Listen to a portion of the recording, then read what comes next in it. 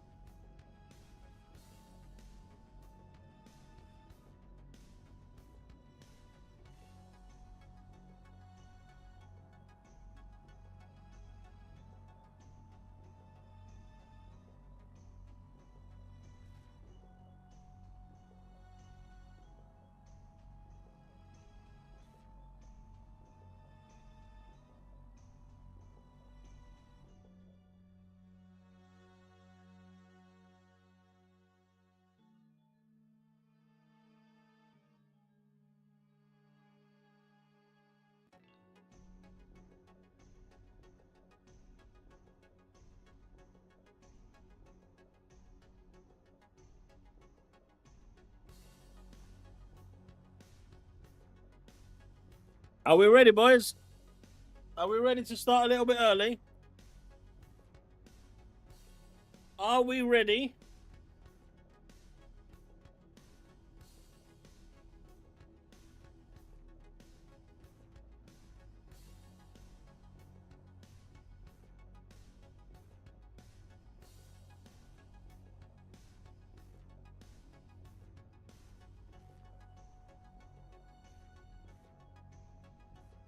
I'm not 22 minutes late. I start at 8 o'clock.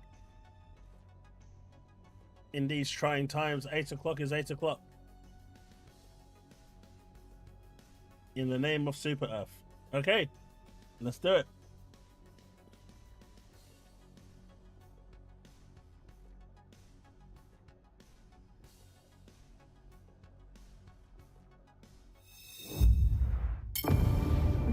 Freedom. What is it worth? For some, the answer is simple.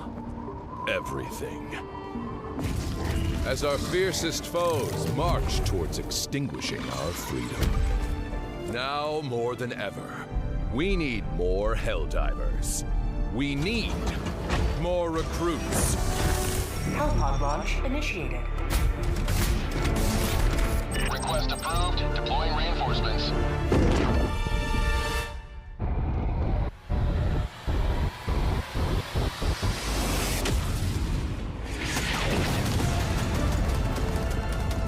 Will you make the ultimate sacrifice? Now is the time to join the HellDivers.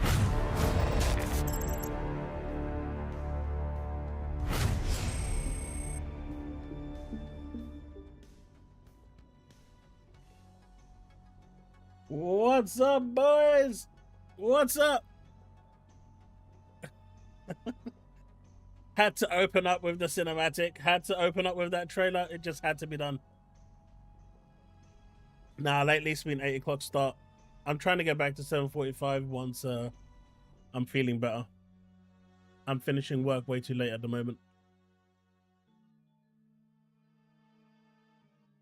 Ponies wasn't enough to save Super Earth. They needed the Spartans, man. Mate, it's been so funny. It's been hilarious. But you know what? While the stream started, there were some super chats. Let me go through those real quick, if you guys don't mind.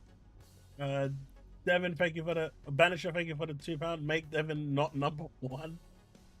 Chili, thank you for the 16 months membership. Good for you. Devin with the $2. IG, I'll reclaim what's rightfully mine. Devin again with $2. Pardon me, Byron, but I'm a slide up into first. Byron Morse with $3. Get back in line, Devin. Chili for £2. Chaos making bank without being in line. Devin done a $1 super sticker. $5 from Devin. I personally am inviting Steve to come to Virginia so we can talk about things. Oh, damn. Steve about to be told how bad Gears is. Byron with $5. Thank you for the super chat, guys. Devin, bow down to the master, aka Steve. Oh, damn. Thank you so much for the super chats and the memberships.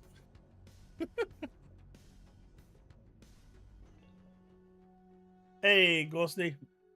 Kill Cat, how's it going?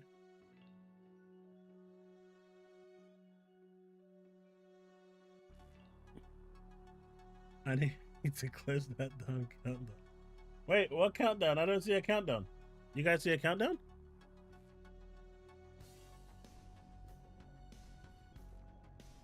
Being on call that's the worst. You never know when you're gonna actually get a call. Especially when you get a call 1 minute before your shift ends and you're like, do I answer this or do I not? It's registered the call at 11:59. God damn it.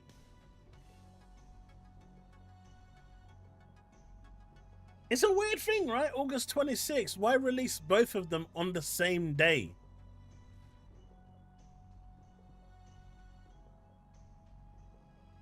Yeah, that was sad news today, Paul.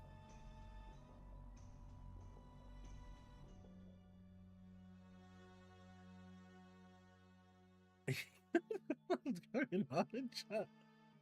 Oh, so how do we all feel?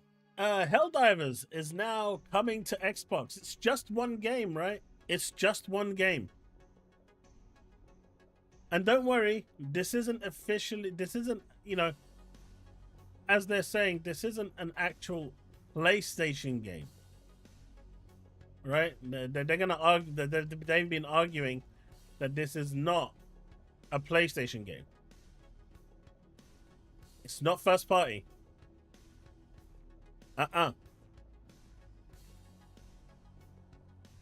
Has anyone heard from DCG yet?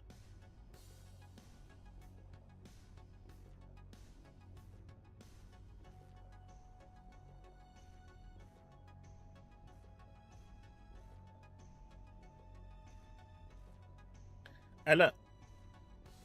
I know they say it's not first party, right? But HellDivers is a Sony first party game. Do we all agree? Yep.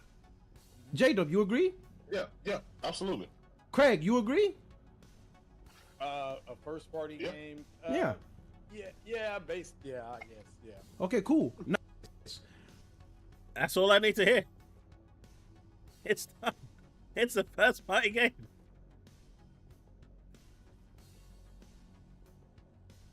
Hey, Sanchez.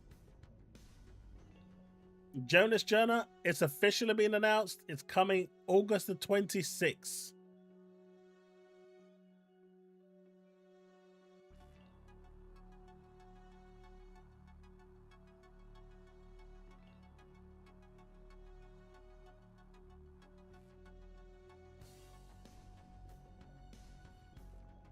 Yeah.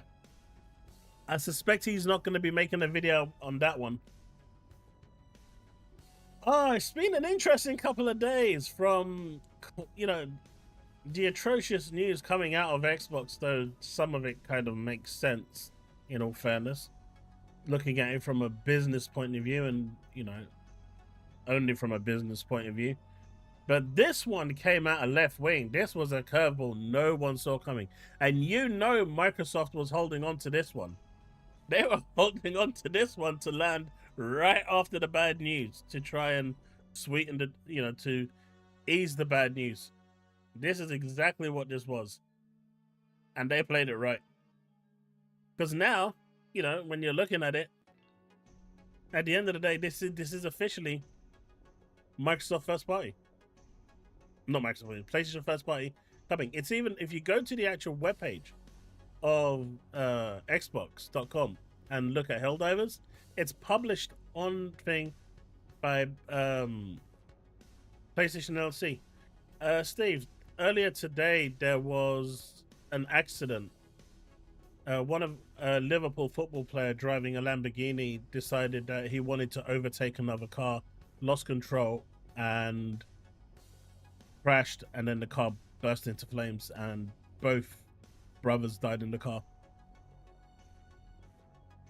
It's unfortunate. It's sad news.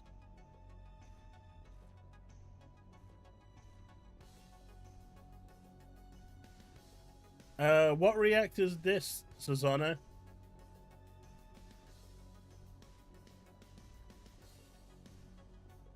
Do you remember I said that this was going to happen? I said they were trailing, but it was inevitable that they were going to follow Xbox. And I mean, right? Did you just say hello?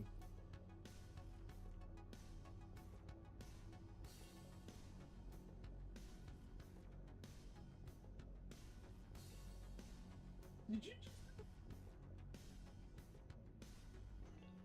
You are saying hello. Come here. 1 second, chat. Come on.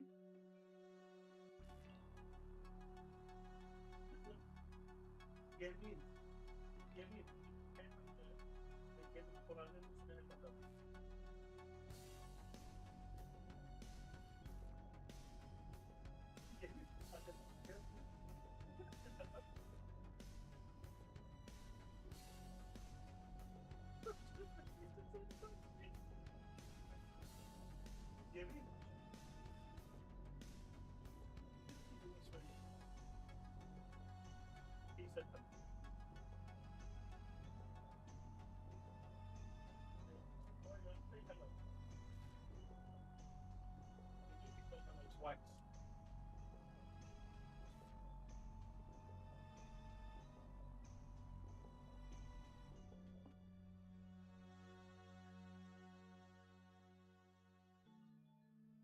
All right, that's the first time I've heard my cat say hello.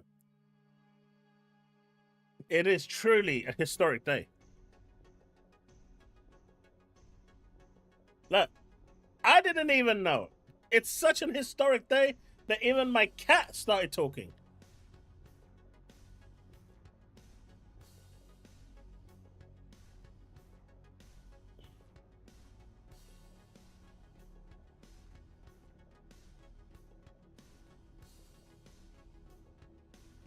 I mean, you know where all the Spartans are going, right? They're going to Liberty. What will DCG say about this chaos? Xbox is dead and Sony might save it with HellDivers.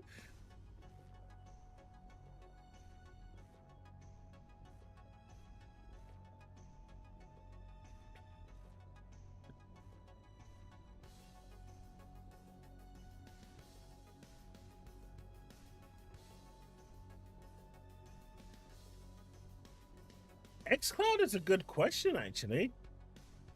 I would hope it would do. It says you need internet access, paid for Game Pass core subscription, sold separately. Hopefully this will be one of the ones that land on xCloud. That would actually be really good. Yeah, Gears ain't gonna sell well. I mean, on Xbox it's not gonna sell. They literally gave it to everyone. Except me. They didn't give it to me because they don't like me. But they gave it to everyone else, just not me. It's okay though. Steve said he's going to buy me a copy. But yeah.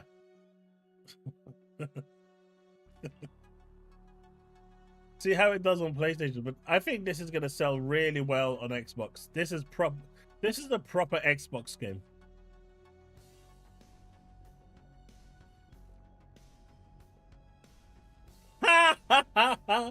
Oh, really? Really? Really? Xbox should be sacked for killing exclusives. Oh. So what game is next coming from PlayStation, I wonder? Honestly, if this game sells really well, expect the floodgates to open. Do not expect them to stay closed. I mean, I know the ponies are right now, you know, they are going round in circles trying to find all sorts of excuses. I mean, just look at this one. This one is special. Comes out same day as Gears on PS5. Xbox consoles are done. Sony trying to recruit Xbox players into PSN. So by putting HellDivers onto Xbox, They're trying to recruit people over to PlayStation. Wait, what? What? And the thing is, Nishino already told them, right? Nishino already told them, in the past we wanted to popularize the console and first-party titles. Main purpose was to make the console popular. It is true, but there is a synergy to it. So if you have strong first-party content, not only with our console, but also other platforms, first-party can be grown with multi-platform and can help operating profit to improve. It was obvious that this was always going to happen.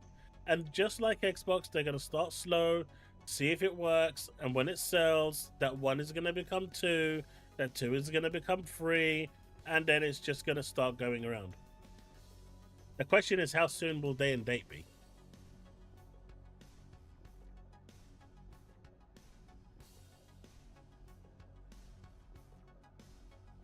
That's the thing, PSN is no longer required for HellDivers 2. So even that argument goes out the window.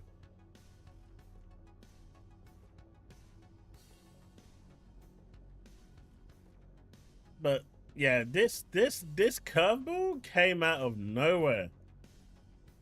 And it is like a PlayStation Studios, and it looks like the Nix's group is going to be developing all future games for Xbox.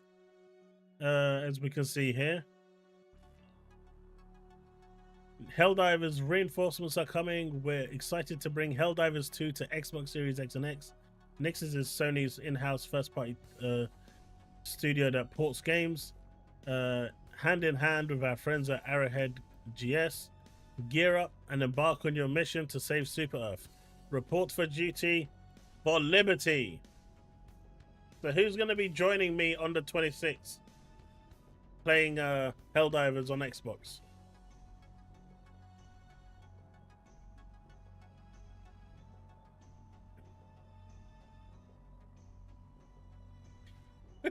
Concord? Why Concord of all games?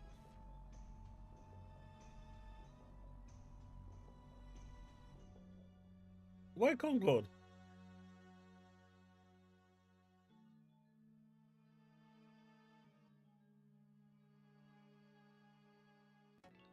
What are the difference with the 2 different versions on Xbox?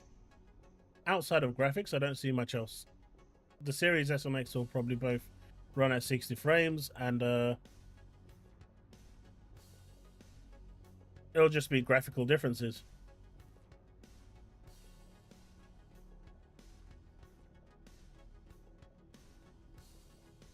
If you're wondering on the store, it should just be pre-order stuff. Let me have a look.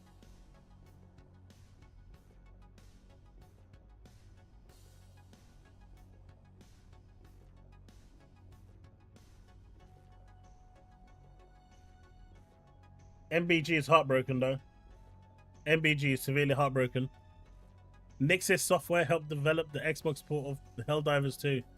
If I'm not mistaken, this marks the first time Sony has shown a willingness to utilize their own studios, move one of their games to Xbox consoles. That is telling in my opinion. And what did Phil Spencer say? When we put our games on other platforms, his idea was that as we make more money, other companies will see that this is the way forward and they will follow suit. Because everyone likes to make money. That's the name of the business.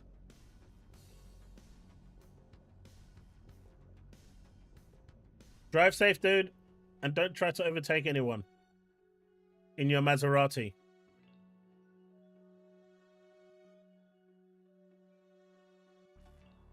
The thing was, MLB wasn't published by Sony. It was published by MLB themselves. Whereas Death Stranding was published by 505. This one over here is published by PlayStation themselves. This is fully done by PlayStation. This is the very first one that is like, there is no loophole, there is no catch all here. Literally, it is done. This is Sony saying, we are third party now. Do you remember how the PlayStation fans said, we can release games on Nintendo, on PC, on Amstrad, on a Commodore 64, on an Etch-a-Sketch, on a Samsung fridge, on Stadia, on Ouya, a Raspberry Pi. They can release games on a Super Nintendo. They can release it on the Game Boy Advance. But as long as they don't release it on Xbox, they are not third party. That was their words. So, by their own words, they are now third party.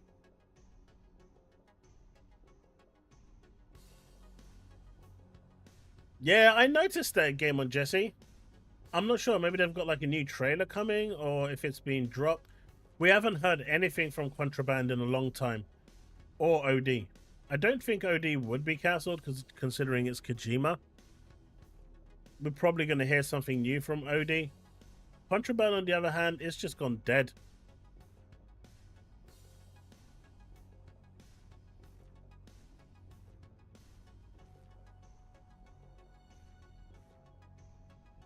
Ninja Gaiden 4, like HellDivers and Stranding, are second party. No, Ghosty. Sony owned the HellDivers license.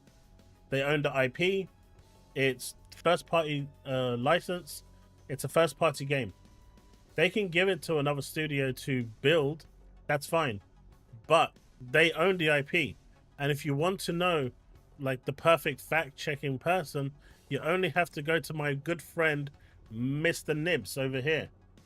HellDivers 2 is not a third-party exclusive. Sony owns the IP and fully funded and published the game. By Phil Spencer's own words and definition, it is a first-party game. I am quoting, the one that writes the PlayStation laws.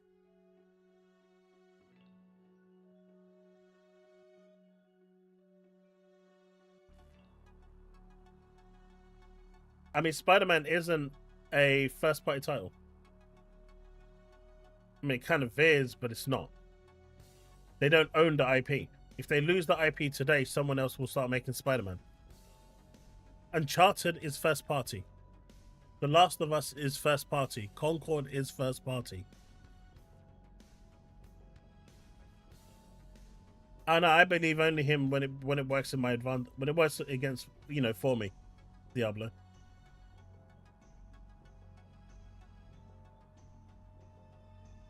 Sony owns Bloodborne, don't they? If I'm not mistaken, the IP for Bloodborne. If you own the IP, it is first party.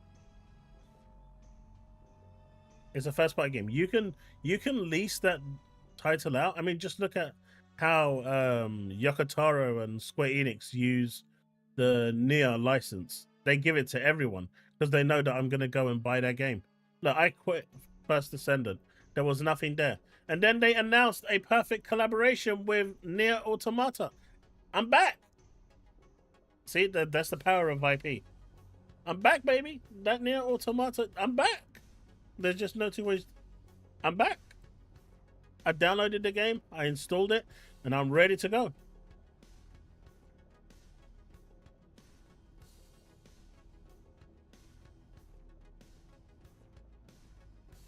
What did it do now, Infinite?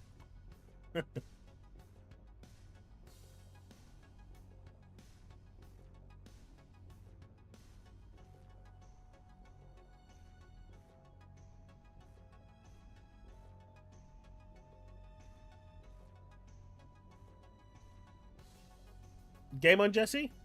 You're not wrong. You're not wrong.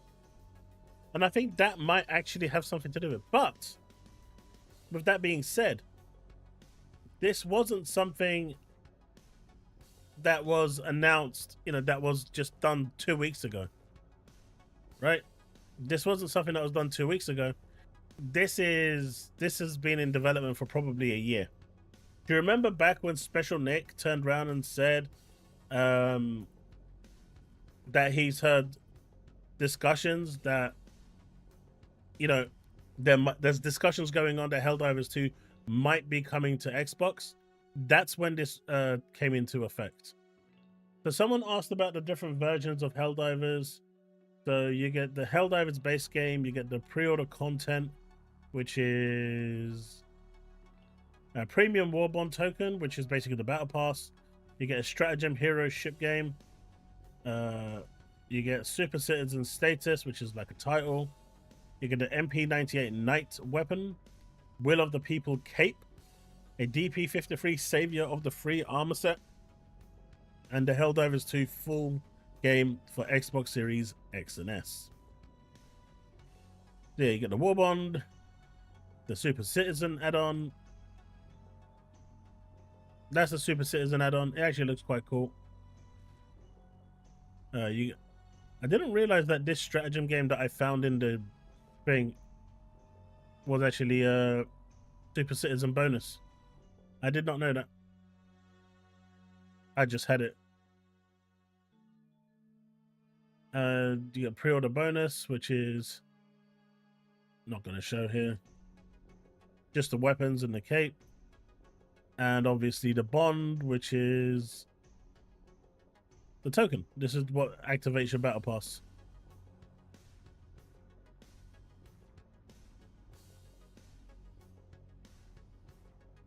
But yeah.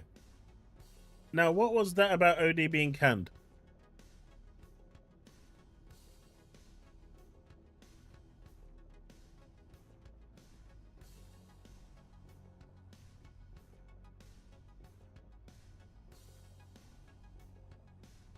Look, I've got to ask a question, right? Yeah, I said that as well, Sketch. I said that as well. But it's clear it was designed for it. But I've got to ask a question, right? When he says, not one of the Xbox content creators have apologized for all this time for saying Xbox is doing great and is changing the game industry. The fact that Sony is putting their first-party titles themselves, published by themselves, onto a rival platform is telling you that they have changed the industry.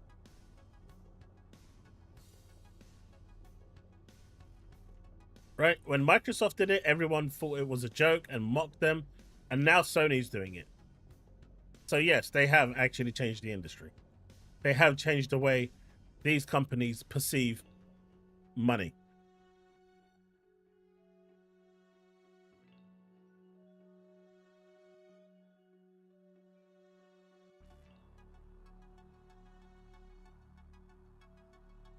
They made decent profit this year. Yeah, I don't know why they would say that. So we don't know what their net profit was. I think their net profit because they put down 13 billion, but that 13 billion is operating profits, not net profit. I think their net profit is somewhere around 7 million. I read somewhere, I can't remember exact figure, but it's around 7 billion profit overall, which is still nice. I mean, I'd be okay with 7 billion profit. Just gonna put it out there. If it is 7 billion, you know, for a company that is of Sony's size, it's not bad.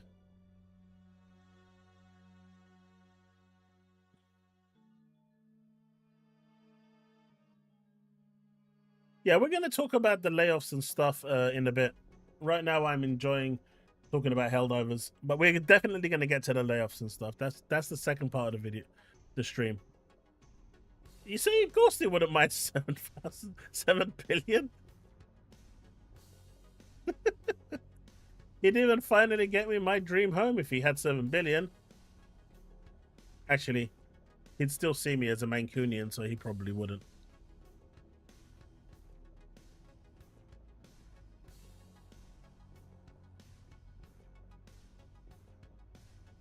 There are some things you just can't change, folks. There are some things you just can't change.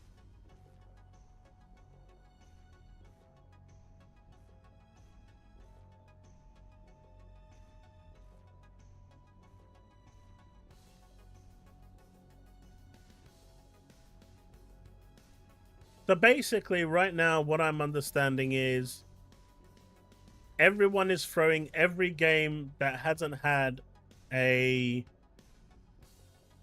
viewing or that wasn't at the showcase. They're just naming every single game now that is basically up for cancellation.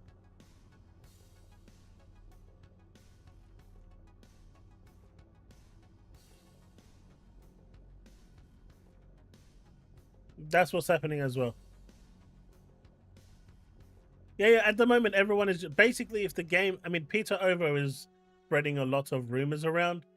That dude is, I guess him and Tim Dog decided to team up again. They tried to utilize Warhammer Dave, but he's disappeared. So now they've recruited Noir. Fable was already announced by Phil at the showcase that it's coming next year.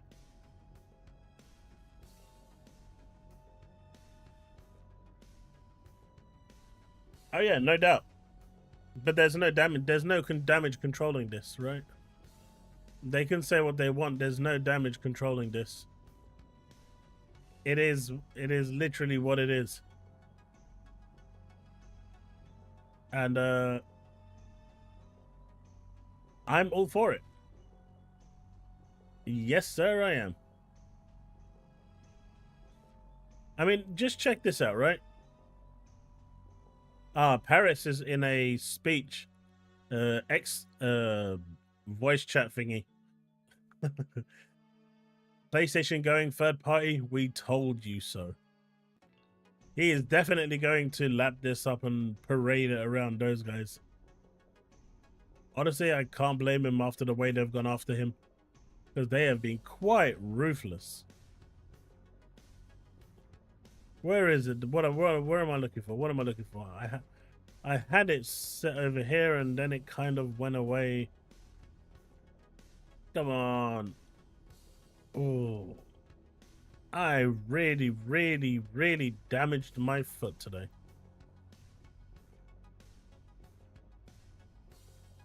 But how many of you are excited for HellDivers? It is only $35. It is not expensive.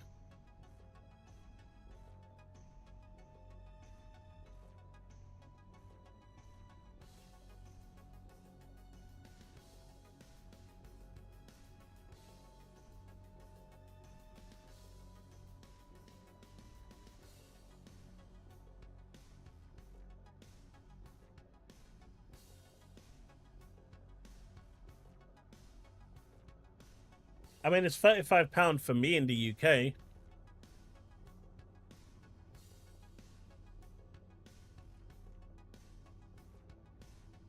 As you can see here. What does that mean in the US? $39.99. But it's still cheaper. In the US, it's $40. I still haven't found what I'm looking for, though.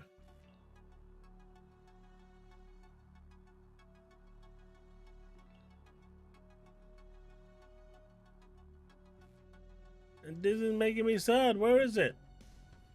Chat, where is it? Tell me where it is.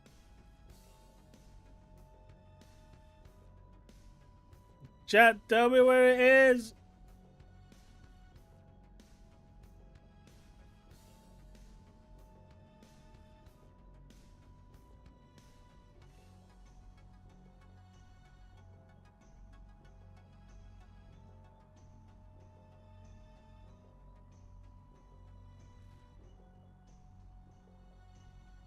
Is this it? Is this it? No. God damn it, chat. I can't find it. I can't find it, chat. This disappoints me. But yeah. If this one sells well, I suspect many more will come. It is not Play Anywhere. It's only for the console. It is not announced for the Xbox Store for PC. So it is only on Xbox. Which is a shame. Play Anywhere would have been nice. But that's a deal that Sony has to agree with. And I don't see them agreeing to that, honestly. If what I heard is true,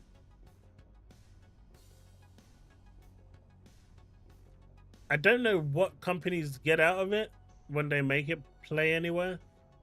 Does Microsoft just give them money or what? I don't know.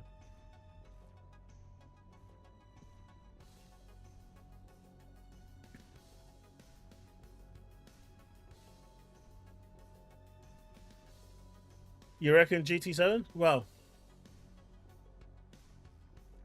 what do you think sells more, Gears on PS5 or HellDivers on Xbox? HellDivers is like the perfect Xbox game, right? It is the proper bro game. It is a game that was pretty much designed to be on Xbox. So, I think this is going to sell more. But in terms of what's next, if I was Sony, I would put Spider-Man. They would make bank. They would make bank on Spider-Man. Yeah. I mean, do you remember what Bags I said Wolverine would be day and date? It's not looking that far-fetched now, is it?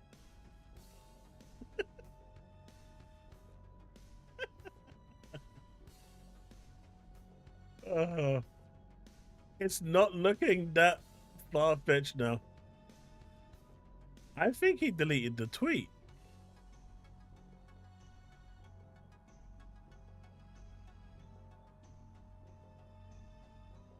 Exactly, Sandwich. That's why I think HellDivers is like the perfect first game to come over. It is a game that really does just scream Xbox. And so I think it would sell really, really well. I gave Spider-Man was it an 89 or a 9? 8.9, or I think it was an 8.9 or a 9 out of 10. Like Banisher, I'm not like the regular person. If I like the game, I like the game.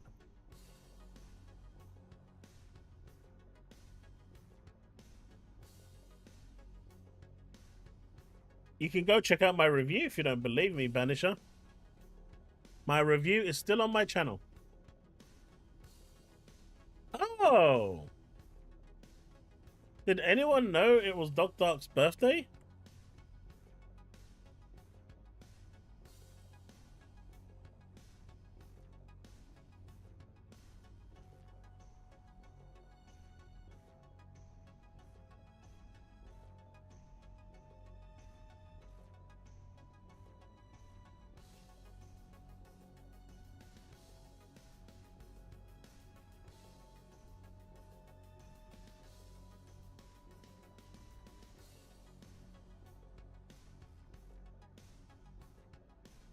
The main story of Spider-Man 2 was good. It was the side content. Yeah, there was too much side content.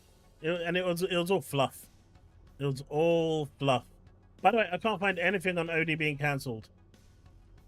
I know people are saying OD is cancelled. I can't find anything on OD being cancelled. So I'm gonna give up looking for that.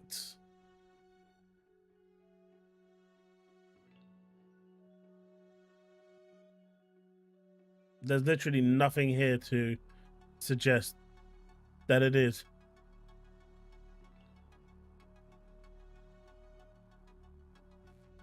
Oh, that's a real shame. He deleted the tweet as well that I was looking for.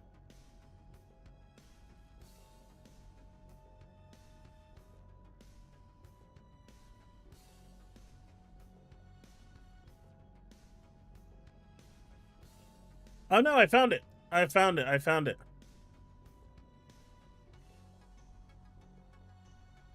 The chat. Can you see this? Can you see it? Those. Obviously, Gaz is now running a victory lap on HellDivers 2 coming to Xbox. Tripster over here. This studio isn't really owned by PlayStation, so not the same. Also, Tripster. I'm just going to leave that there.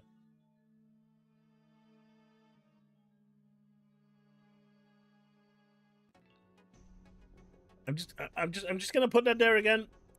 This studio isn't really owned by PlayStation, so not the same. So I'm just gonna put that there.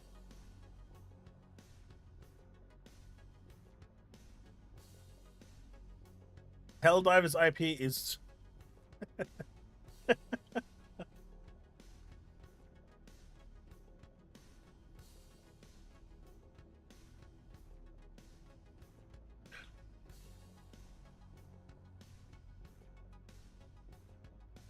Devin's a good pony though. He gives me money.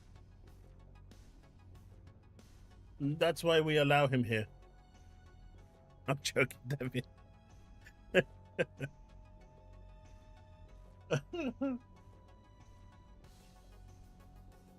But yeah, so the question is, what's the next game that's going to come to Xbox?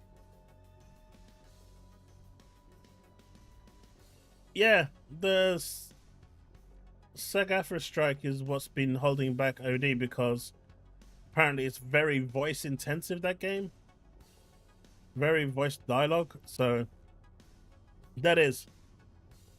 But I don't see, the problem with that is that there's only so much. Well, I guess Microsoft isn't investing anything anyway, so if the game comes, it comes. I don't think there's any real reason for Microsoft to pull the plug, unless Kojima is saying we need more money because it's taking a longer time, but I can't really see that happening because it's not anyone else's fault. I mean, if you look at games like Genshin Impact and Terra Fantasy, Honkai Star Rail, like the big gacha games. Well, I wouldn't count Tower in there, but the big gacha games, they just outright just replaced the voice actors. They waited for like a year and they accommodated the strike for a year, and then they said, right, you're still striking? Off you go. You're fired.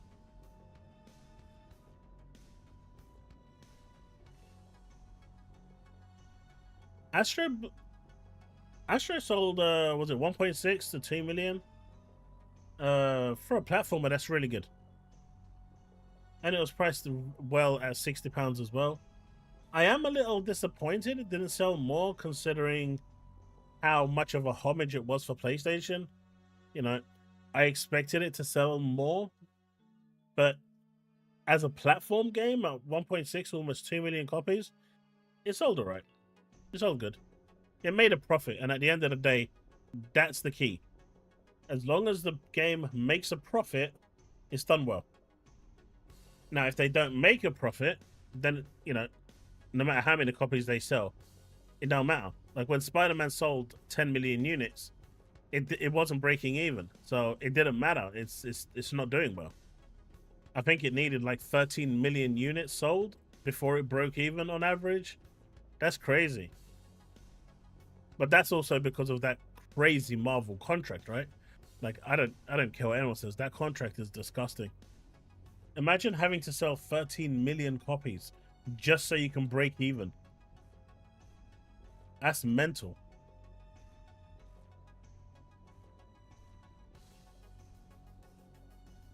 But yeah, so he's decided that he's not going to respond to anyone. He's gone into hiding, and that's that. That's the end of the Tripster.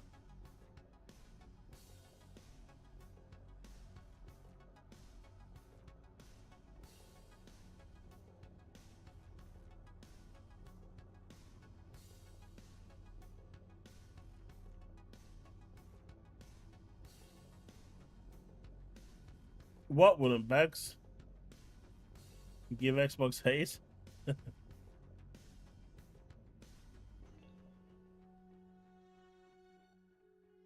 I mean, to be fair, Sanchez, Spider-Man was offered to Xbox first. You know, Marvel went to Xbox and said, hey, would you like to make a Spider-Man game? And they're like, nah, you're good. And then they went to Sony and said, would you like to make a Spider-Man game? And at that time, they just bought Insomniac, who made Sunset Overdrive, and then they basically turned Sunset Overdrive into Spider-Man. I mean, Sunset Overdrive basically is how Spider-Man was made. They used the foundations of Sunset Overdrive to build Spider-Man.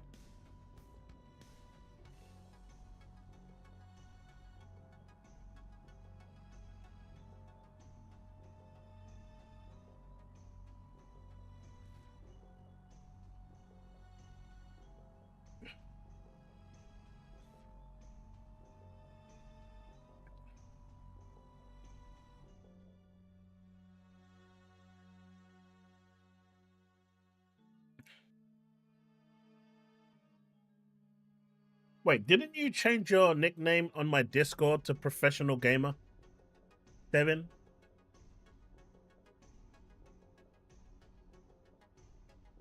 Mate, Bloodborne coming to Xbox? That would be hilarious.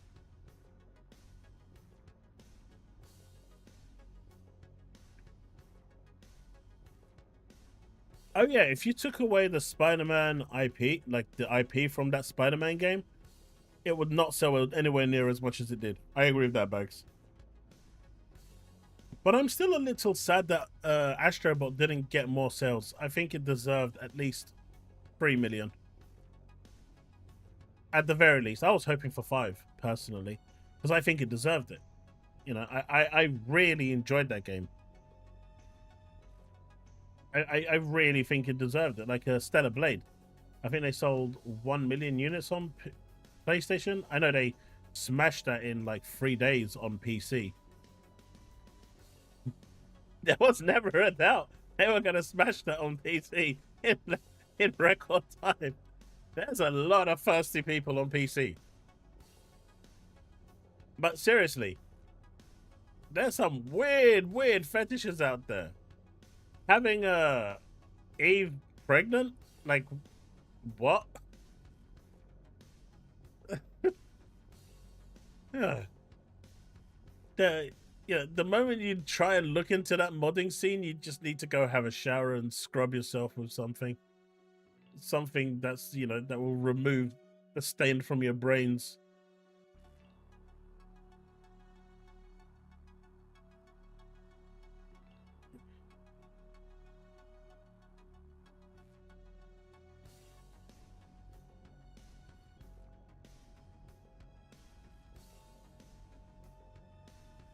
I mean, yeah. It's to get you through the front door.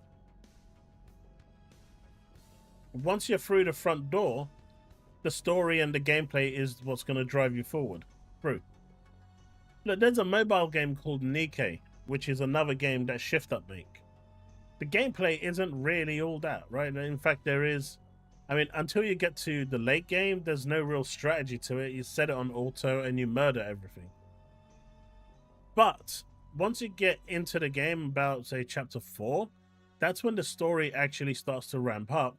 And it's, you know, you go in there for the fan service, but you stay for the story. Is basically what anyone will tell you playing that game. You know, the fan service is there to get you in through the door. And that's what it's designed to do. But the story is what keeps you there. If you look at any other game out there that's just pure fan service, they won't keep your attention. Fan service will only hold... I mean, just look at the first Descendant. They've gone full fan service eye candy. Who's playing it? They've realized now that fan service on its own isn't doing it.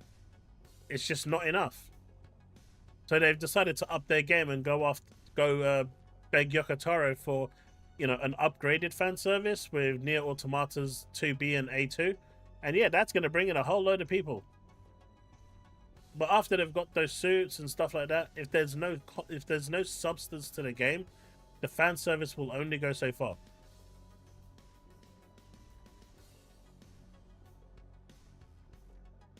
Wait, what was I right about? I love hearing the words I am right. I knew it. I knew it. I knew it. See, I knew it. Professional gamer appearance 5 Pro Life. I knew it. I goddamn knew it. I'm going to show it as well.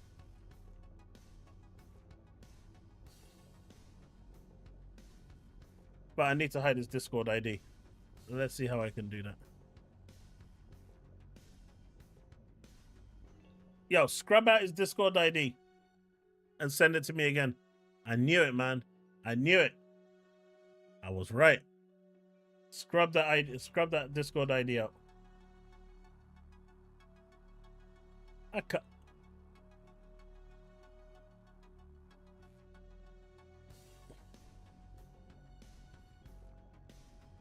The fake rumors of Phil retiring is so stupid.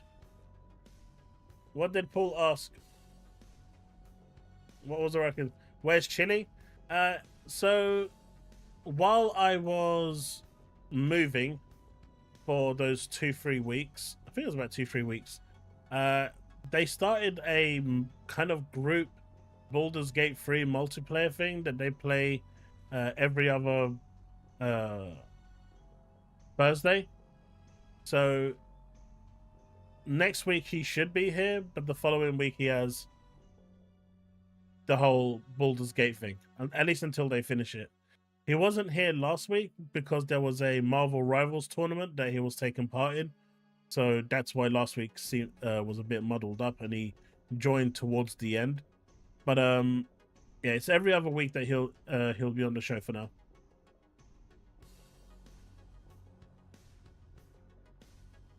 Yeah, that's better. That's better. Guy thought he could get away with it as well.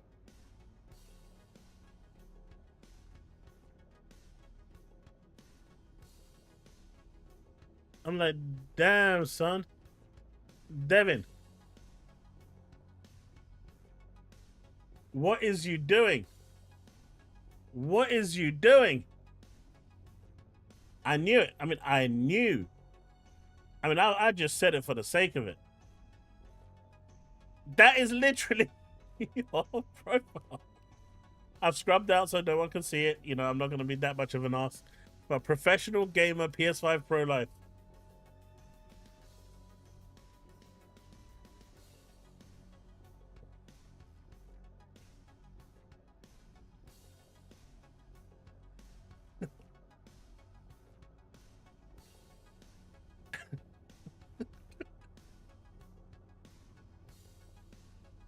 Jay Blaze just mocking the Devin for a little bit.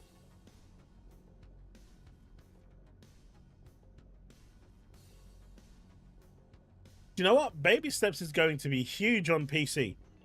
Absolutely huge. It's going to be one of those games that those variety streamers are going to stream, and it's going to do wonders. It's going to do absolutely nothing on PlayStation. It's pretty much a game designed for PC, built for PC, and for that audience. It's a PC game. It is not going to sell on PlayStation. It would have sold on Xbox or Nintendo Switch for that matter. It is pretty much a game designed for PC. You know, like that. What game was it that Devin was telling me to play? That guy that sits in a bucket and has to constantly jump, using a stick to get higher and higher up the mountain.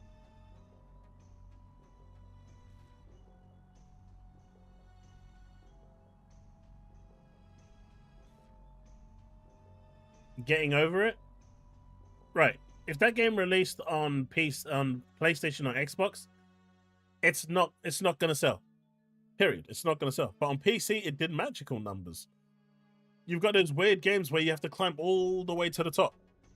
They won't sell on consoles. They're just designed for that audience on PC.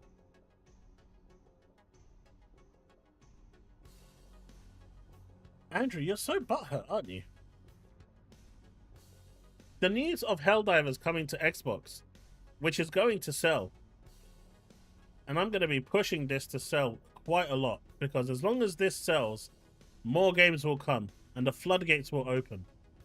And so when the next game comes along, it's going to hurt you a lot, isn't it?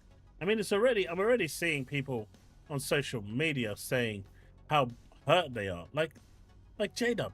Not gonna lie, I'm starting to think HellDivers 2 going to Xbox is a bigger hurt to PlayStation dudes than Gears Reloaded going to PlayStation. For the life of me, I cannot figure out why. Why? Because Gears Reloaded is an old game. It's like, what, 15, 20 years old. You know, we've been there, we've done that. It's old. It's not like they're releasing Gears E-Day, right? That would probably hurt a lot more. But Gears 1... and all they've done is basically taken the 2015, you know, remake and said, right, we're going to splash a bit of paint over it and say, it's Reloaded. Whereas HellDivers 2 was your first successful multiplayer game. And it's not even that old. It's not even 2 years old yet. So it's a big difference. It's a big difference. But that's why that hurts more.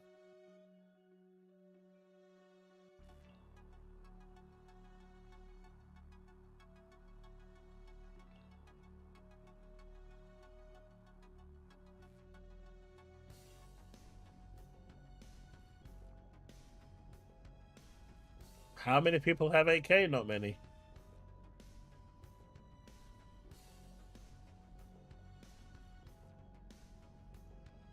Almost no one has 8K. And anyway, your PC or your console is only going to upscale it to 8K. And console upscaling to 8K is going to look disgusting. It's not going to look beautiful. It's going to look terrible. I can see maybe you know, the 5090 upscaling to 8K doing all right. I mean, maybe it might not even need to upscale to 8K. But consoles upscaling, nah, that's dirty shit, man. That stuff's dirty.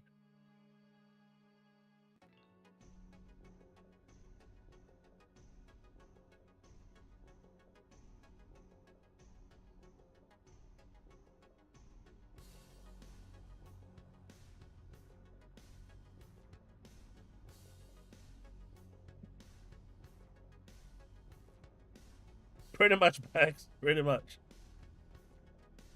The difference was, at least now they have clarity, whereas when we did, we didn't.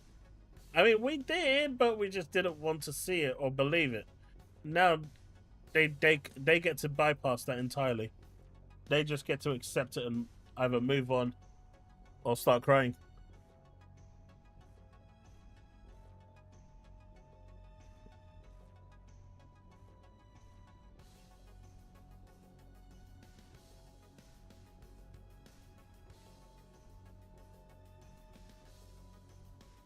I don't know how many it sold, Andrew. I haven't looked in. Last time I looked in it, it sold 11 million copies, and they said the majority of that was PC.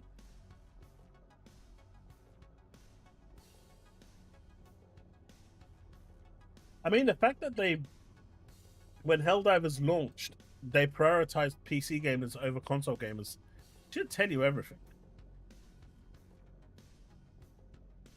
PC is keeping that game alive.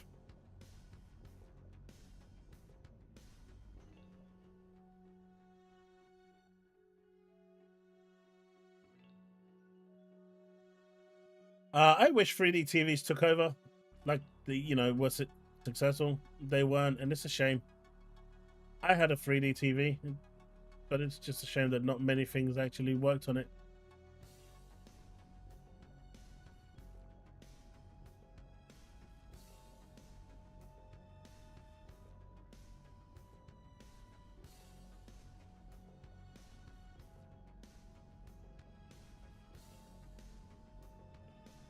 What did I eat tonight?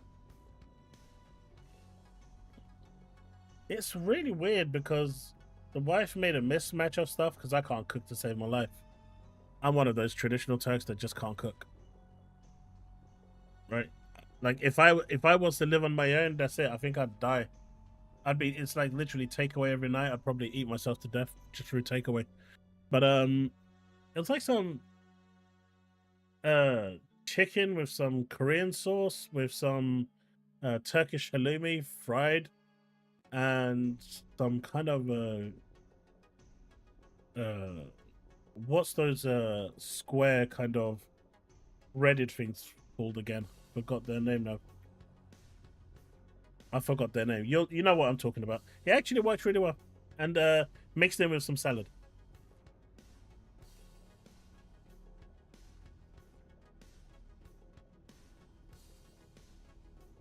Devin with the 7,000 IQ right there.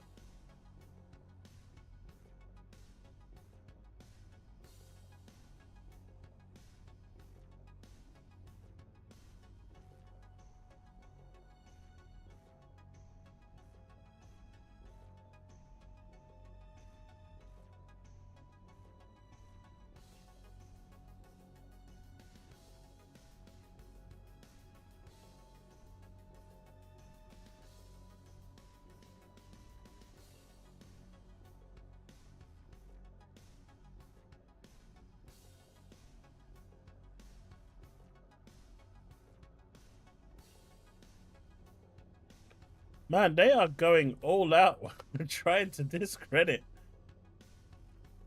Hot take, the HellDivers 2 Xbox hype looks interesting to me.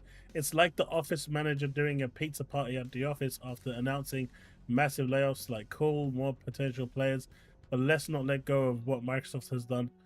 They're trying so hard to underplay. Look, we know what happened with Microsoft, and I'm going to get into that a little later. But good Lord.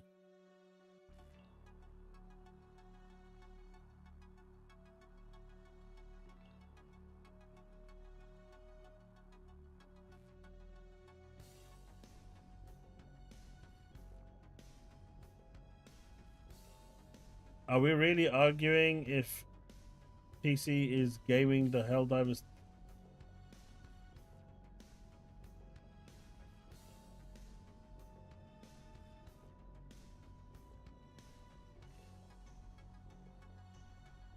Man, apparently Phil Spencer did the same thing, right? he went to Rare a day before he shut down Everworld. That's dirty. It was a day before, or a week before. They shouldn't do that, man. Chaos, do you think Sony bringing HellDivers into Xbox is them testing the waters to see how well it sells, and if it does well, they'll start bringing more games to Xbox? Absolutely. This is exactly what Microsoft did. It's a smart business move to do. HellDivers is one of those games where it's already on PC and it's probably a lighter game to port. So it makes more sense. Plus, it's a game that that will appeal to Xbox gamers, right? Maybe Spider-Man won't appeal to Xbox gamers. Uncharted won't appeal to Xbox gamers.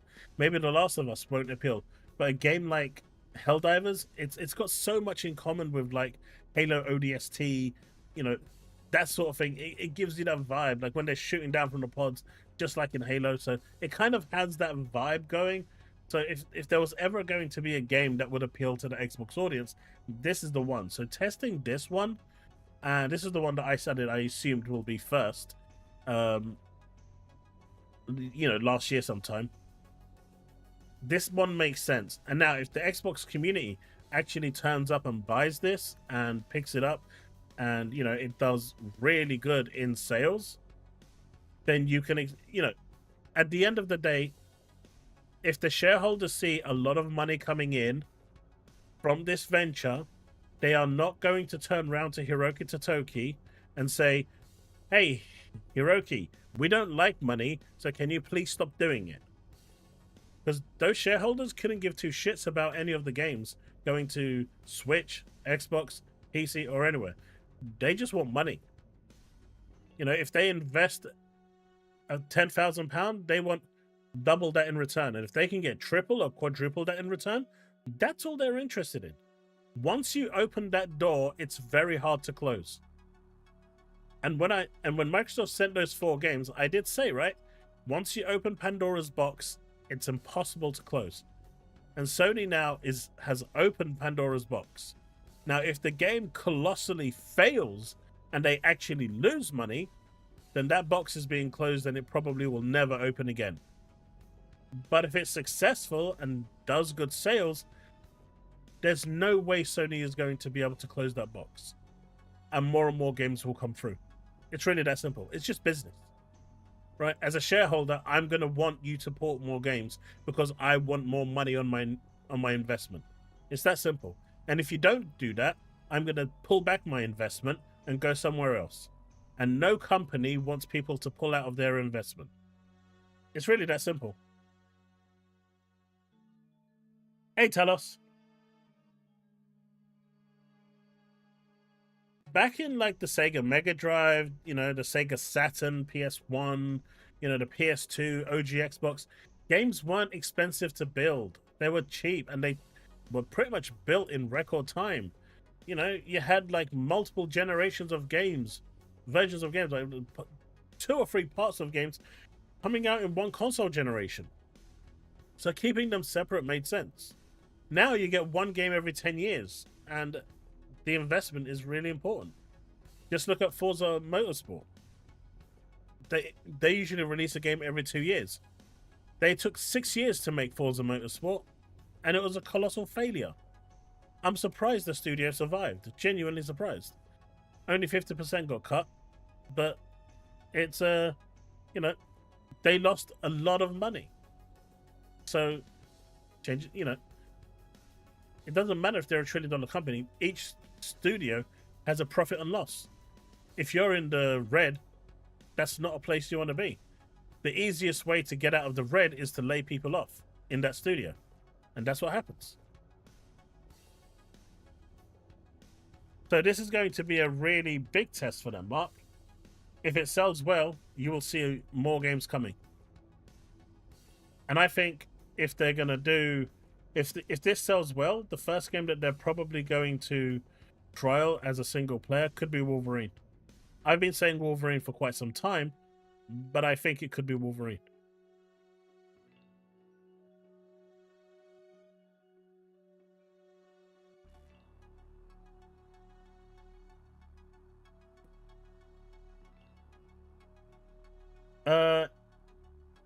Bags in the layoffs? Not really.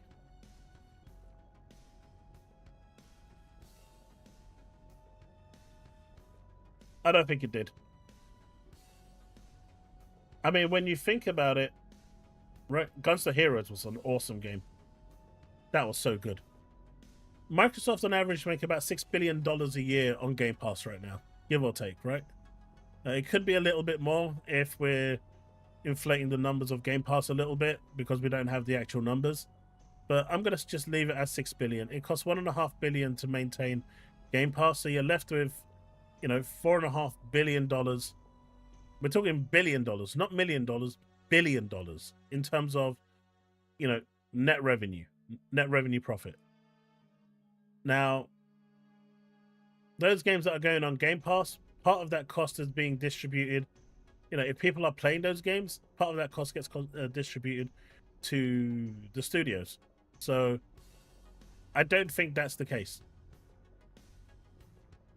I don't think it contributed. In my opinion, I mean, for a lot of the layoffs, I can actually give you valid reasons for them.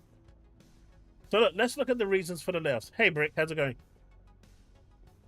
Right, you've got Everwild. Everwild was in development for 10 years. Yes, Phil turned around and said that it was in a good place a year ago. It was coming along nicely, he said, to quote him, a year ago. And that was a year ago. So in 1 year, I assume there was literally no progress on the game. It's been 10 years. At some point, you kind of have to, right? You kind of have to make a judgment call on whether you're going to pull the plug or not. 10 years is a long time for a game to be in development. Just look at Anthem, right? I know there's some sad news about Anthem, and I'm going to get to that in a little bit. But if we look at Anthem, Anthem wasn't ready for release. But the shareholders turned around and said, you need to release this game now or you cancel the project. We're not investing a single dime anymore. I know this for a fact because I knew one of the shareholders who was in there. Right? One of the shareholders who basically was one of the big shareholders for Anthem as a project, investor, sorry. I actually knew him, and he was telling me the information and showing me all this sort of crazy stuff that was happening over there. And they turned around and, you know, when they went to a vote, they made an ultimatum. You release this game in the broken state so we can recover our money, or you cancel the project. And so EA didn't want to cancel the project because that would have been a whole bunch of money down the drain, and released it broken. And we all saw what happened when Anthem came out. It pretty much destroyed any chance it had to release. But once the shareholders made their money, then they put a bit more money back into it because they made a lot of money from the sales, right? So it's the same thing.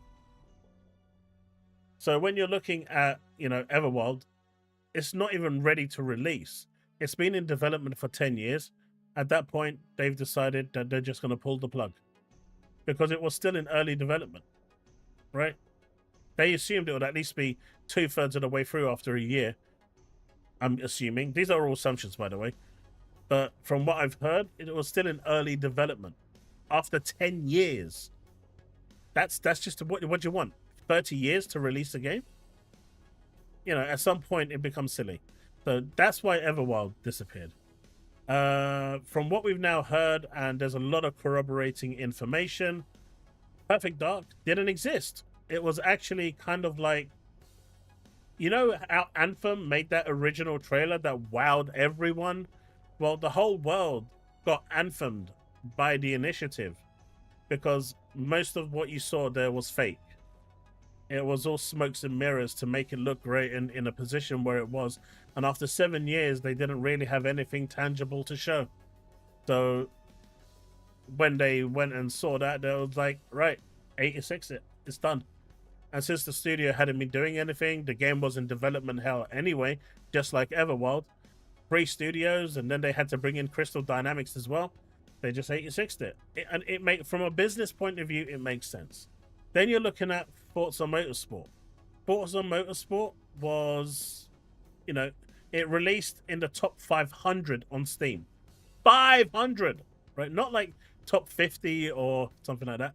It released in the top 500. It failed colossally because the game just wasn't as, you know, the game promised so much. And then when it finally came out, it was missing 2/3 of the features that the previous game had. It was missing at least half to 2/3 of the features that the previous game had.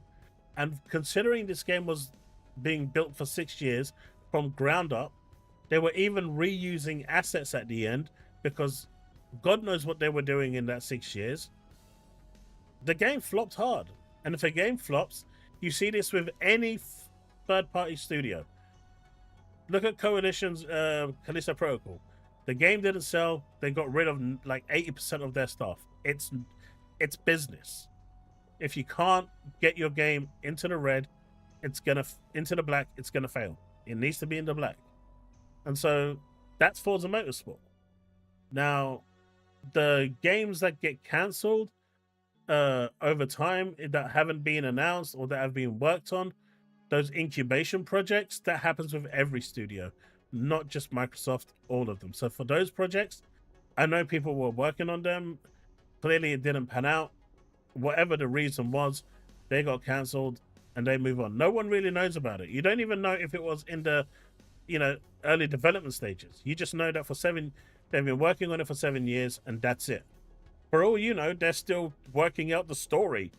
They're still storyboarding. They're still, you know, getting the mainframe in place. You know, we don't know anything, so it's hard to judge anything based on that.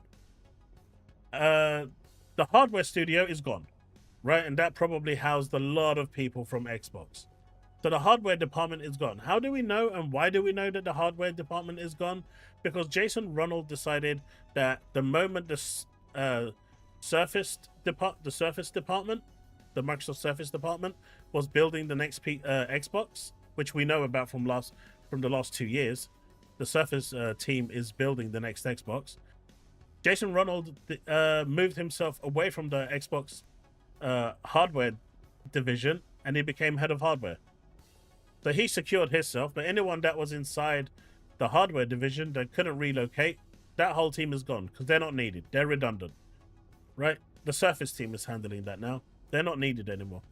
So that's why that department closed. You had a bunch of, from what I've heard, legal people being let go. Sales teams were let go that dealt with physical media. Microsoft doesn't do physical media anymore. They don't need them.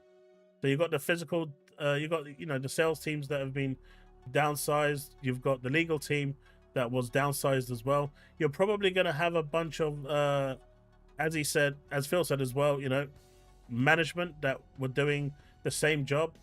So they probably reduced those as well because they're surplus to requirement. And then you come down to AI.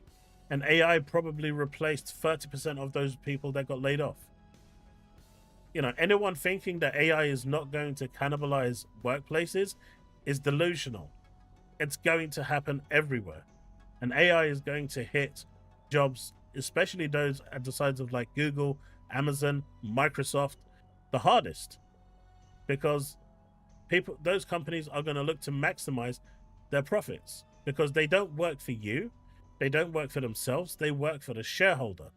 And the shareholder wants to maximize profits. And that's it.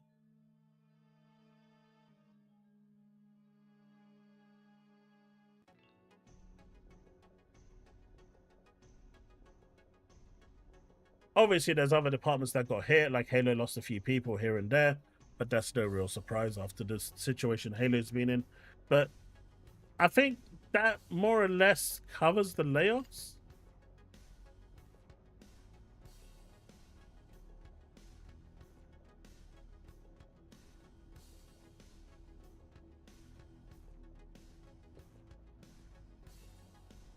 All right, is this the real Tony the Pony? Or is this just a made-up Tony the Pony? I gotta know.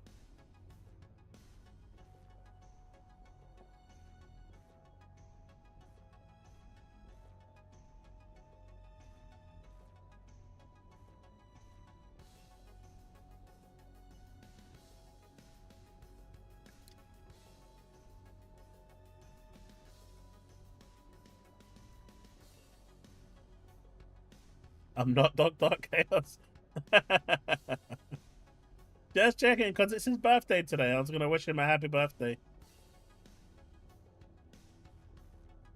It's his birthday today, so if anyone wants to post him a message on X to wish him a happy birthday, you should do it.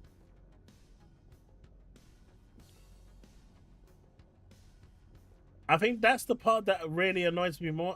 And look, let me bring up the Perfect Dark trailer, right? Because this one is I don't know. We should have seen it, right? We should have seen it. Is all I'm saying.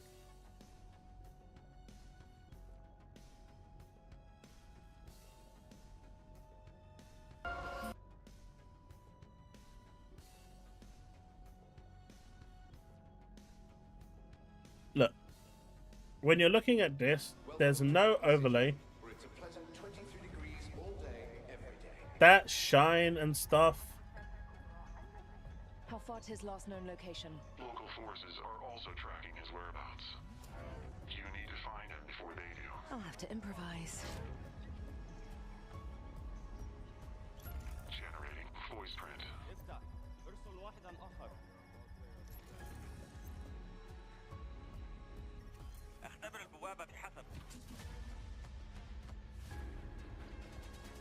It's so spliced.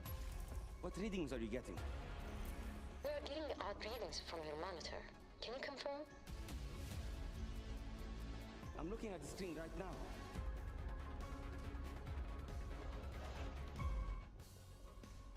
Our intel places Carrington on the second floor. You know.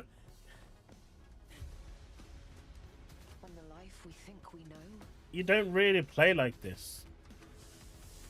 You don't play with that angle. There's only one way forward. Find the truth. Scan's clear. I'm going in blind. Carrington! Damn it! Analyze. What am I looking at here? Carrington appears to be targeting a research facility. If he attacks it, the casualties could be astronomical. Agent Stark, it's a pleasure to meet you. You know. I could use someone with your skills. It's a shame.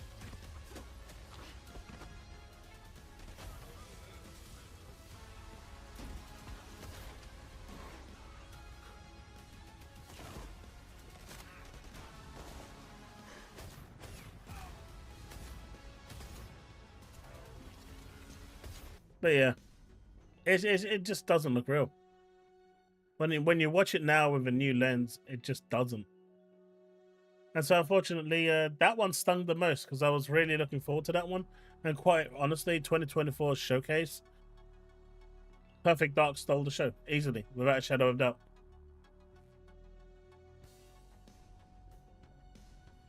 I really enjoyed Mirror's Edge Banisher. That was a good game.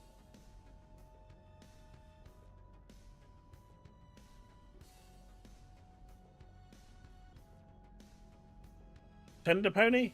I did. Hey, Ananta is real. Right? That's nothing. Oh, Brick. I got into NTE. I haven't tried it yet, though. But I've heard lots of bad things about it. but I got in. I'm gonna try it out after the stream for a little bit.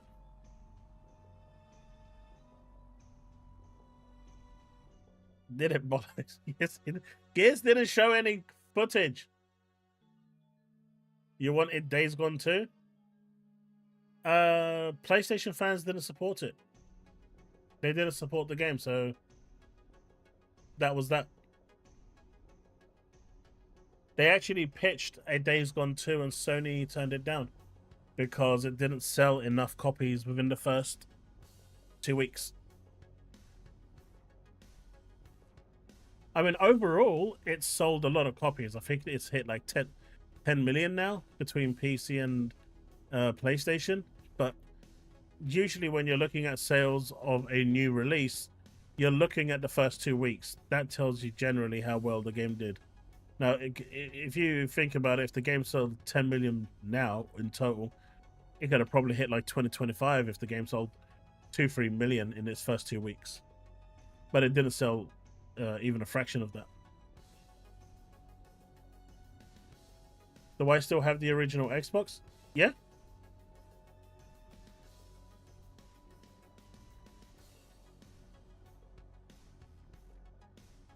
I've got my crystal one underneath my TV. The black one is over on the shelf over there. You know, now that you mention it, my 360 isn't there. I wonder why. That's not there at all.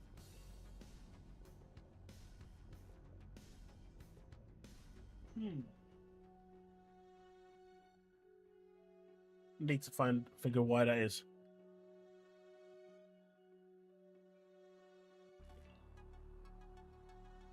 But you know, the layoffs are sad. It's a fact of business, and you know, we all expected it to be not as bad, but you know, 9,000 was a tall order. But to start mocking people losing their jobs, and for people to start saying that it's okay to mock people losing their jobs, I think is a bit much.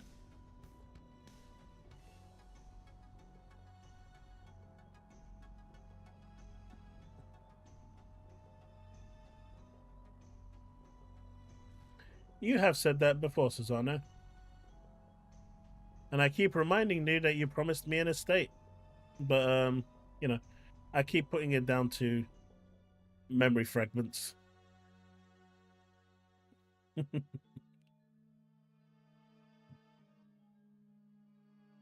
Nah, I'm not doing that. I've already played it. Been there, done that. I rarely play a game a second time, Paul.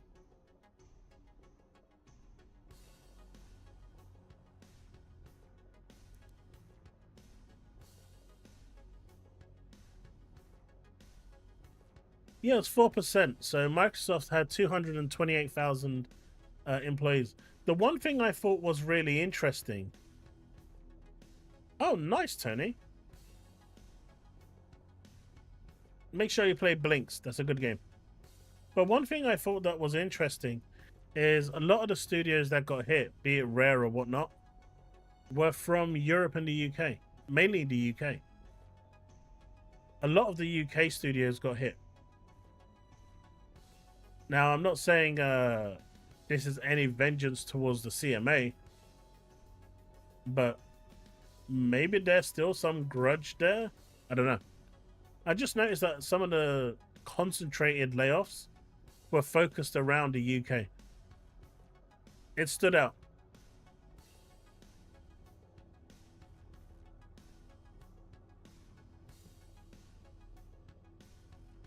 It stood out like a sore thumb.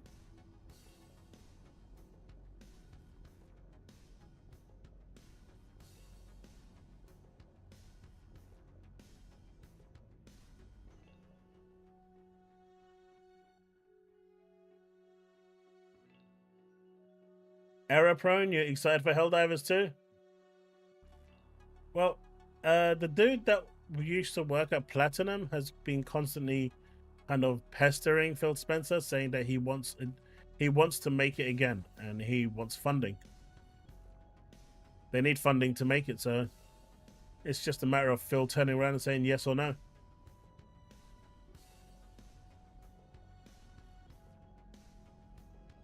Although, as the layoff announcements were that went live yesterday all over the web, Phil was at home playing Indiana Jones. Guy's got no chill, man.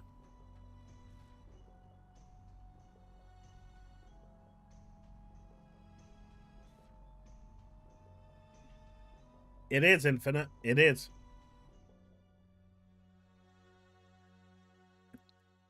I'm not sure about the Initiative either. I think Initiative might be in that region as well.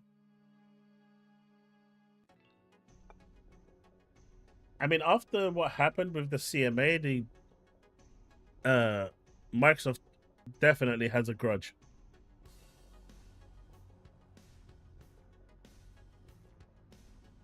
Play a clip.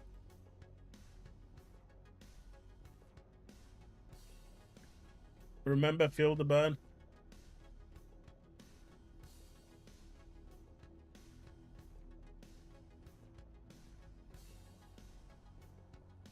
I finished too late work today. I had some Death Stranding clips that I wanted to put on here, you know.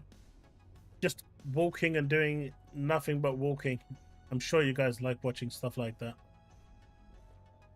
Just walking, walking, endless walking, with lots of cargo walking. And then walking some more, but then doing more walking. I don't know what it is about that game. I really like it. I may take the piss, but I do like the game.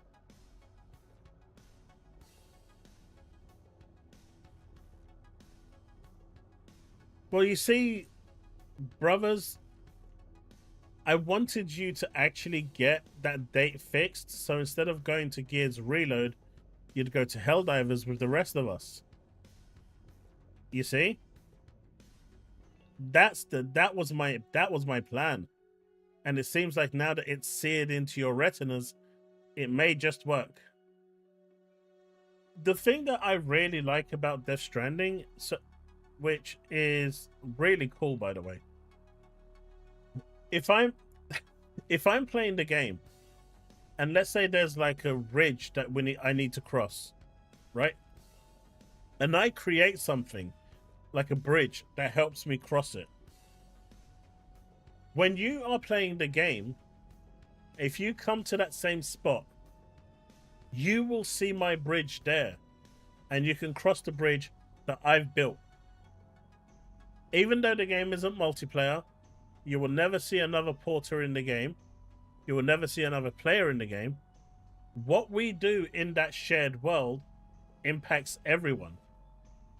I mean, in a really weird way, the longer you leave it to play the game, the easier the game becomes, because everything will be there for you to make that journey easier. So if you started like properly playing Death Stranding 1 now, there's probably a metric ton of infrastructure just there ready already, waiting for you to cross whatever difficulties that you'd need to cross.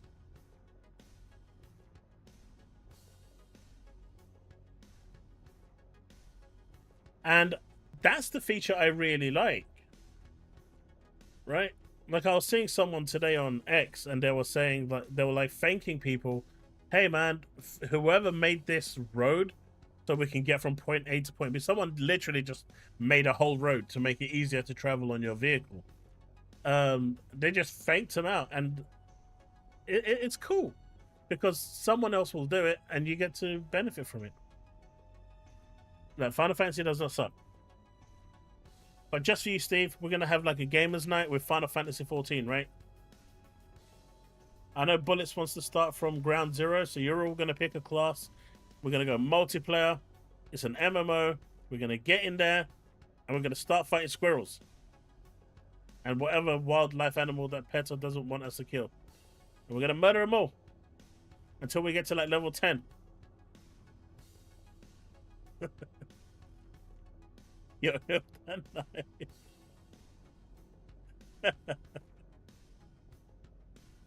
I've been meaning to get one of those GameStop controllers for a while, PS5 Bloods. I was at the shopping center not that last week, and they had a second-hand one for like 30 quid. I was gonna pick it up, but it was for iOS and not Android, so it didn't really work.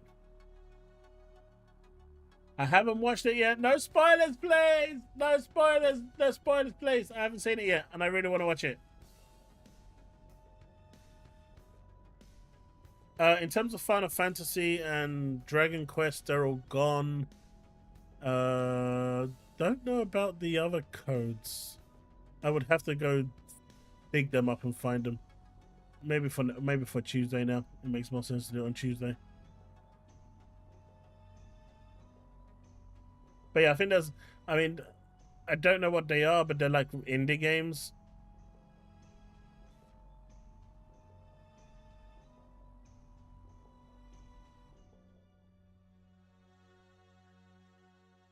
Alright. We just need to kick Steve and be done with him.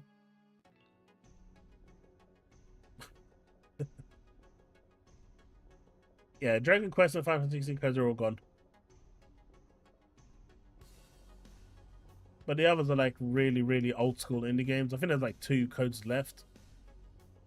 I'll dig them up and have them ready for Tuesday.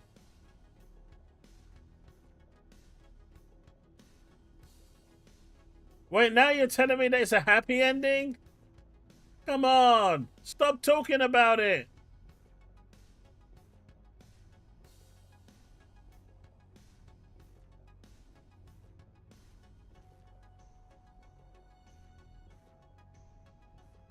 Yeah, 1 and 2 isn't released yet. I did get to playtest the 1 and 2 Susano at Square Enix when I went down there. It's really good. It's really, really good. The updates that they've had to them is really awesome.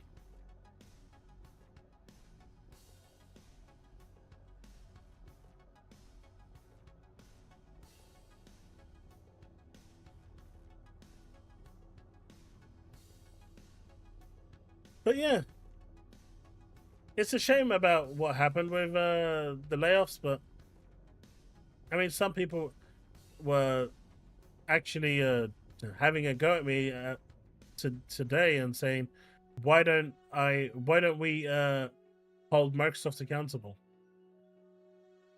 I mean, we've all said that it's horrible what they did, but serious question, chat. Like, this is a serious question.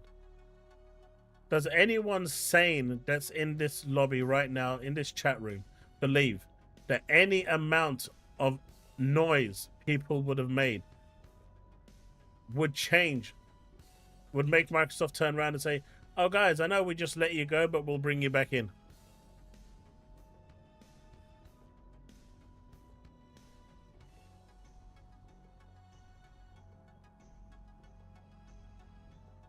No, we'll touch on that in a bit, Byron.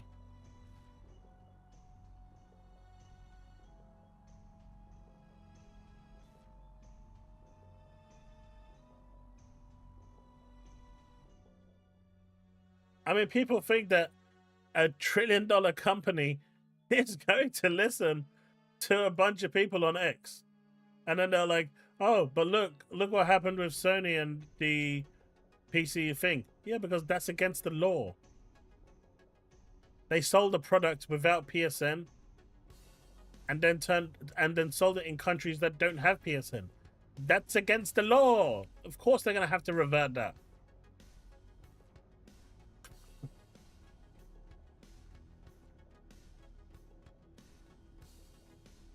I mean, forget about Xbox. Just any company. Do you think that you're going to stop layoffs? Do you think the people on X can stop a company from letting people go? Or will have any influence in stopping them from firing people or, making people redundant? The answer is no. Exactly. So, I mean, you can, like, Boom turned around and said that, it's a sad day and he's ashamed days like this make him ashamed to be an Xbox fan. A very, very valid point, right? Because that many layoffs is just crazy. You don't often hear layoffs of that magnitude. It does happen. Amazon laid off 15,000, for example. It does happen. But it's still, sucks for those people losing their jobs. But what the PlayStation fans were saying, you should be focusing on that and not calling out the people that are making fun of those people and claiming W's that they lost their job. Wait, what? Run that by me again? Run that by me again? So my dude over there is going to be sitting there cheering, doing victory laps that people have lost their job. And you think I'm not going to call him a piece of shit? You think I'm not going to call that human garbage waste out? Don't be dumb. Don't be dumb. I will not be a hypocrite. I will stand by what I said. The layoffs do not affect me. I think it sucks. It does suck. And it is sad. And more tech companies are laying people off, which means it's going to be even harder for these people to find jobs. It really sucks. These people have real lives. But at the end of the day, it doesn't impact me. And as harsh as that sounds, that is the reality. I've got enough problems on my head and in my life that I don't want to deal with anyone else's problems.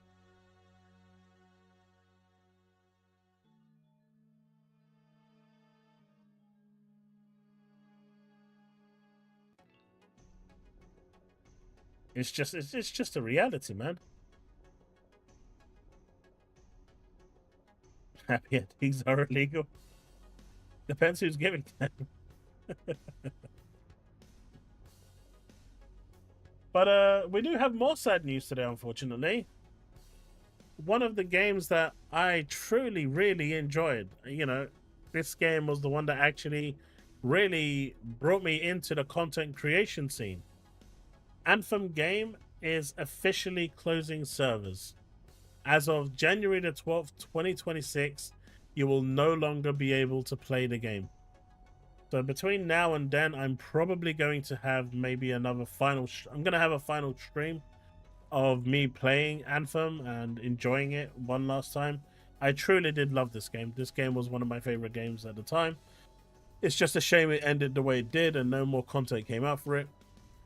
I had really hoped that they would have sold the IP to someone and let them deal with it, but they didn't.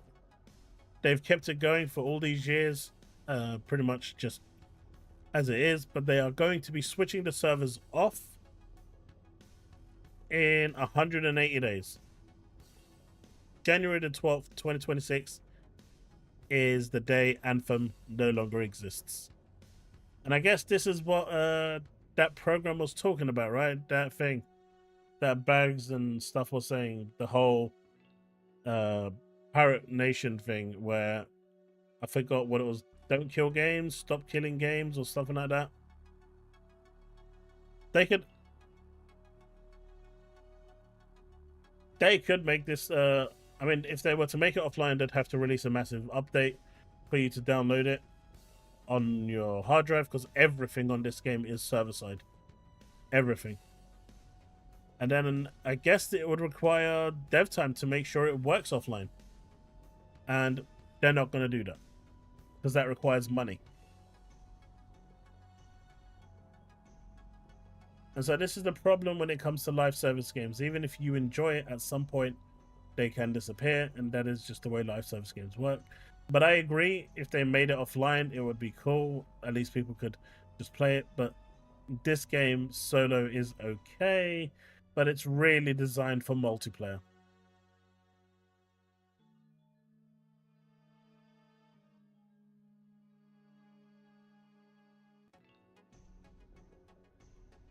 Oh, which video was that? And how long was it? Because I usually don't like going over 10 minutes for a video.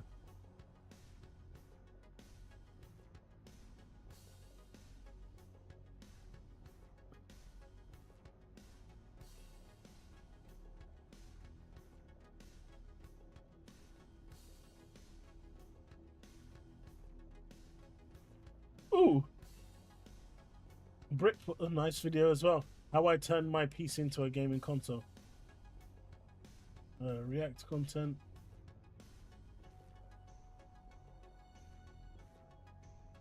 EU initiative needs more signatures. Not sure how much of a react that would be rather than watching.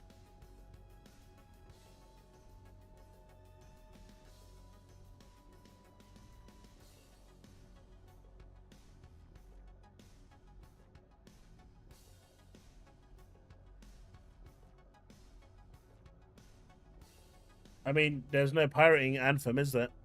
Once the servers go, it's gone. And that's the end of it. It's a sad day.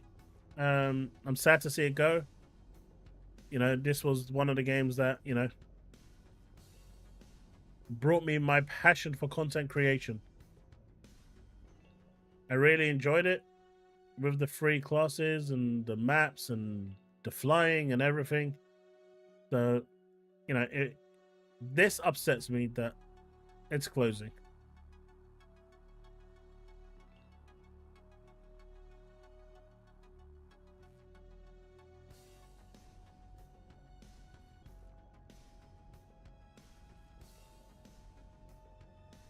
It's only just highlighted talking points on my Discord today.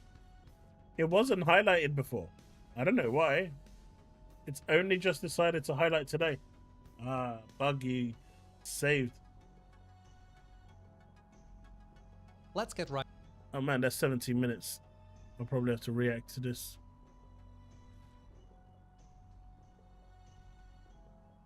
That's a 17-minute video.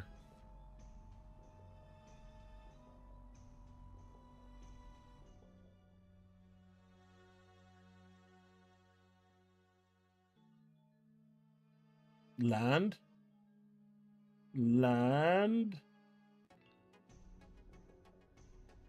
You're not gonna land, are you? No. Yeah, this week has been a bit of a weird one. Tuesday was really hot, and today... Oh, there you go. You've landed. You've landed. Hold on, chat. Hold on. It's about to die. It's about to die. It's about to die.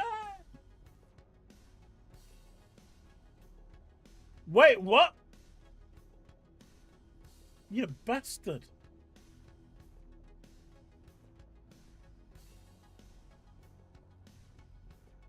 I mean, I don't want to play a 17-minute video. That's the problem. It's a bit too long. I usually like to keep videos to 10 minutes.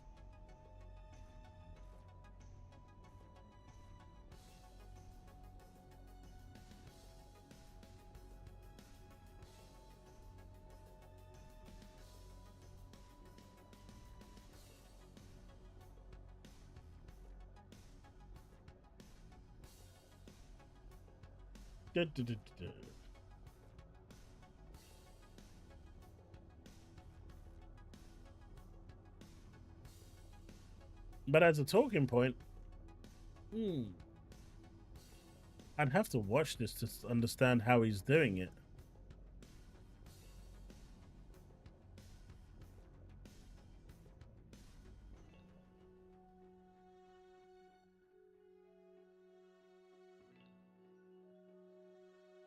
Jesus, that's crazy what he's done.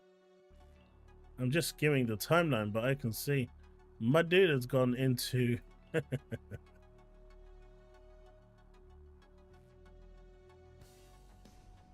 at that registry. Man, he's making all sorts of changes to get the HDMI CEC working. I look crazy. Hey, Yatazak, how's it going, buddy?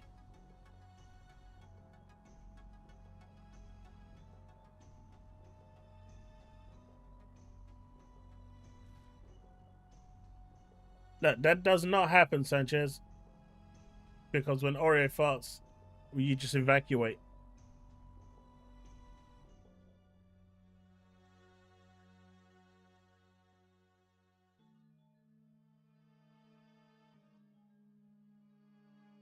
What do you mean? You make your own servers on PC easily. We do it. Yeah, but you need the source, right? You don't have that on thing.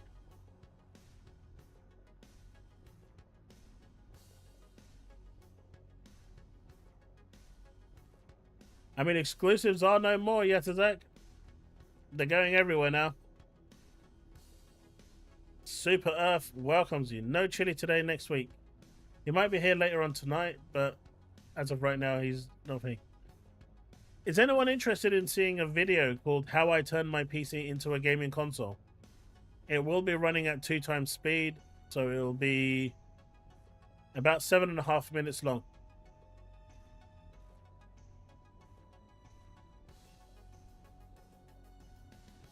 But apparently this person turned it into a gaming console.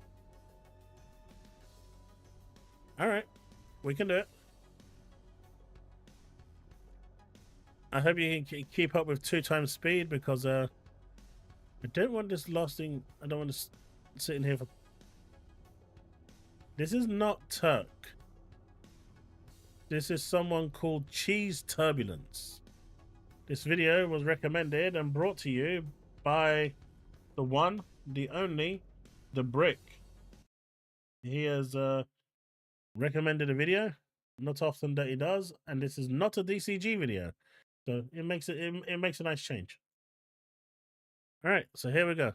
Let's put the volume up a little bit and see what he has to say. Let's get right to the point. At the end of 2024, I had the urge to move my... You know what? That's a bit too fast. That's a bit. Let's go to 175. That sounds like a chipmunk. My Steam library into the living room. After an unsuccessful and rather feeble attempt at using a Mac Mini as a companion to my PC, I finally caved in and decided to move back into an ITX case, giving me the power I sought while better matching the rest of the living room aesthetics. That's all fine and dandy, but the experience wasn't complete. Living room gaming requires a certain level of laid-backness. In particular, I wanted to be able to pick up a controller, pledge my allegiance to whatever corporate overlord's gamepad I chose, and watch the small but powerful box boot up. My AV receiver and TV to react to it, Windows 11 to welcome me with open arms, and my Steam library to launch into the familiar big screen UI I've come to know and love on the Steam Deck. Did I succeed? To my own disbelief, yes, and even better than I had anticipated.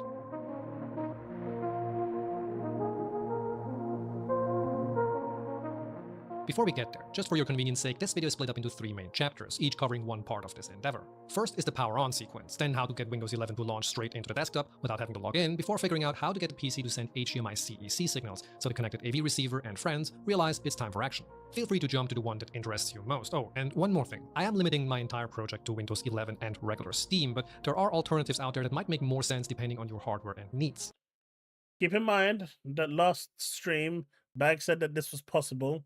So let's see how possible this is for the average layman.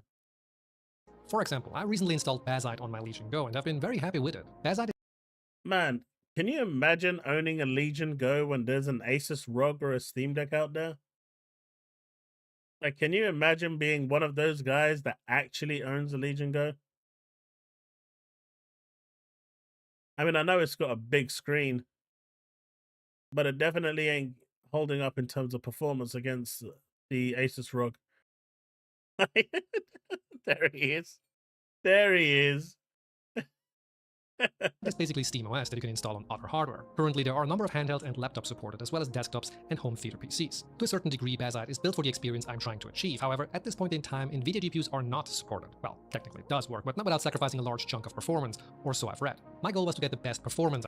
See, NVIDIA GPUs just are trash. They can't work with Bazite out of my machine, so I didn't give this a try, but I still wanted to mention it as it's a great project to keep an eye on. Alright, time to start in the chronological order, as in the power on sequence. The idea is as follows. I want the PC to turn on when I turn on the controller. Both the Series X and the PS5's DualSense controllers are compatible with Windows these days and can easily be paired via Bluetooth, but that's where the problem lies, Bluetooth. From what I understand, Windows, or the PC to be more precise, won't keep these connections up or active after shutdown, which is kinda obvious, but still. Meaning it can't react to it from neither hardware nor software standpoint, therefore the devices are essentially left in the dark. What about this sleep state then? Well, that doesn't seem to work either, or I could, for the love of God, not figure out how. I believe this is because of how Windows 11 power manages Bluetooth. There actually used to be a setting called Allow this device to wake the computer under the Power Management tab in Device Manager, but it has since been removed for Bluetooth devices under the premise that modern PCs are smart enough to figure this out by themselves. This might actually be true, and if PCs resemble their owners just like dogs do, then it would actually explain why mine is so stupid. If you're curious, in command line you can type in powercfg, then -device query, and then wake_armed, which will give you a list of peripherals that have that power. None of the Bluetooth devices I tried worked though, including keyboards. So how are we going to trigger the PC via via Bluetooth then? Well, we don't. We're going to use a 2.4 GHz dongle instead. There are a few options for this, all of which involve money, unless you have one of the now discontinued official Xbox wireless controller adapters for Windows, and of course, a compatible Xbox I have one of those! This was released during the Xbox One era, before the controller switched to Bluetooth. I unfortunately couldn't get a hold of one in time, but there are several listings on eBay. Alternatively, you can get a third-party one, but be careful, as I've read reports from other users that sometimes it's just a Bluetooth dongle in disguise. Not this one, though. This one from a company called Axfeed, or however you pronounce that name, which I found on Amazon, immediately got recognized as an Xbox controller adapter in Device Manager. I'm in there, boys. Weight privileges and giving it a try, I can confirm it works. By the way, if you didn't know, Xbox controllers can actually be paired with two devices at the same time. In order to switch to the second profile, just double-click on the pairing button and then hold to pair with the second device. You can then just switch back and forth. Okay, I actually didn't know that. Did anyone else know that? And the Xbox controller could pair with two devices.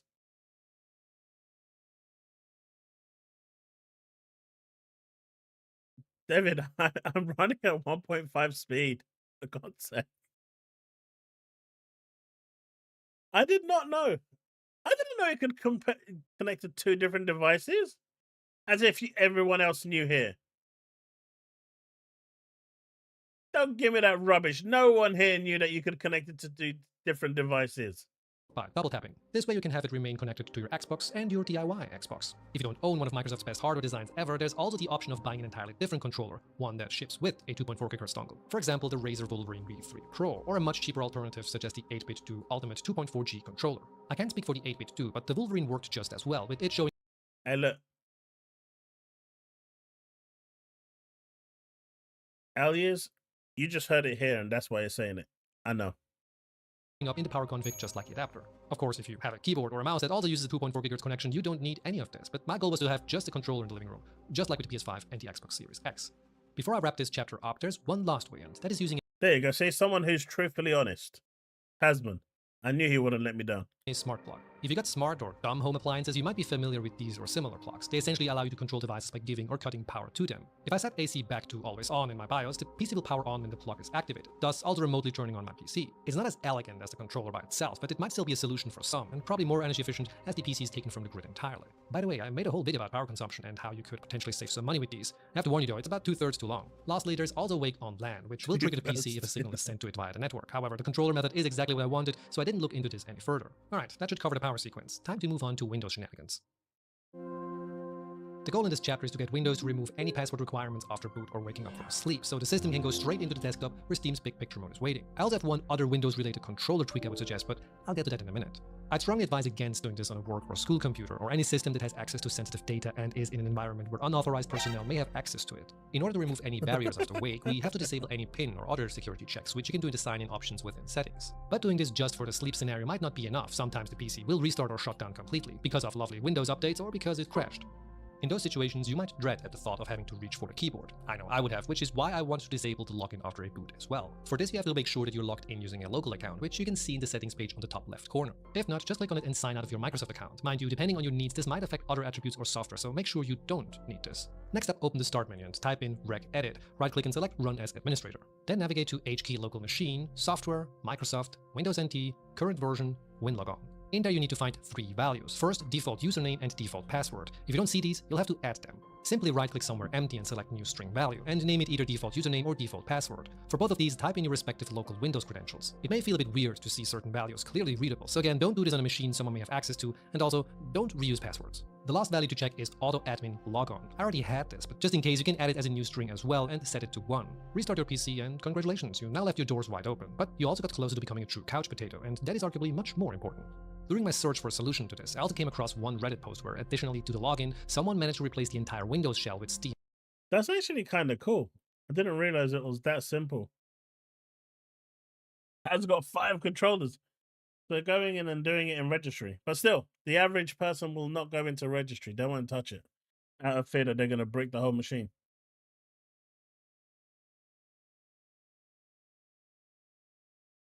Itself. meaning you won't see the Windows desktop in those dreaded few seconds before Steam launches. However, reading up on this, it seems to be tied to certain risks, especially when trying to get it back. But since I am most of the time waking the PC from sleep, I won't have this issue anyway, so I left it as is. Lastly, let's set up Steam to launch on startup if you haven't done so already, which you can do by going into the settings and enable Run Steam when my computer starts, as well as start Steam in big picture mode. That's pretty much it. There's one last Windows-related tweak you may want to undertake though. If you connect your Xbox controller for the first time to Windows, you will notice that when hitting the crest, you will get the Xbox Game Bar overlay, which incidentally conflicts with the one from Steam. In order to disable this, simply go to the settings, select Gaming, and uncheck the Game Bar option. So, to summarize, if the PC... Right, this is already a 0 out of 10 video because he's disabled the Xbox Game Bar. Like, who would want to disable the Xbox Game Bar? Come on. I mean, the video was going so well. We've hit 9 minutes. It was like doing excellent. It was delivering really good information. And then the guy goes and disables the Windows Game Bar. Like, PC now boots up or wakes from sleep, it will then automatically log in and launch Steam in picture mode. That brings us to the final chapter, the fascinating world of HDMI. oh, I watch all my videos like this. This guy speaks a little faster, which is why I did put it down to 1.5. But normally I watch videos at two times speed. It saves time watching videos. HDMI CEC. If you didn't know, CEC stands for Consumer Electronics Control and is a standard that allows HDMI devices to talk to each other and control each other. I believe most modern TVs, AV receivers, as well as gaming consoles all have this. For example, if I turn on my PS5, it will also turn on the AV receiver and the TV, select the appropriate HDMI ports, and it's game time. But for PCs, this unfortunately doesn't work, because as far as I could figure out, no GPU on the market, neither from Nvidia, AMD, nor Intel, come with HDMI CEC. So how do we circumvent this? Well, with the help of one of these. This is an HDMI CEC adapter from a company called Pulse 8. It basically takes the HDMI signal from your PC, garnishes it with commands that you can define, and then sends it to the receiver or other connected devices. The adapter is powered by USB and simply plugs into the back of your PC while passing through the HDMI signal. It's a little ugly dangling around there, but not as ugly as the USB. Why, are people struggling to understand what he's saying? Because I hear everything word for word. I already have it on the chip. So I'm guessing you guys are struggling? Because I'm fully hearing everything he's saying. Mini ported uses. Jokes aside, this is perfectly fine, as I doubt anyone will plug and unplug this frequently, and behind the PC nobody will ever know that we're using a USB Mini in 2025. It's not the only limiting part of this adapter though. It only supports 4K signals up to 60Hz, meaning high refresh rate gaming, which is one of the benefits of a high-powered PC, is out of question here. But let's get back to... Well, that's already this out for some people because they can't play without 144 FPS or maybe even 240 FPS. The setup. After it's been plugged in, it's time to download the necessary drivers and libraries, which Pulse 8 neatly provides as a convenient Windows installer on GitHub. Once installed, you can navigate to the program files and launch the CEC client. This will open the Windows command line, which depending on your prior experiences with the Matrix might feel a bit daunting at first, but fear not, for our use case it'll luckily not get too complicated. As you can see, there's a lot going on here, which is super fascinating and proves that the dongle is working. What we see is all the communication happening between the different HDMI devices. For example, if I turn up the volume using my Apple TV remote, I can see it happening in real time, which is super cool. There are also 2 command line files included in the same folder that either turn the TV on or off and are a great way to test if sending commands also works. But we want to do more than just power on devices. We want to switch to the right ports for the PC, and for this we need to send a specific transmission command. This has to be in the form of an echo, TX, and an accompanied grouping of numbers separated by a colon, and ending with a pipe and CEC client -S. But the difficulty is finding the right code. Theoretically, you should be able to see it while monitoring the signals and switching to your preferred source. For me, however, this never worked. Even after filtering for transmissions, I could never spot it. However, after some soul searching, I found out what the numbers actually mean, and I'm going to try to explain this as best as I can, without fully understanding it myself.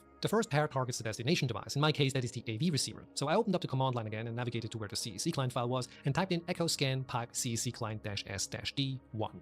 This gave me a list of all the connected devices, amongst which was also the AV receiver with the assigned number 5, meaning the first pair in the group of numbers is 5F. The F is just a placeholder from what I understand.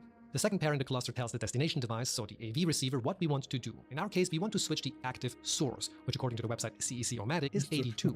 The third pair was the most difficult to decipher and is the physical address of the devices that need changing. From what I figured out during a blind firing scenario where I shot random numbers through the command line using my remotely connected MacBook Pro to the PC, the first number appeared to be for my TV's HDMI ports, while the second one was for my AV receivers. The last pair is just padding as I understand and can be left at 00. With this working, it was time to wrap things up and get it automated. The goal, just for clarification, is that this is triggered when the PC turns on or wakes from sleep, so it tells the AV receiver to switch the HDMI ports to the PC. In order to achieve this, we must first get these commands into an executable format, and being inspired by the command line files that came shipped with the Pulse 8 library, I opted for this as well. First, I added the power on command I stole from the Pulse 8 library demo files, just in case everything is off during a boot scenario. Since both take a while before they're fully operational, I also added a 10-second delay, which seems to be just enough time for firing the commands to switch the input sources. I saved the file in my documents folder and fired up Windows Task Scheduler, which I didn't know existed before making this video. In here you can schedule, well, tasks that fire on your triggers of choice. It kind of reminds me of Apple's shortcut. So, Bags, you said that people would have no problem doing this on PC today at home, making the thing boot straight into Windows and getting everything all sorted. Do you genuinely still believe that the average person will be doing this?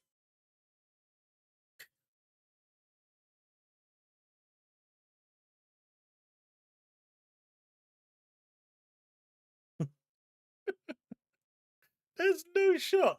App, but a little less friendly, but way more in-depth. I created a new task which is triggered by an event, in particular system and then power troubleshooter with the event code 1. This should cover waking up from sleep. The final step was to add the file as the action to be executed for both, and then save everything.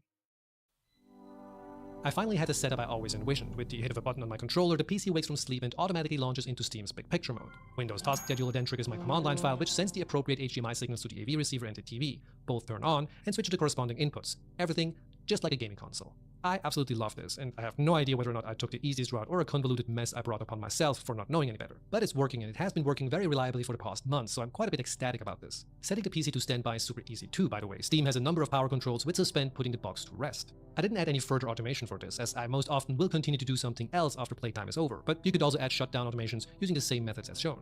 Setting this up has been a lot of fun. In the past, PCs were heavily confined to a desk, but for quite some time now, mostly thanks to Steam, have made their way into a lot of new areas and form factors. The times are a-changing, if you will, and with more and more console exclusives now also being available on PC, this is becoming quite a compelling alternative. It's by far the most high-end gaming experience you can get at the moment, visually speaking of course. But you don't need the biggest and baddest system for this. Theoretically, this should work on any PC, meaning lower-powered machines can be converted into gaming consoles. Let's go! Less now that is game of the year right there. This game was dope. Or have a tandem system in play with one of the many PC gaming handhelds available these days, giving you the Switch Pro experience you've always been waiting for. That game was but dope. I've always been wondering if it's finally time to give Play Night a shot, an alternative game launcher to Steam.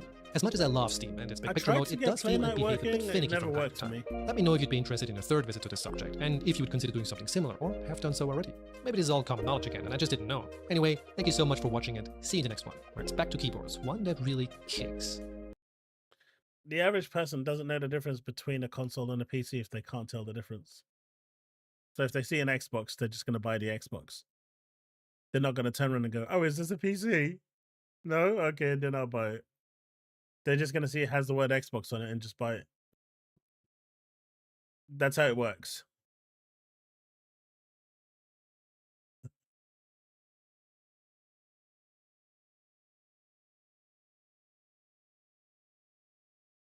I mean, my parents still call it the Nintendo and the Sega. Right? They're not clued up in video games at all. They just refer to it as just the name. They don't worry about like anything that comes after it, like the Sega Genesis, the Super Famicom, or the thing.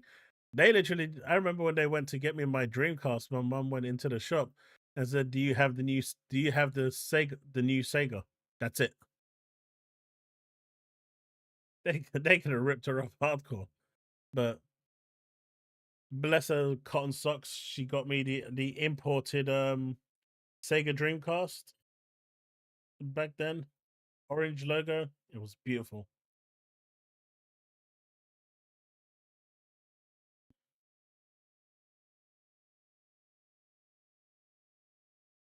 Wasn't Nintendo suing over naming other consoles Nintendo on point? I'm not sure.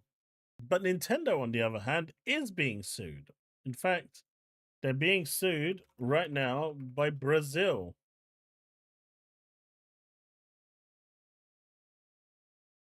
Right? They're being sued by Brazil. And I think Nintendo is going to lose.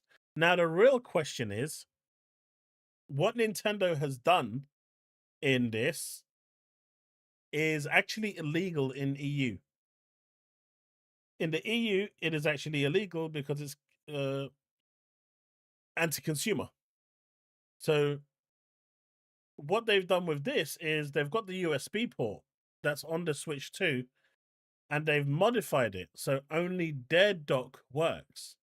So, you know, those X-Real glasses, those 500-pound glasses, they actually don't work with these because of the way it's outputting data. It's outputting it only so that only their dock works. And that in Brazil is illegal because if I buy something, other companies should have a right to release stuff and use it because it's just a dock. Now, in the EU, it is also illegal. So I'm genuinely confused, I should say, or bewildered as to why the FTC or the CMA haven't actually jumped onto this. I mean, if Microsoft did this, they would be all over it, right? In a heartbeat. Like, this would be quick as flash. They would be on it. And this is really no different to what it's very similar to the judgment that Apple had, right? Where they changed it from the Lightning port to USB-C. It's very similar because you don't need to buy a proprietary cable to use to charge your phone. You could buy any cable to charge your phone. But what Nintendo has done here is that they've made that USB-C port now proprietary and only working with one set of hardware. And so that's not right. And so why isn't the EU Commission, the FTC, or the CMA going after Nintendo? Because if it was Xbox, you know, that machine wouldn't have they would have been in litigation before the console came out.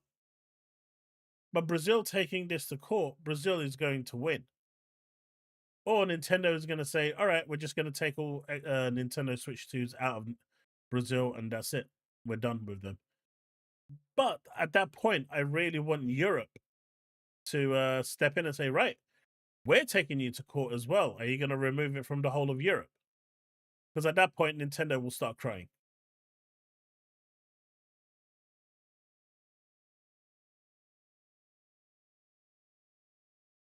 The EU hates American companies? No, not really. The European Union approved ABK just fine. It was only the FTC. The FTC hates American companies.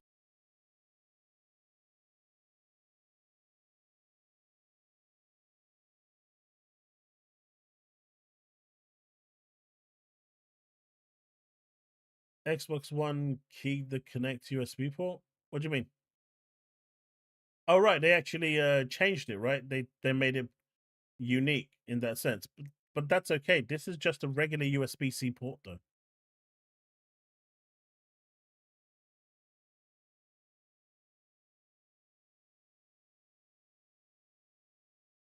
Bags, is that true?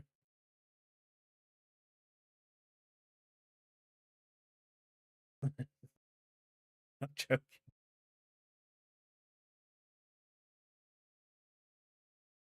But essentially, what Nintendo is doing here is crazy, and I think at some point, you know, I mean, in their rules and regulations, they actually put down in their terms of service, their EULA, that you can't open a class action lawsuit against Nintendo.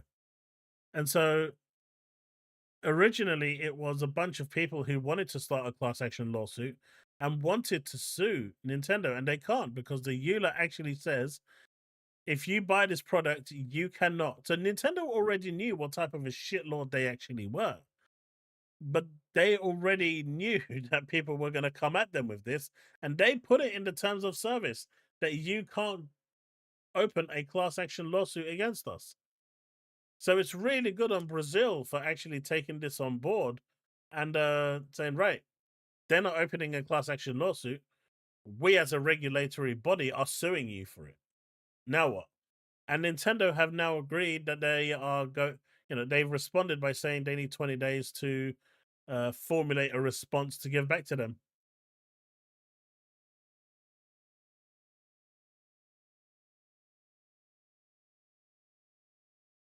I mean, at the moment, like one of the cool features of the extra glasses is playing video games. You know, playing on your Steam Deck, your Asus ROG, or your Switch 2, and other stuff, right? But this now makes it not possible, and it sucks.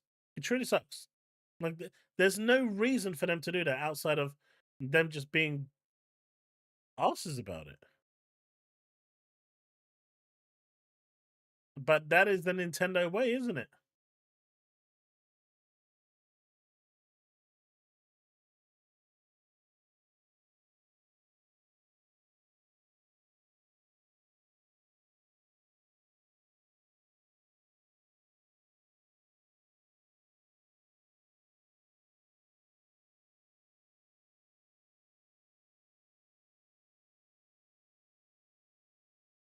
Who knows?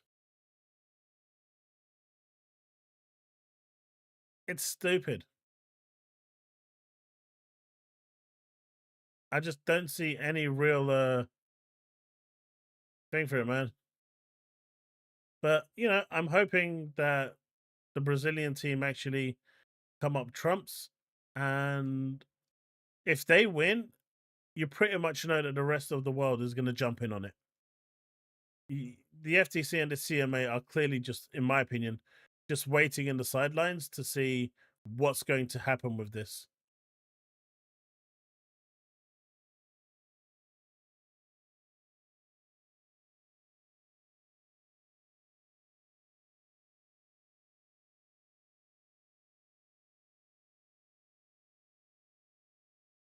But they operate in Brazil, so it doesn't matter.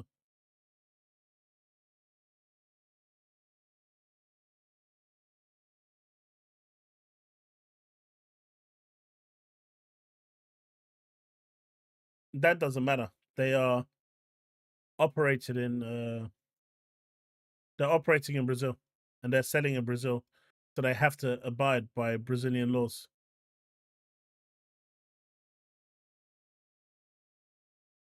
And one of those laws is that when you buy a product, you own the product and you can use it how you want. And by you not allowing people to use third-party accessories on your device, you're not allowing them, and it breaches Brazilian law.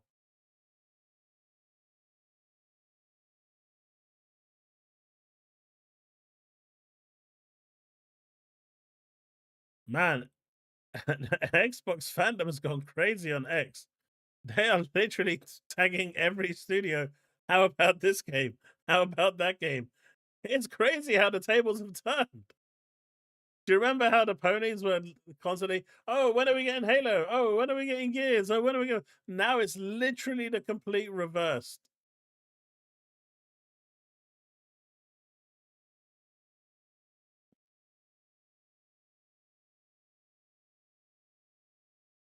Also, that fraud, Jamie Zacht, he's been deleting his tweets, according to Alex.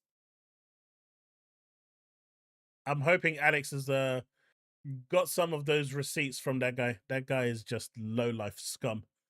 So hopefully when he releases this video, it'll be interesting.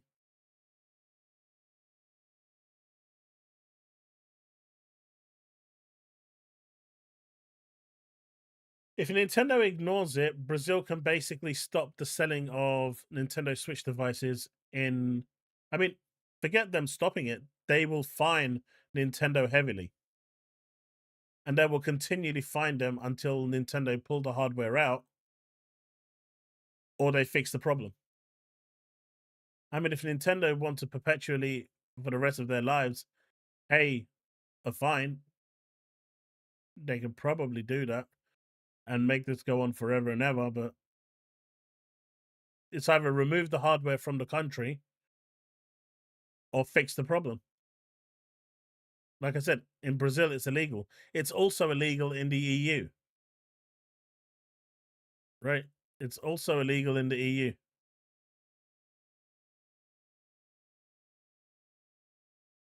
But hey, if any of you do see Jamie's act in passing, just check in on him, man. Apparently, he's deleting every tweet when he was saying no games are ever coming to play Xbox. He's out there scrubbing his whole account, apparently.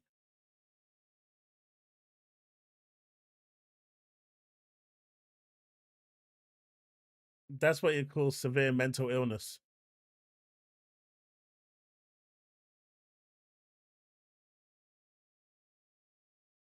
Do you think we'd see Master Chief in HellDivers 2?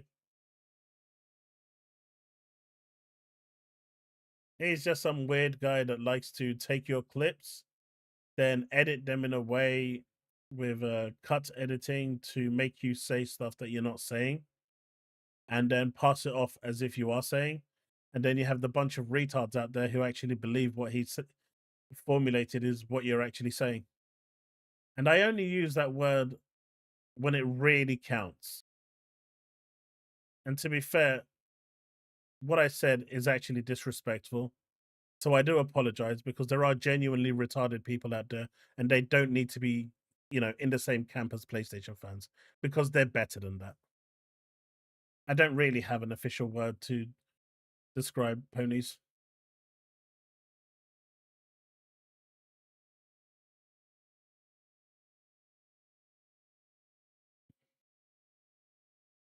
Brick, what do you mean officially? Basically, yeah. Ghosty.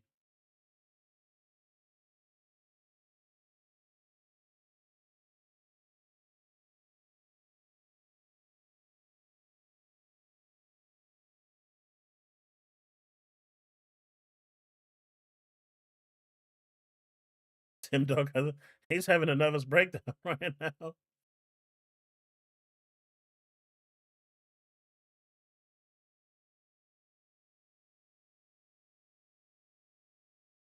Yeah, that was me being a bit too harsh to those that are, medically ill. They don't deserve that treatment.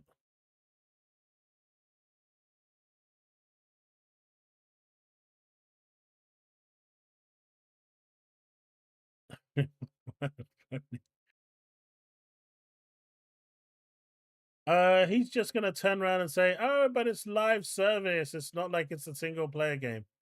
The single player will come. The single player will come. More."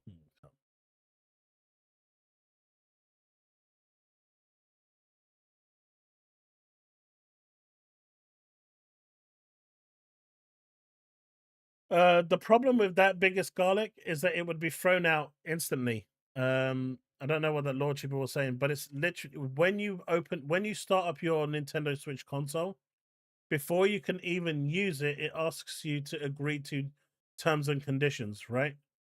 Inside that terms and service that you say okay to without reading, it literally tells you as an end user, you are not permitted for any reason whatsoever to start a class action lawsuit. So by you agreeing to use the console, you give up that right instantaneously. It's in the terms of service that you agree to right at the beginning.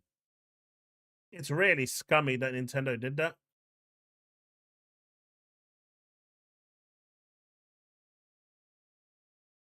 Do you know what other company did that?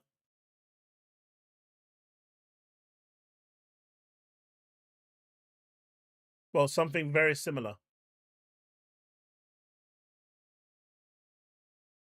Steam. Steam did this as well. It was very similar, not exactly the same thing, but they basically said that, any class action lawsuit or issue over up to 10 grand, they would close automatically, so it doesn't have to go into a class action lawsuit, so they could avoid bad PR and avoid being called out for stuff. So a law firm opened up 500 cases against them and said, right, pay us up 10,000 each one. And then Steam didn't like that very much. You can look it up. It's a known thing. And they're like, wait a minute, why are you opening this many class action lawsuits? And then Steam went and nothing changed their policy, or they might still be in court trying to change it.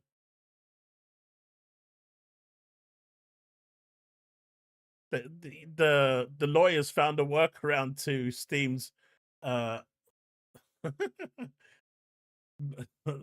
blockade and said, right, we'll play you at your own game. We can only open 10 grand. Okay, and you're gonna pay for it out of your. And what Steam said was, up to 10,000, Steam will cover the lawyer fee, the tribunal fee, everything. So the lawyers just opened up like 200, 300, 400 cases and said, right, give us the money. And Steam was like, no. This is not like this. I thought that was quite funny. Never mess around with a lawyer. They will find a way. Unless you are airtight, they will find a way, man. It's literally their job, to be fair, but.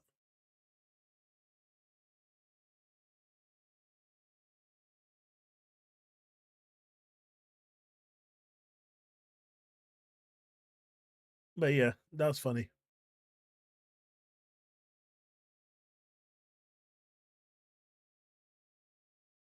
You know what? I don't want. Look, I'm gonna show this just for the sake of it for a second, right? Do you remember the time when they said PlayStation will block their games on Xbox devices using Steam?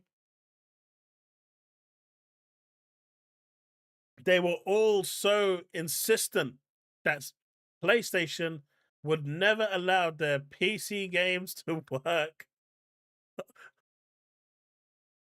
through Steam on Xbox.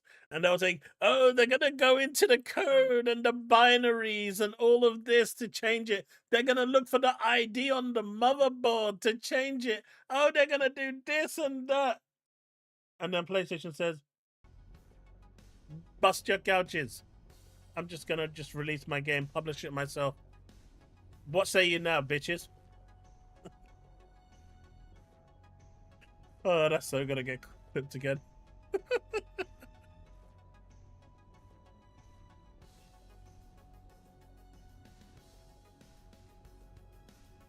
Yeah, they're blocking it really well, aren't they?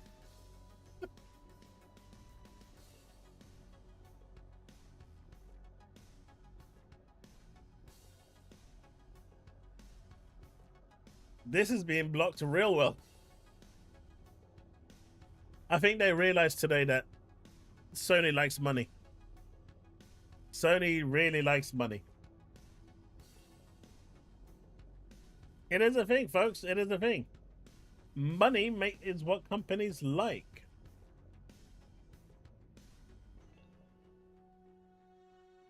But man. Oh, there was this thing. Did anyone see this from Heilstead?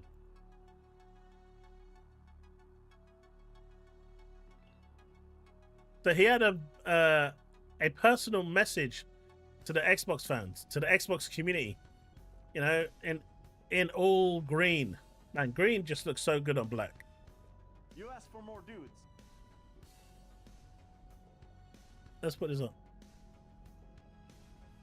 You asked for more dudes. We're sending more dudes. Hey, HellDivers. My name is Johan Pilestedt. For 1.5 years, you've been fighting the enemies of democracy. And one of the requests that you've always had is for us to send more dudes. And the best way for us to be able to do that is to bring another platform into the fight.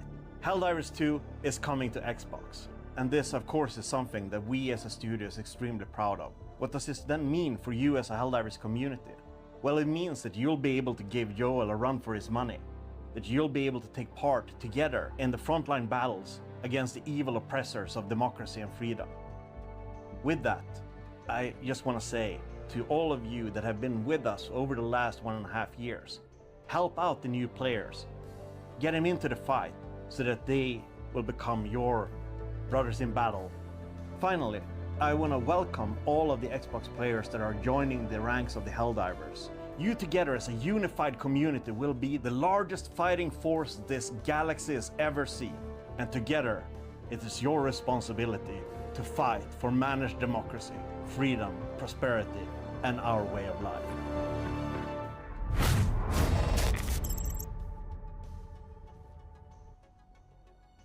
Pretty sweet, huh? No mention of the Switch 2 yet. The one thing that they haven't done is made it cross-save. And that was something that they promised at the very beginning but went back on, which is a shame. I wouldn't even mind if they did it with like a PSN thing where you had to sign in with a PSN license across all platforms, and that way you could transfer through cloud saves and have your save go between the lot. I wouldn't even mind that, honestly. And it's a shame that they didn't do that. ODST dropping into hell? Oh, yes.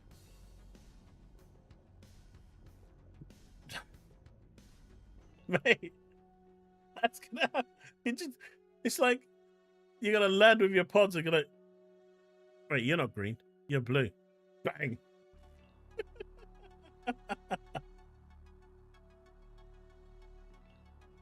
Oh, that's gonna be funny. There's gonna be so much sabotage going on. There is gonna be so much.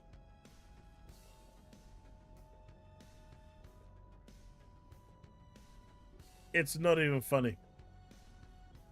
There is going to be so much sabotage.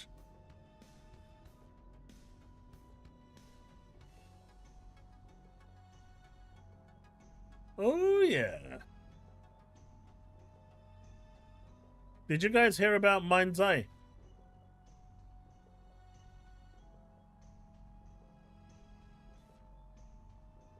The latest story on Mind's Eye.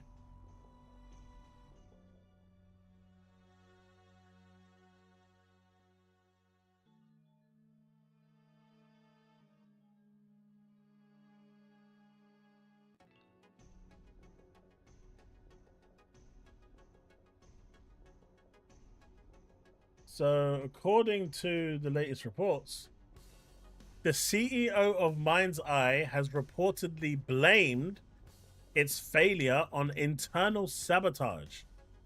Despite this setback, the company is working on relaunching, even as the entire development studio faces the possibility of layoffs. Do you think Mind's Eye can have success? So, the majority of the workforce pretty much have been told that they're going to be laid off because the game bombed hard. But now the CEO is saying, hey, fix the game and then I'll lay you off later.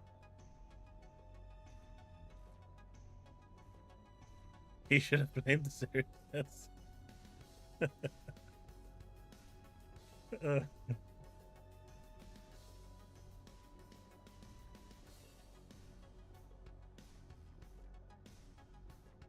Oh, yes. And here you go. You know, it's obvious. PlayStation Porting Studio helped port to Xbox. More games will come. Puerto Rock knows it. Everyone knows it. Remember what I said. The moment you open Pandora's box, it is done. And if people buy the game, you will see more games coming. It's really that simple. And people are pre-ordering already because it is a bro game. It is literally, hey, this game is like meant for Xbox dudes. It's gonna sell. It doesn't have to sell 5 million copies. It just needs to sell it just needs to sell enough to make a profit. And you'll be seeing more games coming along. That's it. There is no exclusivity anymore.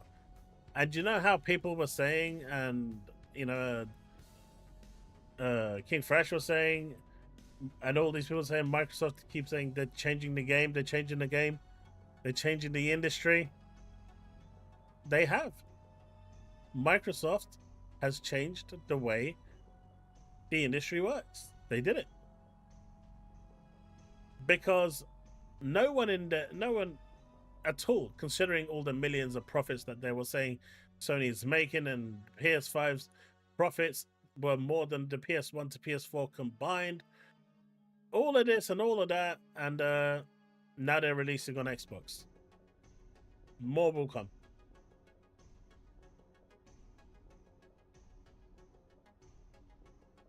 More will come, and as long as it starts to sell, you know, I'm gonna do my part. I'm gonna pre-order it just so we can get more.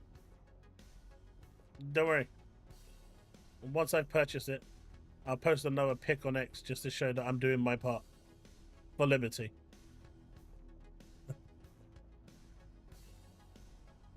But you know, there's no stopping it now. The game has to truly flop. And don't forget, you remember what Shuhei Yoshida said, right? Porting games to other platforms, especially PC, is like printing money. Right? It's like printing money. And so the Xbox is pretty much a PC anyway. It's running on Windows 11. It's running on DirectX 12U. You know, PCs run on DirectX 12, but they do now have support for 12U. So it's a simple port.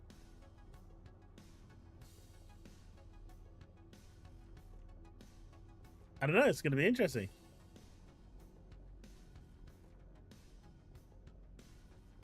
Do you know what? I have to give P-Rock credit, man. I know I said it in my video, and I gave him props in my video, right? I gave him props in my video as well. I did, because I think he deserves it. Because he ain't bullshitting at all. Listen, Sony owns the HellDivers 2 IP. People are saying it's not, they don't own the IP. Stop embarrassing yourselves.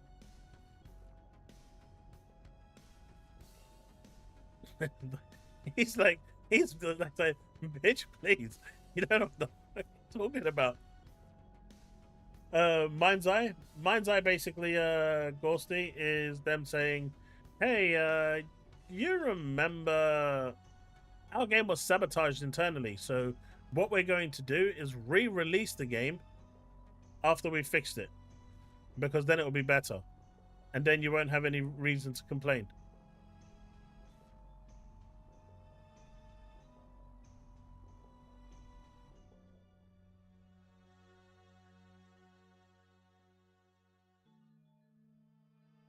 That's what they're saying.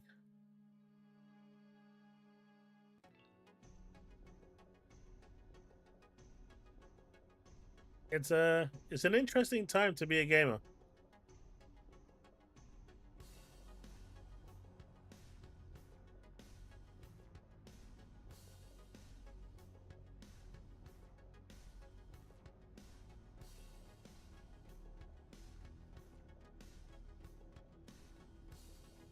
Mind's Eye, when it works, it's horrible. Mate, I saw, I think it was Steve that sent me a clip of him playing. Or was it someone else that sent it to me? You had the NPC come out of the vehicle and start shooting. Like, you hit the car, so the NPC comes out, takes out his weapon, and then starts running up, and then back, and then up, and then back, and then shoots to the sky, and then runs up, shoots to the other direction while you're just standing there, right? Runs up to you, turns around, runs away, shoots in the opposite direction. And that is completely foobarred. There's no... what the hell are they doing?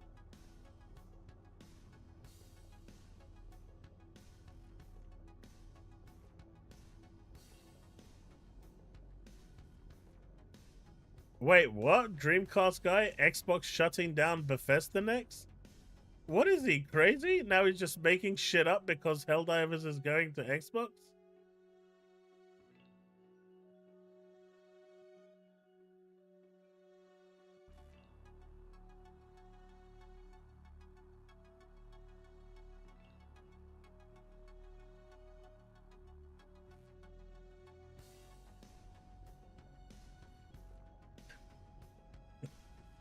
Lights in the previews?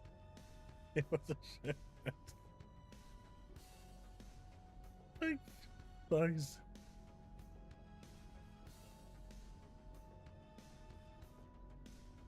Oh, chat. Oh, chat. You know, this one aged well. Sony has no intentions of putting its games on Xbox, other than the show, which I believe is an MLB thing. Like, I'm reading these dudes' pages and it's pretty damn bad. They want Sony to do what Xbox is doing to say it's okay. Bitch, please! They're doing exactly what Xbox is doing. Now you take your crying shits off and move out of the way, man. Like, how wrong can this guy be? It was always going to happen. Just he's now called Super Tim Dog, which is basically Super Nintendo. So Nintendo is going to be the. I mean, it now. Oh, chat! It makes sense. It makes sense. Look, think about it. He was over at Xbox, and then things started to go horribly wrong. Then he went over to PlayStation, and now PlayStation has become third party. You know, he's pretty much sunk them in every way, shape, and form. Now that he's finished his job of sabotaging PlayStation and ruining them, he's taking that curse and moving it over to Nintendo. And we can already see his effects within Nintendo. They've changed the USB ports. You no longer own your console. Cartridges with no games on it. The Tim effect is real, man. Mate, that Tim effect is real. It's already ruined back. $80 games, no games on the cartridge. You don't own your console. Right now, as a Switch 2 owner, you pay £400 for your console. You don't actually own the console. If you try to tamper with it in any way, shape, or form, Nintendo will brick the console. The moment you go online, they will brick your console. You don't own your console. All of this, and you know, Tim actually went there a little while ago.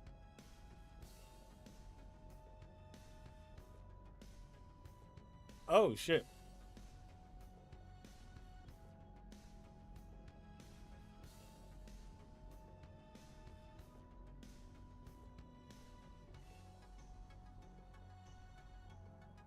Man. By the way, I'm really surprised that this game is not exclusive to PlayStation. You'd think that this would be like ideal on PlayStation, right? But it's not. Why do you think this game wasn't picked up by Sony?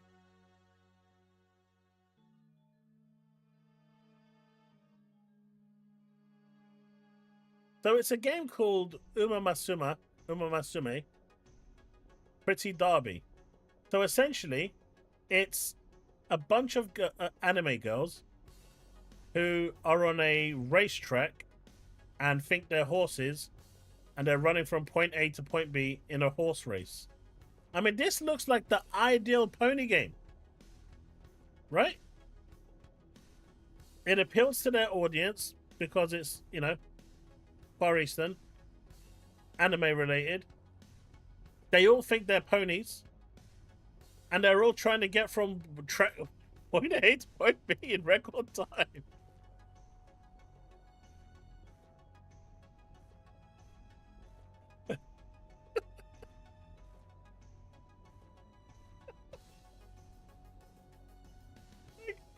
Like, that was literally made for PlayStation. Why that should be like exclusive to them.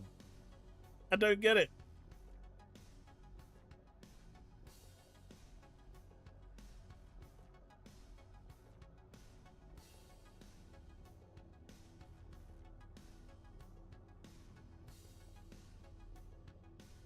This is free to play, yeah.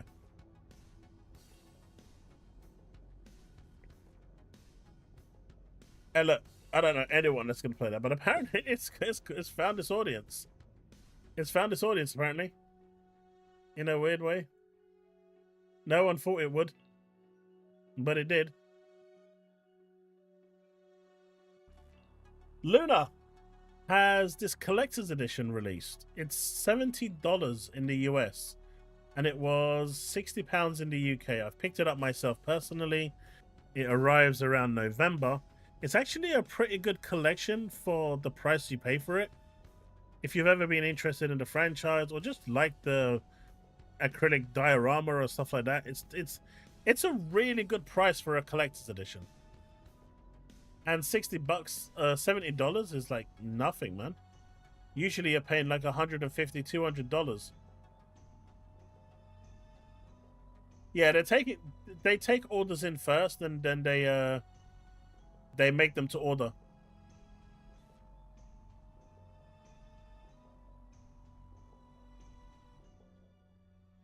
So that's really cool.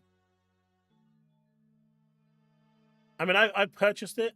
I was looking at the other game as well. Trials Chapter 1. Oh no, Steve's back. Don't worry, he's not gonna silence you this time.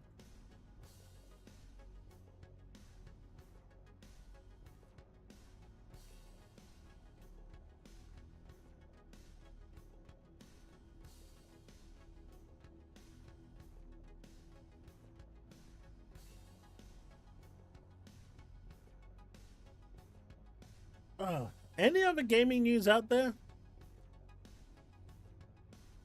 I can't think of anything at the moment. I'm looking around and I'm not really seeing anything. Outside of the fact that HellDivers 2 is coming to Xbox, and that is going to open the floodgates. Exclusives are no more. Look at it. Everyone is now asking for Stellar Blade to come to Xbox, Spider-Man to come to Xbox. Surprisingly, no one is asking for Tilo to come to Xbox. No one is asking for Tilo.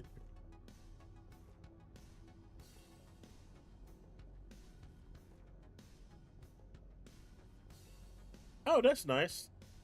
Wait, Devin isn't number one? No way.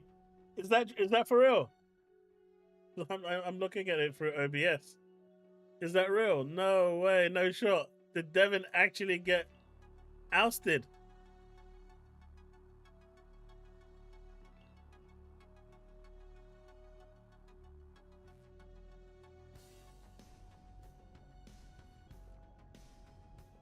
Devin is number 2.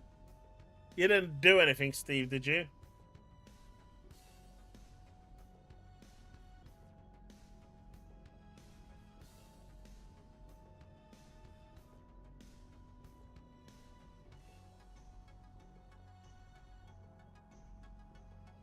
He quit the fight before the stream started. So Byron is winning. Wait, how is Byron winning?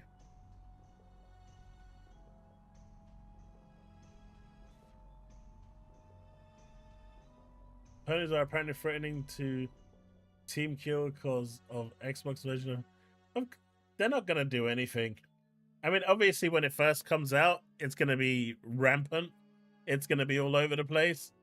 But that's going to die down. It's going to be fun when it first comes out, though.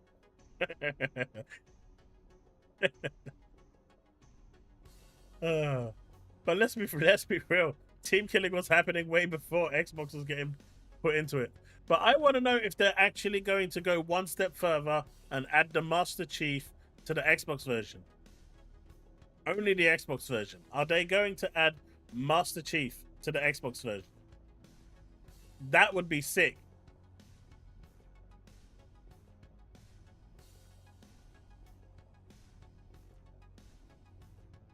He sent two super chats. Roughly. So that one, remove that one. So you've only, your super chat, Devin, you've sent $2 more than he has.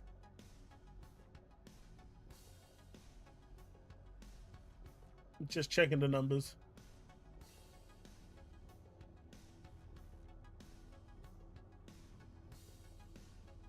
I mean, you could just drop a 50 and then you'll win. I don't think he's going to come back from that one. No, I'm still seeing them. They don't get deleted.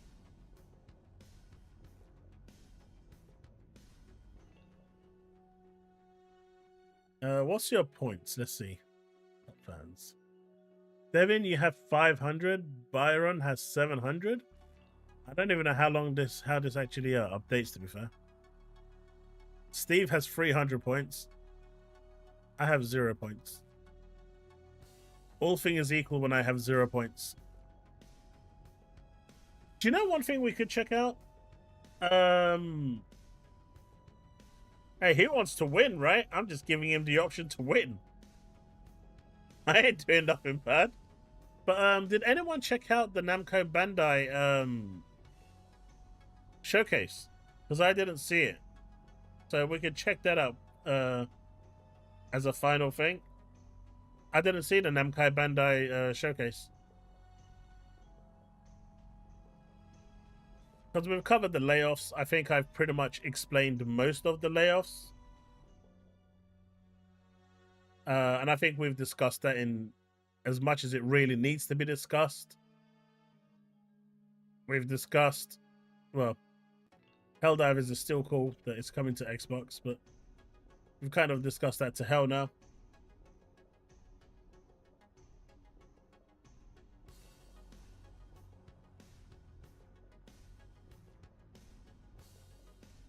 Yeah, and this, our good and illustrious leader Keir Starmer is going to say, well, thank you, we've heard your plea. Now can you kindly leave Parliament? We would like to deal with stuff that actually matter. I win. Did I give him enough points? Does that give you enough points? Does that give you enough points? It did! It did! He is number one at 750 points. Byron, you got knocked down, man. That pay to win.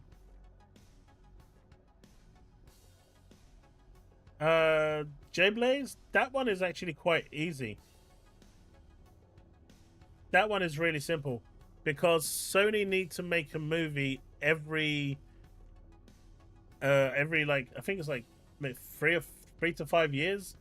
They need to make a movie. The contract deal that they made with Marvel was they would have the movie rights to Marvel, the IP rights to Spider-Man, as long as they made a movie every 3 to 5 years. I think it's something like that. I think Sony is finally getting to the point where their version of Spider-Man just isn't bringing in the revenue, or is causing problems, or they just don't want to do it anymore. Clearly the one with Tom Holland is way more popular. He's now become the Spider-Man, and you know, this is Sony's way of just getting out of that clause.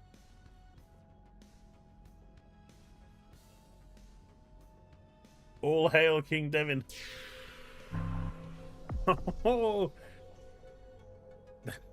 I'm gonna apologize to Steve. Oh shit. Devin, calm down and apologize to Steve for disrespecting Gears.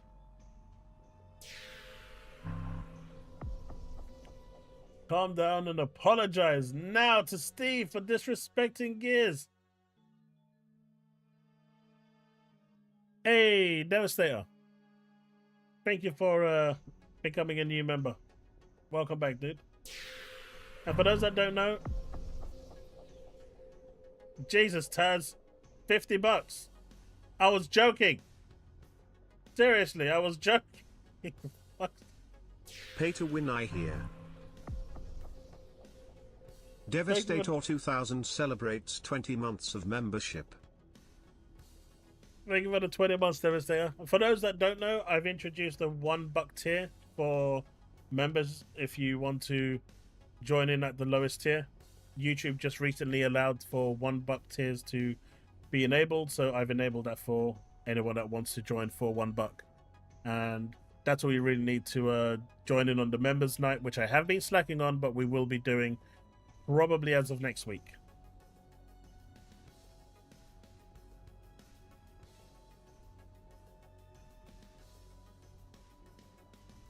Taz. Well, Byron has now 1,100 points. That is, I don't even think your it hasn't even, does it count your number? I don't see you in the list at all. I think you're still trying to work out where you come into this. But yeah, that is pure pay to win. Wait, Devin is number 2 now. So who's number 1? Oh, so Byron's number 1, Devin's number 2. I don't know where you are in the list as.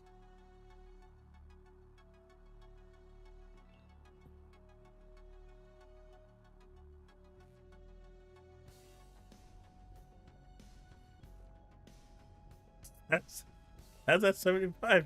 Oh wait, after all, after that big investment. Poor Taz. This was not what I expected.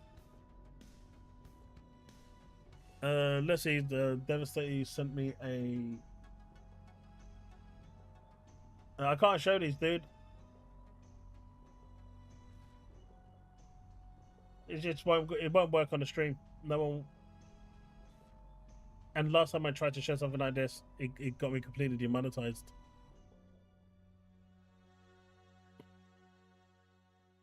Taz is number 34. Damn.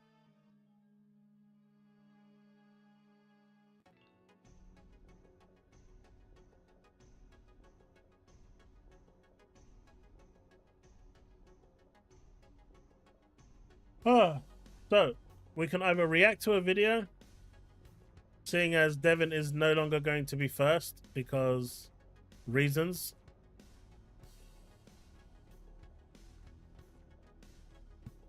Why did that only give him 75 points? That's rough. But yeah, we can either react to a video, or we can check out the Namco Bando stuff.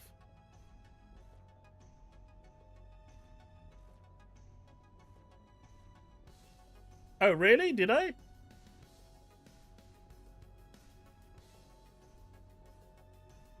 Where did I get a shout out?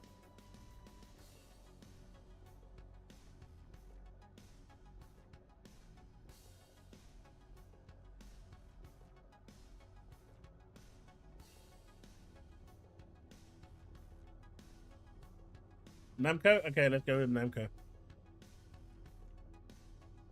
Hey, look, I wasn't rubbing in anything, Devin. I'm just kind of letting you know that you're not first anymore. You could be first.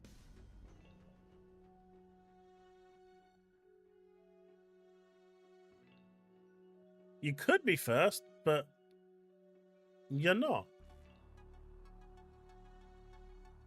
And, you know, I get it.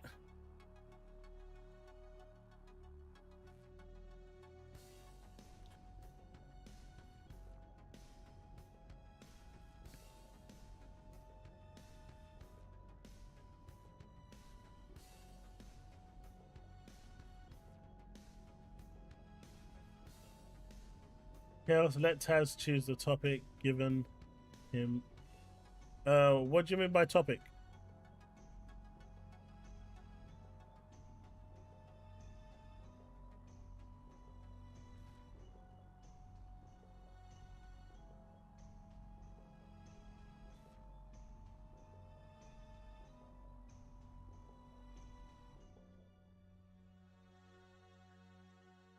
Oh. Taz, what do you want to watch?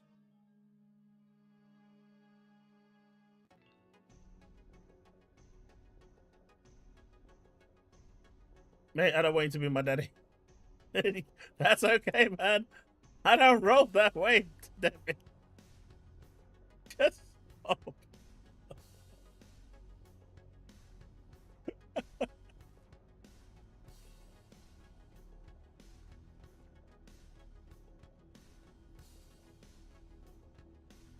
Do you know how dangerous that is, Steve? I've seen the shit he watches. I've seen the stuff that he watches. Trust me. What do you want to watch then, Taz? Do you want to watch the Namco Bandai stuff or something different? Something that's not going to get me banned for life.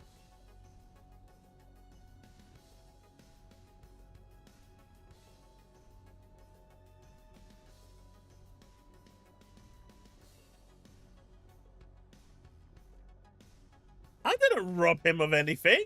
What do you mean I robbed him?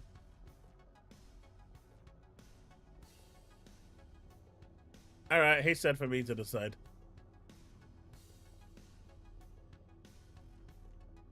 We go Namco Bandai then.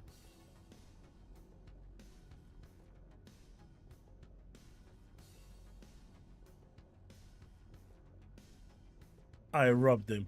I did no such thing.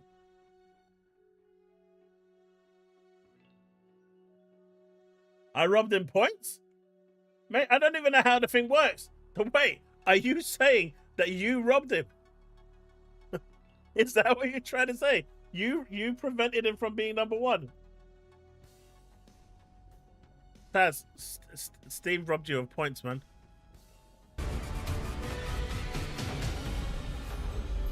Steve robbed you. I didn't even know you could do that, but apparently, according to him, he knows the way. Hello, everyone, and welcome to the Bandai Namco Summer Showcase live from Studio Odyssey.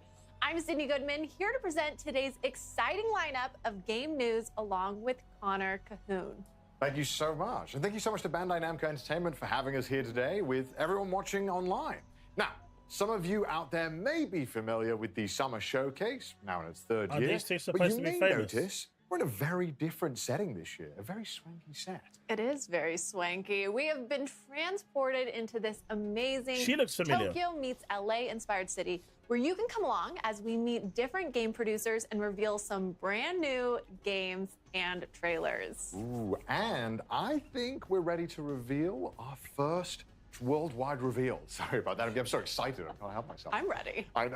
To start us off, we have a very first look at a game based on a massively popular anime franchise with explosive action, unless you delete touching the actual friendship thing, and heroic messages. characters. This is sure to go beyond all expectations. Let's take a look. This inner flame will pass to the next generation. And that generation will entrust it to the next. This fire will I think you've just got it paranoid, Steve. Come on now. Everyone's waiting for you. I've just looked into it, Devin. I can't see a way to do it. Take this! We'll blast through to your main body! Come on, guys! Todoroki! Because of you, I'm the person I've always wanted to be! I'm not losing sight of you! We haven't been able to talk about love and romance yet! From now on, this is our story. He's badly injured. I've got to defeat him. Right, Izuku? I also can't pretend I didn't see you crying in there! Shut up, you insignificant pest!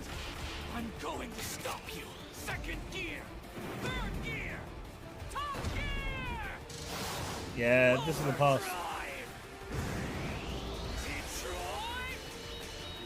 Yeah, mods don't get points, but I don't think they can actually delete points either. My Hero Academia, All Justice. Do you know what? My son is a huge fan of this anime. If it's on Steam, I'll buy it for him on Steam. He's a huge fan of this. The problem is he doesn't like beat 'em ups, so that kind of defeats the purpose. 配信をご覧の皆様こんにちは。僕のヒーローアカデミアオールズジャスティスのプロデューサー宮崎青葉です。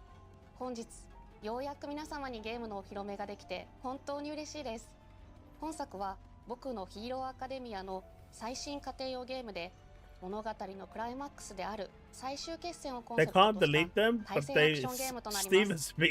Playing on Devin for so long, he hasn't paranoid.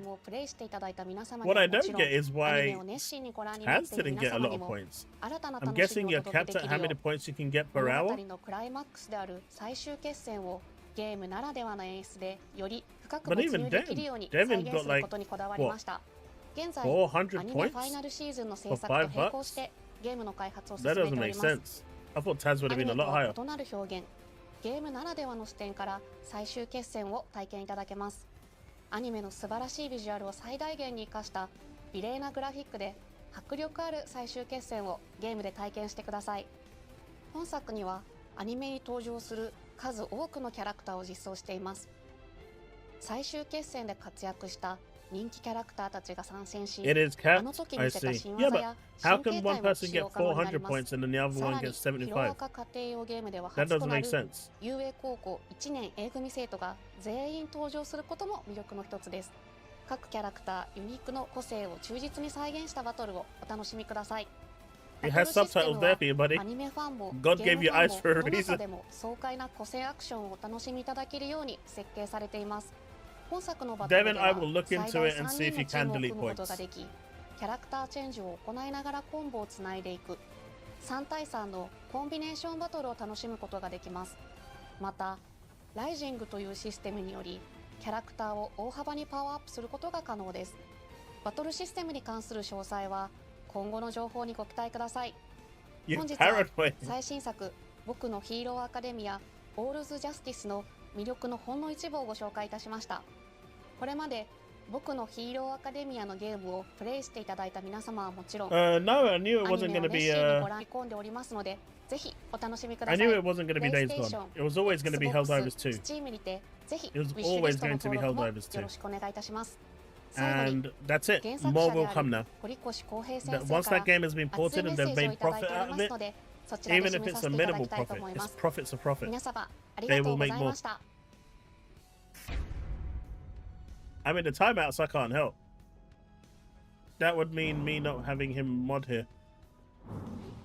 How was that for our first I know, announcement, and I need him to everyone? mod. Are you ready at home to go plus ultra?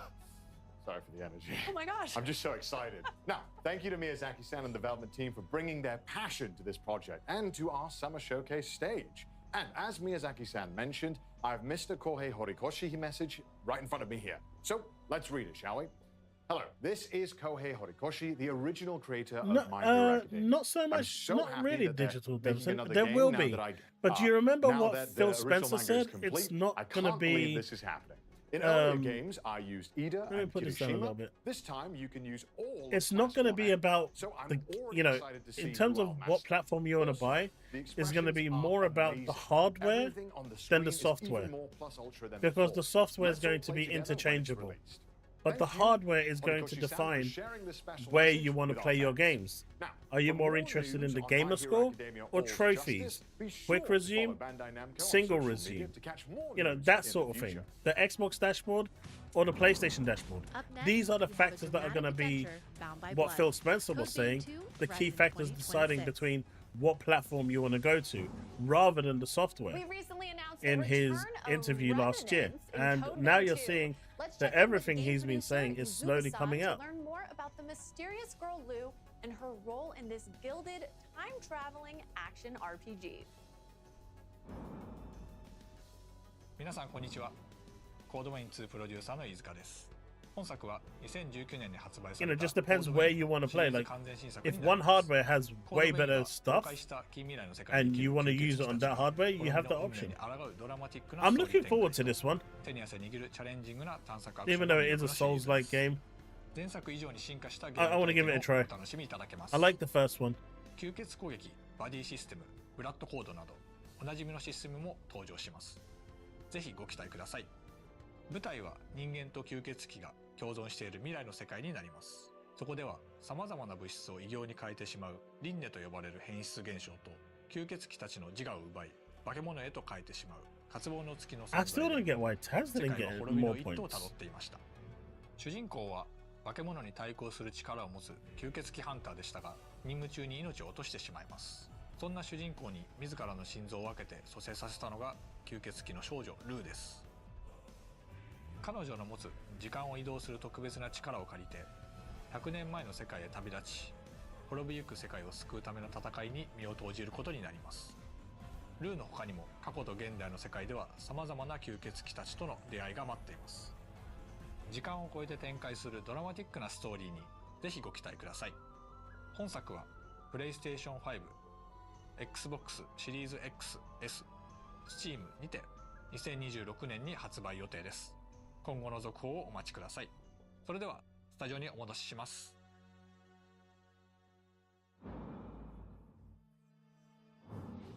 Now, I know just thinking about the return of Code Vein is sure to get your blood pumping, but if you really want your heart to skip a beat, then brace yourself for the delightful rhythmic adventures of Patapon Replay 1+2.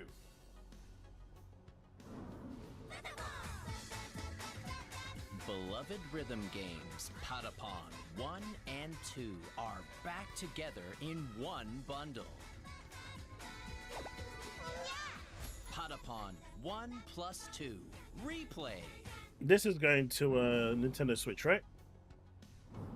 Now, of course, I can't talk about this game alone, so Krista's here with me today to dive a little deeper into the game and break it all down for us. So, Krista, isn't Patapon a Sony game? I'm excited to talk about these a Sony IP? Guys. We're not going to spend too long making you wait, but we have loaded up a small army of rhythmic warriors for today's demo. Okay, good. I'm excited for this. Let's get into it.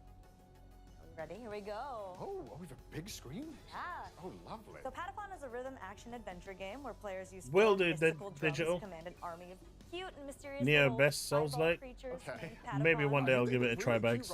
Maybe one day. Living their best life. I'm sure nothing will go wrong. Exactly.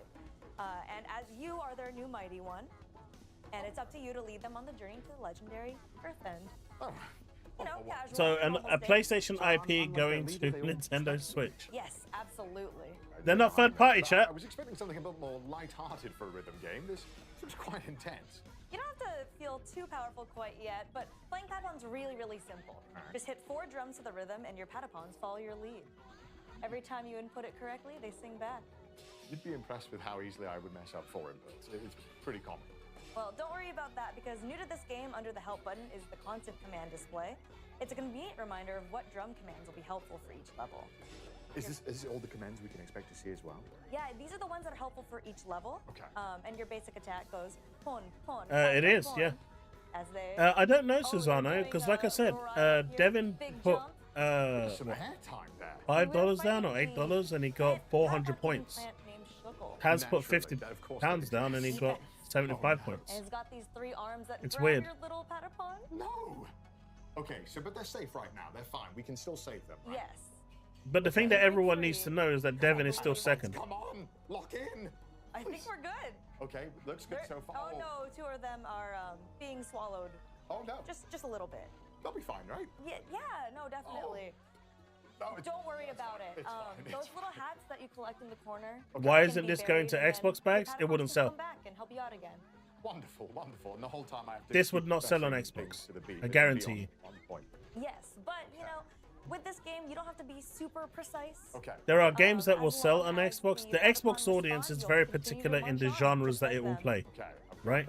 So I noticed that this game will not sell on Xbox. Is it only period. Boss levels in this, or are there other types of missions? If I was the studio, and if I was to tell them what platforms to release this on, Switch would be the ideal platform to release this on. This is where it would sell. Okay. And it might find an audience over at PlayStation, but not on the Xbox. It's just not the sort of game that I see Xbox gamers playing. And that's the honest truth. And that's one of the commands? Yes, and you can see with the successful attacks, he's losing some arms. Oh, yeah, he's lost one. So I think the I can see this doing well on mobile. Being a little Okay, one arm just came back. But you know, I think we're making some progress Xbox gamers generally go for the more FPS or third-person kind of like not even a little nap is enough to shooting game. Now, They don't really go for I'm not very good at games. How these sort of games. If I mess up, is there any punishment, or is it? They'll look at you, they'll judge for a little bit, and then they just keep on going. Oh, so you just gotta lock in. I mean, this was released back in the day on the PSP, right? Or was it the PS Vita? It's a handheld game, you know. As Woodpit said, it's definitely or was it digital that said it? It's digital said it. It's definitely a handheld game. It's one designed for you to play like a mobile game. So releasing this on a console, I mean, don't get me wrong, to port this over to Xbox is probably dirt cheap anyway. they probably wouldn't have. It wouldn't have cost them that much. Jump up into the air like But that. even at that point, And I avoid still the don't gas know if if it would possible. sell enough. Okay, I don't think I would You be, might find as people talented buying it at just to those things. let Sony know, Okay, hey, it we'll looks buy like your games. Maybe we did it. But no one's They gonna just play did it. it. Yes. Okay, we Your didn't lose too Patapons are many. safe. Okay, good. Okay, we'll survive another day. Oh my gosh, thank God I wasn't playing that. But thank you, Christopher, leading us through that demo. I appreciate that There so just much. isn't a big weeb And if you would community like on to learn more Xbox. about the game, we recently Devin. shared a full I mean, systems Digital trailer, which Devil. we will link in the chat. Oh, wonderful. And don't forget, viewers at home, that Patapon 1+2 replay will be released on July 11th. And it'll be playable on PlayStation 5, Nintendo Switch, and PC. So that's only 1 week to go. So I don't even see this doing well on PC. taking us through the first step in our journey. I could be wrong, and this game could make like bank. I know they exist. I'm one of them, Digital Devil. Toa and the Guardians of the But we are Sacred so few and far between. It's you know, welcome. We're quite extinct. By Brownies, Toa and the Guardian of the Sacred Tree is a new roguelike where bonds, blades, and bravery. Yeah, if it was decide on the Game fate of Pass, all. people would try You it can at least. explore this far-off But then mystic they wouldn't realm get where the game launches sales money, September and 9th. Sony cares about Today, sales. We'll hear from game producer Nagaoka-san as he takes us deeper into the game mechanics and some brand new gameplay. And keeping an eye out in chat for a special custom PC giveaway starting right now. There's many secret handshakes. 配信をご覧の皆さん、こんにちは。トアと真珠の祈り子たちのプロデューサーの長岡大輔です。 Toa and the Guardian. That's an anime, right? I'm pretty sure. I think I saw my kids watching it. しっかりお伝えできたらなと思っておりますので、ぜひ I know, Bags. Everything is either a Souls-like game or a goddamn roguelike game. 世界観の中で刀と杖を駆使したハイスピードなアクションが楽しめるローグライトゲームです。ダンジョンでは個性豊かな8キャラクターの中から2キャラクターを選び、フロア内の敵を一掃しながらダンジョンの奥へ進んでいきます。部屋をクリアするとランダムに発生する音調と呼ばれる報酬で But hey, I know one person in chat that's gonna like this. どんどん自分を強化していきながら Taz. 部屋を進み This is literally a game Taz would love. Taz is looking at this right now and he's pre-ordering it right now. そこに住む神の子トアと世界の平和を脅かすマガッツと呼ばれる If he had a Switch. If it's on any other platform that he has, he'll buy it. ゲームの拠点となる里では主人公トアを操作して8人の仲間たちの能力の強化や刀作りなどを行ってダンジョンをより攻略しやすくすることができます。Oh yeah, 個性豊かな里の住人たちとトアが繰り広げるサイドストーリーにもぜひご注目ください。I prefer my JP games over to, like, you know, my Eastern style games over to the Western in general. こちらをご覧ください。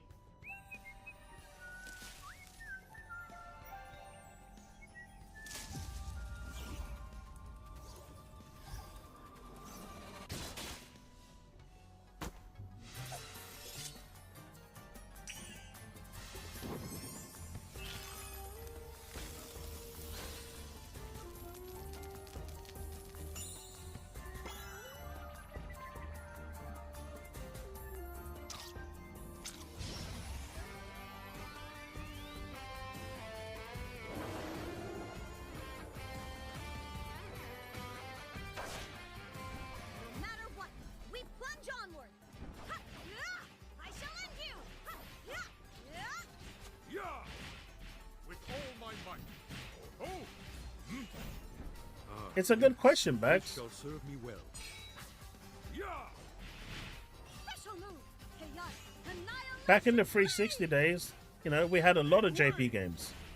Lost Odyssey, Blue Protocol, With our hands joined, we will not lose. Magna Carta. We had loads. It wasn't an issue back in the 360 days. 今回は8人の祈り子の中から烈火と錦の2人を The 紹介し X-Bone ます。 days I spent Blue Dragon. X-Bone days I spent most of my time on PlayStation because that's where all my friends were playing. Even though I did have an Xbox One. And then this generation I went back to the Series X. Because it just had better games in my opinion.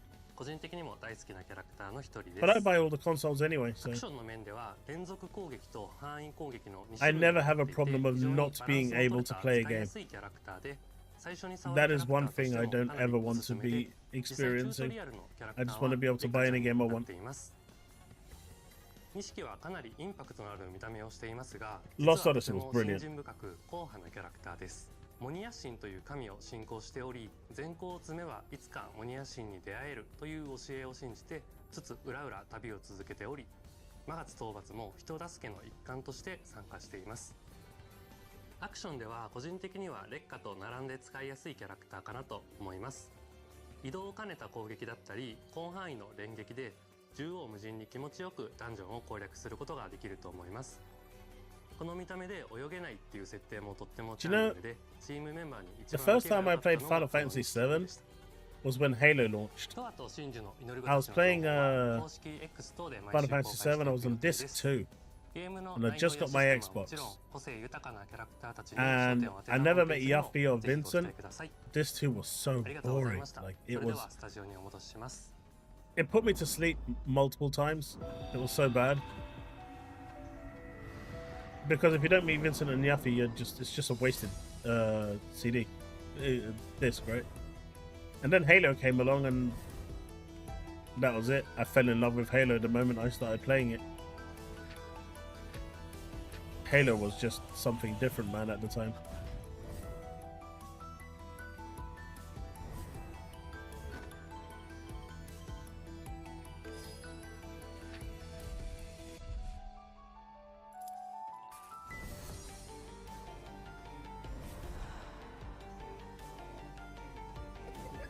So is it, will anyone actually buy this? Like, what audience is this for?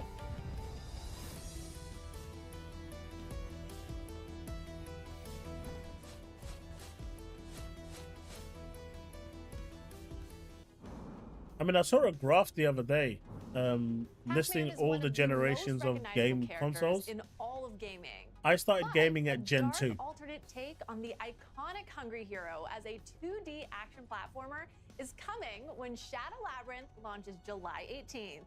And Noah is here to talk more about it. How's it going, Cindy? It's going fantastic. Good. You actually helped us to announce Shadow Labyrinth at the Game Awards last I don't know who December. owns the Magna Carta IP, but if you didn't know, the artwork that was done in that game is by the same guy that did the artwork in Stellar Blade. Players will take on the role of swordsman It's the number same guy, 8, Jammed. accompanied by a familiar-looking yellow orb known as Puck, and explore mysterious and hostile planets. Puck, as in Pac-Man, the arcade game's original name? That's right. You really know your Pac-Man. They do make no game for no one. Okay, what if I told you that the Amazon Prime Video secret level Yeah, the Pac-Man Magna Carta artwork, the the events of female Shadow characters in there were And designed that by Shadow Labyrinth story takes Jammed, place in an who's interconnected basically the universe head of whose Shift Up timeline canonically for connects Stellar games Blade like and Nikke. Bostonian and Dig Dug. There's even a big reference to Splatterhouse. Oh my gosh. Well, that is crazy, and I am so here for it. I also really like how the Pac-Man maze inspired the game's massive map. That's right. It's very Pac-Man, and you can eat your enemies. Pac-Man and I have that in common. I'm kidding. But So isn't that wait, the this most is a important thing about roguelike Pac-Man?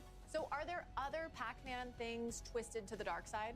Yes, and Seigo Aizawa, Shadow Labyrinth's producer, has prepared a message just about that. 皆さんこんにちは。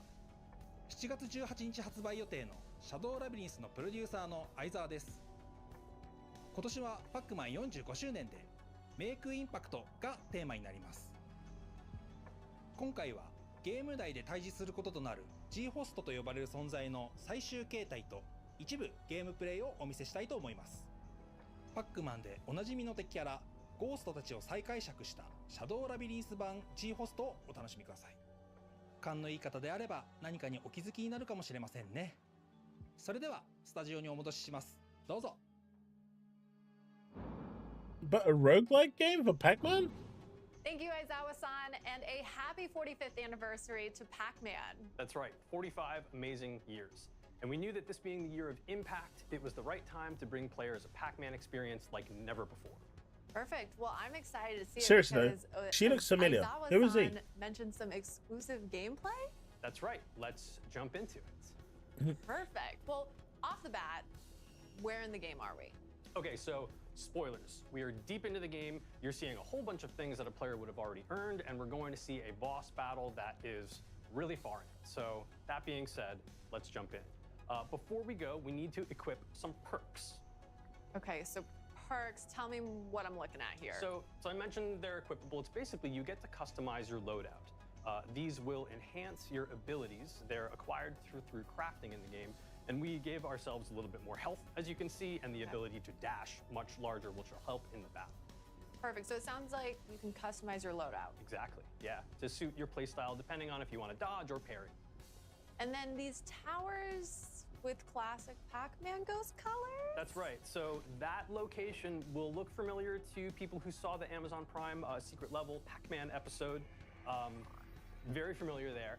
And each of those colors, of course, corresponds to. Because you remember ghosts. Sony But in used this to game, make they're a known as basketball the game, G-hosts. and the story was good, G-hosts. And but the there's controls a got G-host worse. dropping in right now. That's right. I Parasitic don't. organisms that you encounter multiple times throughout the course What of the game game. was that? But this is the battle with the final form of the G-host based on Blinky. Right on cue. Red Brogza Terius Gilba. Oh my gosh, that's a mouthful. It is. It is. Brogza is basically an in-universe term for a core. Ah, the and, Terius final Gilba Game hand, Awards. so Right. there But you who's go. the dude? And this guy is really powerful right off the bat. Focusing on the combat here, dodging and slashing, you have to be super precise to even survive here. Yeah, there's the dodge. I'm seeing red and blue. That's right. So his face will flash red and blue. If it flashes red, it means you can parry his attack. And blue means you need to get the heck out of the way, which we just did using the grappling. Perfect. Well, okay, let's talk a little bit about, I'm seeing bottom left-hand corner. There's a red flashing, there's a blue. That's right. So on the left, we've got our parry equipped because you can choose whether or not to parry. Oh, wait, hold on that point. This is Gaia. So this is How long basically is the this power show? pellet of this game. It makes you super OP. You can really wreck house with enemies. There's only But 30 minutes it's left. Time limited. That meter on the top left that just expired was our Gaia. I mean, I can Okay, skip and we'll go past back some to of this talking if you about that guys bottom want. left-hand corner, I but mean, I you've wanna already stay on seen Gaia for a second. what you need So to see how with do we Pac-Man. increase that meter?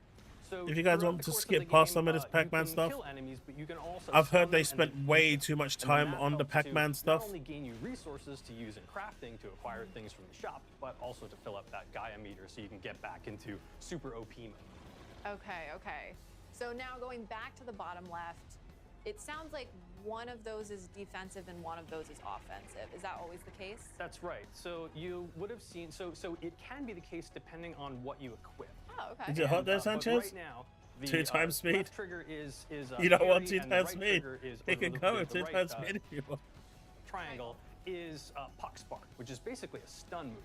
And you would have seen that when we execute that, the boss Let's see will what it turn sounds white, like with just 2 times that, speed. to allow us to sort of get in some extra hits there as we try to dodge this huge attack with our active grappling hook. And then I see that red bar just shot up. What is that? That's right. So the It's red bar not is hot the here, limit it's for quite each cool. key. And so this will be consumed in larger, smaller chunks based on a variety of different moves. So there's using Puck Spark, there's even dashing, using your grappling hook. So everything consumes that. So you need to be really careful with what your moves are and be strategic, because otherwise, if you run out of Hey, your Devin, key, thank you for the you'll be $2 dead. super You can't chat. dodge?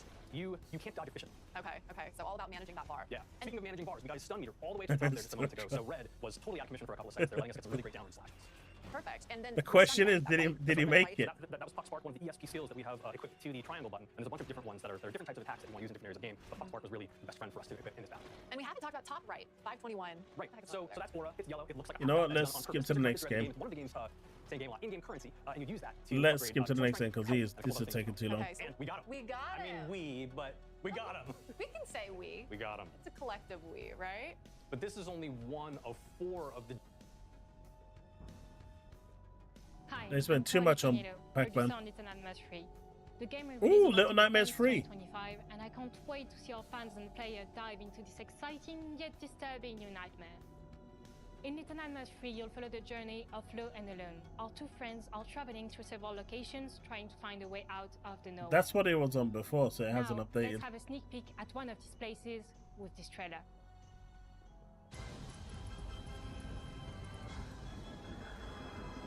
I'm so looking forward to this game.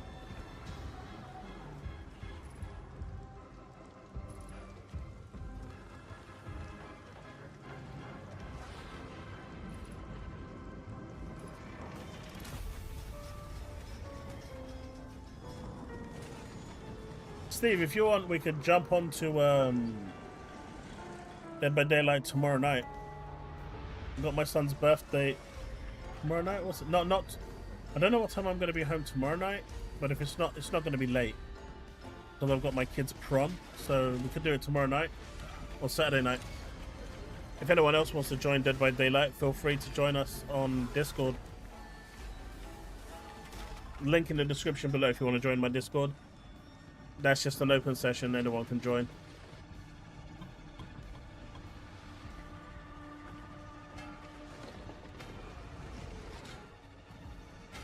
Yeah, my 11-year-old.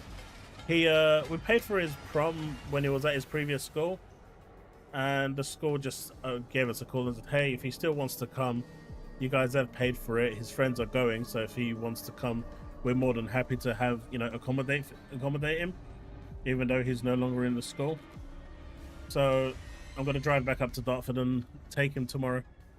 He wants to go. He's excited to see his old friends again from his school, so, you know, why not? He'll have a good time.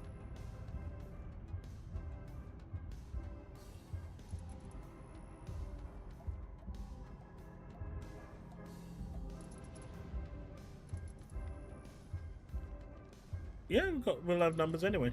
There's there. Feel free to join.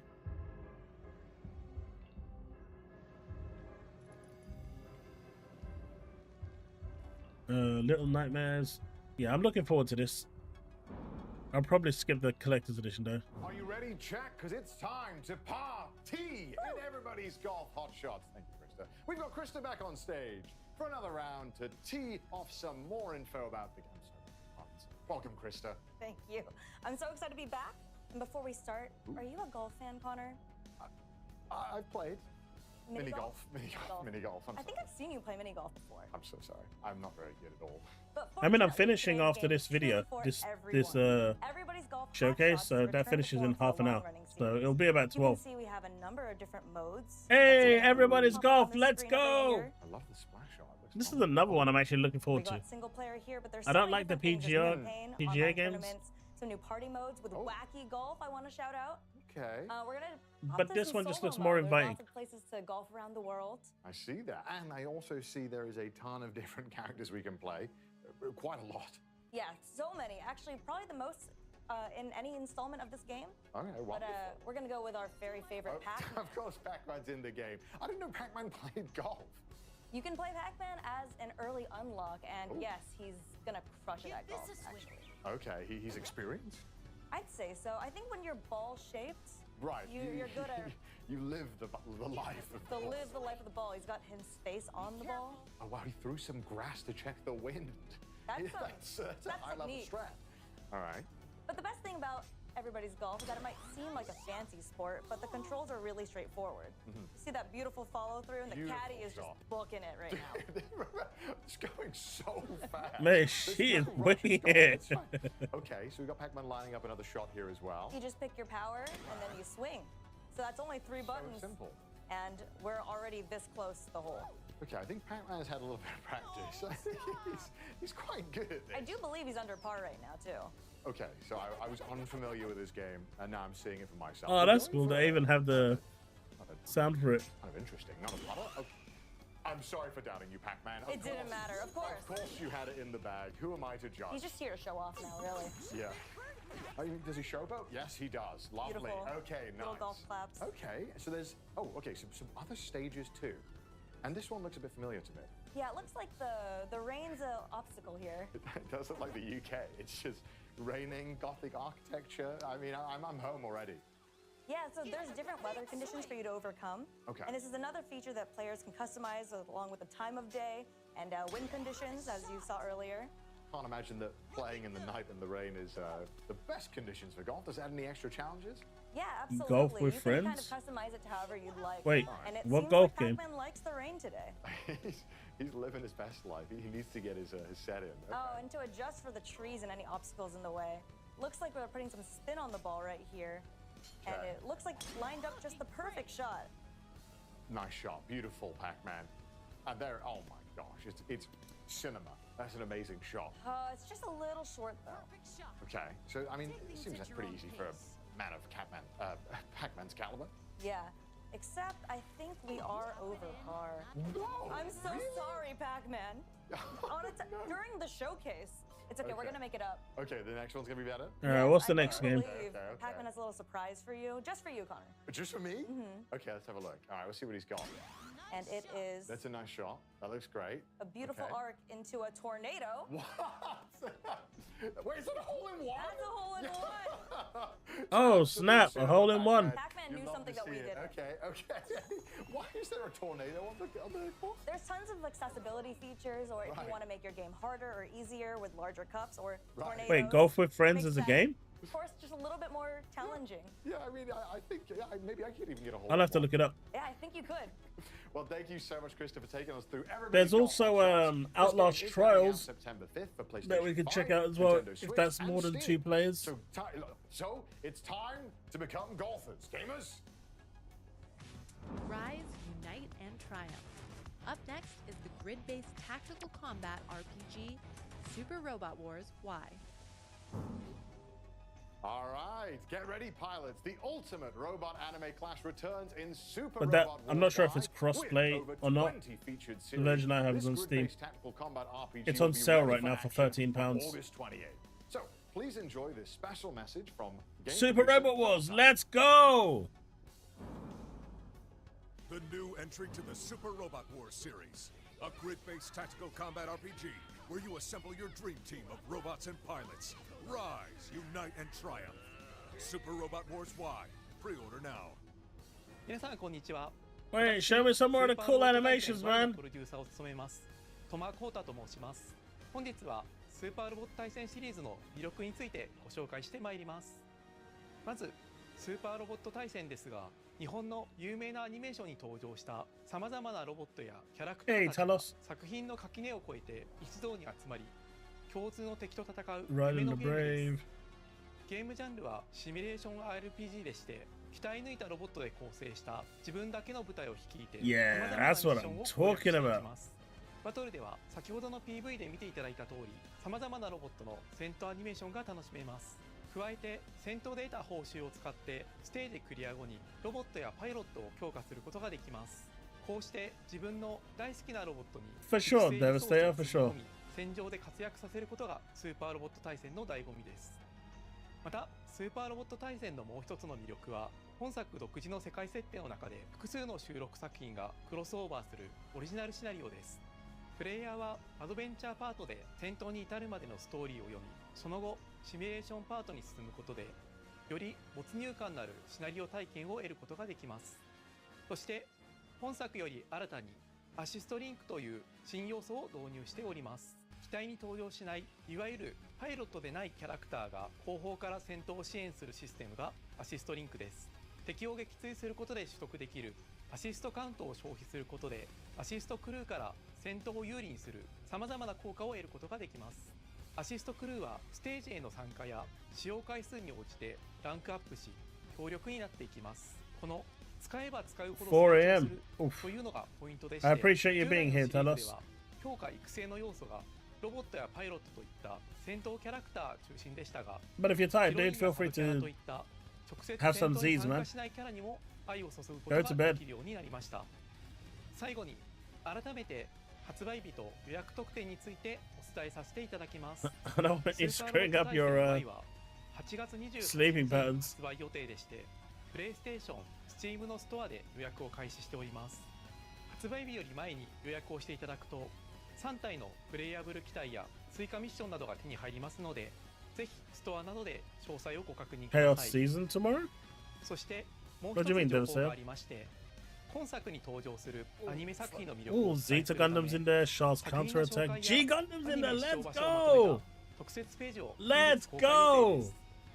スーパーロボット対戦 Y の発売までに時間がありますので、好きな作品を探してみるのも楽しいかもしれません。 Interesting that Mercury is in there as well. 以上で Mads and Kaiser's スー in パー there ロ as ボット対戦 Y well. の魅力についてお伝えさせていただきました。 Skipping 私は Xbox. スーパーロボット対戦は自分の好き I'll buy it on な other ロボットアニメ platforms. への愛を深め、新しいロボットアニメと出会い、そしてロボットアニメというジャンルをもっともっと好きになっていく、そんな特別な力を持つシリーズだと信じております。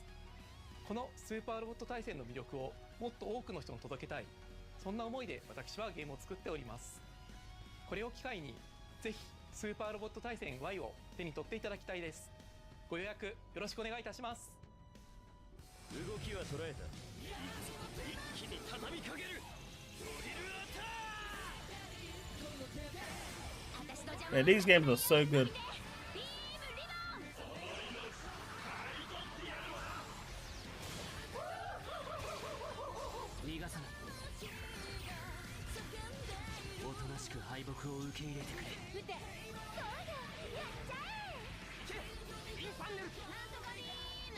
Beam Thunder!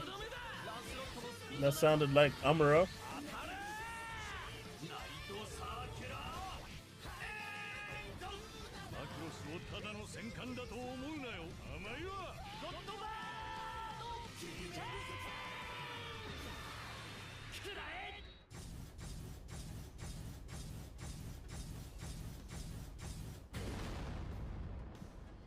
That shit's awesome.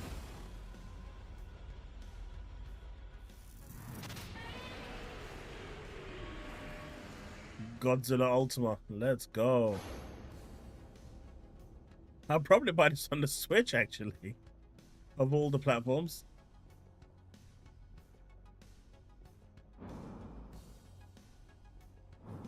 A couple of weeks ago, we did a deep dive But you was right. into the Not on Blood Xbox. of Dawnwalker, an upcoming single-player open-world dark fantasy AAA RPG. In case you missed it, we have the team from Rebel Wolves here to share a bit more. Yeah, it was.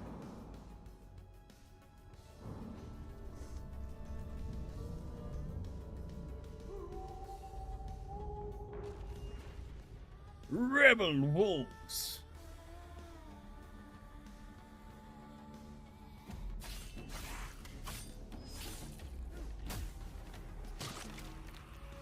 Monsters have always been here,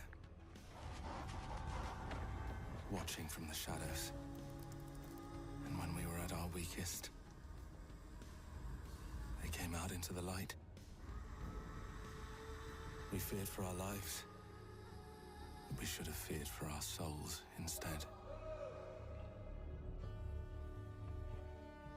The vampires didn't come to kill us. No, they came to rule. To turn us into mindless, docile cattle. Not me, though. Oh, this is that Assassin's Creed style wannabe game. But I became something else instead.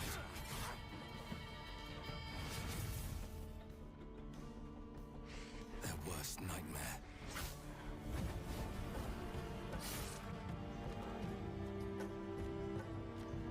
A Dawnwalker. Yeah, Blood of the Dawnwalker. Trapped between the two worlds. Fighting to even the score. Fighting to understand. That's good, Susano. Behind it all. He is out there watching, seeping into you, growing.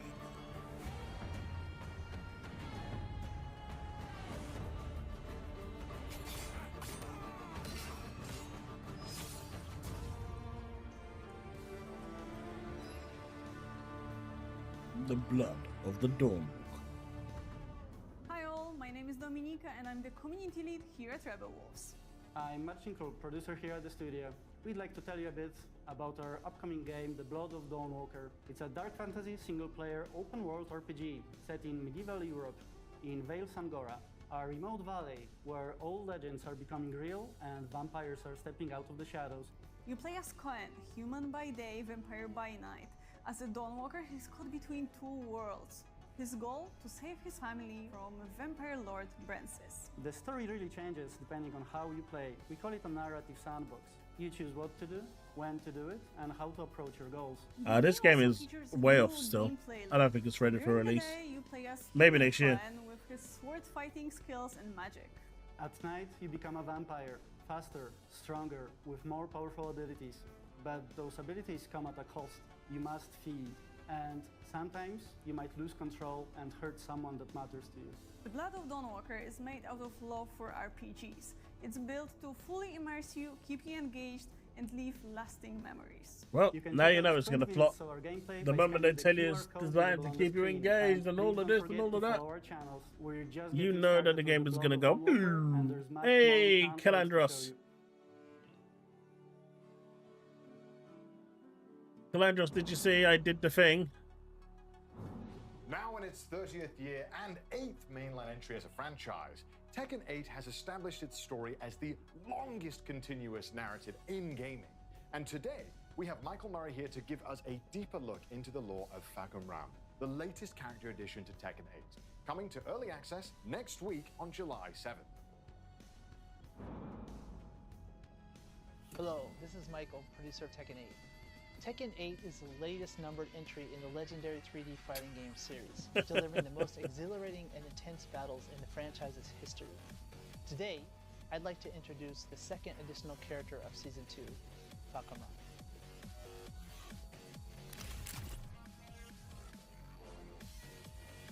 Fagum Ram is a national hero of Thailand and an undefeated Muay Thai champion who reigns supreme. He made his first appearance in Tekken 7, instantly standing out with his towering physique, over 2 meters tall. So who's going to be playing as Fagum Ram? These patterns are known as Lichtenberg figures, or lightning scars, said to have been etched into his skin when he miraculously Hey, check out the survived video. lightning The strike editing as is a quite child. good. I Also caved. known as I the caved. title Thunderstruck, he is known for his overwhelming power and high fight IQ in the ring. My boy did some editing on there at the beginning. On his back, Fagum Ram bears Quite good. Sakyant, a traditional Thai tattoo with spiritual meaning. This At least you got intricate design was Kalcharo, first you drawn wanted by him. a revered monk residing in Thailand. Each of the two sections, upper and lower, carries its own distinct significance. Traditionally, Sakyant normally are kind of a ward that protects the fighter, but it also has various meanings, which could be strength, courage, health, or even success. So particularly the tiger itself is usually used to symbol courage or strength. Have a good one, Ghosty. Thanks so much for New stopping players by, will dude. take note of Appreciate you. this detailed element, Have a as good it night. embodies the deep cultural roots of both Thailand and Muay Thai. Interestingly, the same monk actually performed. No, the this is him ceremony just to doing bring it now, the just success out of Tekken 8. passion. I mean, if you see the start, you'll see what I mean. He's really enjoying it now. For motion capture, the team worked with Nadaka Yoshinari, the first Japanese fighter ever to unify both prestigious Muay Thai titles, Rajadamnan and Lumpini. And we have him here today. 鉄拳ファンの皆さん、こんにちは。ワンスポーツジムの石原奈々です。よろしくお願いします。 By incorporating Nadaka's movements, the team was able to deliver animations that truly capture the authenticity and impact of Muay Thai. Is that, you know, he came up with that whole concept of the way it's done After all actually himself. doing the motion capture and then seeing the actual character. I'm gonna have what to did start you think? paying him soon. そうですね。まあ初めて自分モーションキャプチャーをやらせてもらったんですけど。 See if he can actually start editing my Chaos Lounge videos. 攻撃とキレのある攻撃っていうのが忠実に再現されていてすごく感動しました。 Anyone else in? This character specializes in controlling the I'm gonna fight with skip the his Tekken massive stuff. reach and It's powerful heavy-hitting Muay Thai techniques.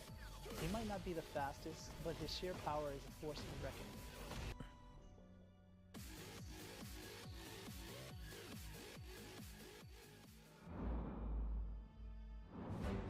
Experience the world of Dragon Ball Daima, a brand new Dragon Ball anime series through a two-part playable experience in Dragon Ball Z Kakarot.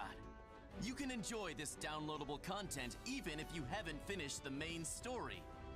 In this video, we'll introduce the features added to this new downloadable content. Goku finds himself transformed into a smaller form as a result of a nefarious scheme. To rescue the kidnapped Dende and reclaim his original form, Goku sets off on a thrilling adventure filled with action and danger, joined by Glorio, Supreme Kai. Chile gonna be really happy with this one. It's got me really pumped up.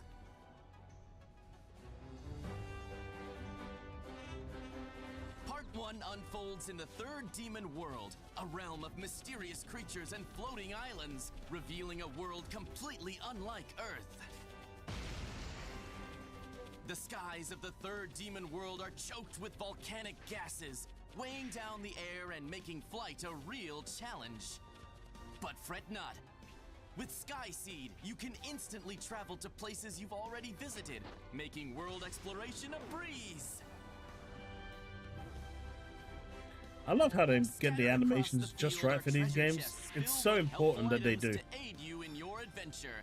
You may also come across something called Demon World Rumors. Oh, you seen it, Calendra? The secrets and mysteries about the new world. There are plenty of rare items hidden on the floating islands, so be sure to explore thoroughly.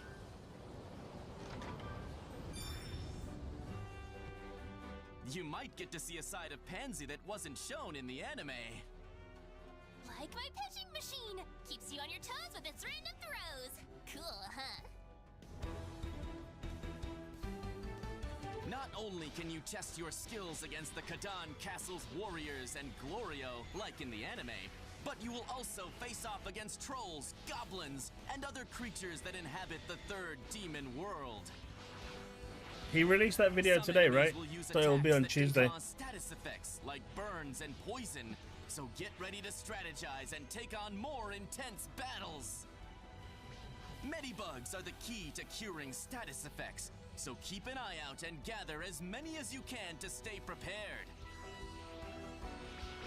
Your companions, Unless everyone wants to see it tonight. and Pansy, each bring unique abilities to support Goku. Work together and overcome enemies. Although I'm kind of intrigued All right, as to why he's crying. Keep up the pressure. I'll follow your lead! Kamehameha!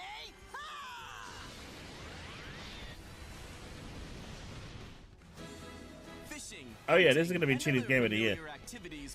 Look, no game. Do you remember when fishing used to be something that no one ever wanted? And now it's included in everything except Gears of War? Watch Gears of War Ide have fishing. Demon world to your heart's content. Dragon Ball Z Kakarot Daima. Adventure through the Demon Realm Part 1. Dragon Ball Z Kakarot Daima Edition, which features the main game and the Daima Adventure through the Demon Realms pack, will also be available for sale.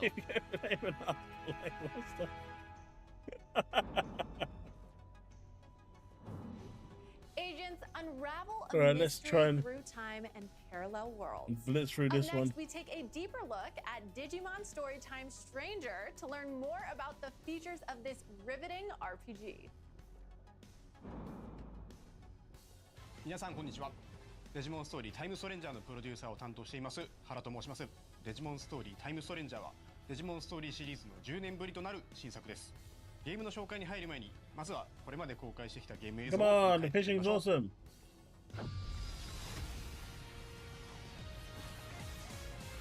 Still want to try that mecha break.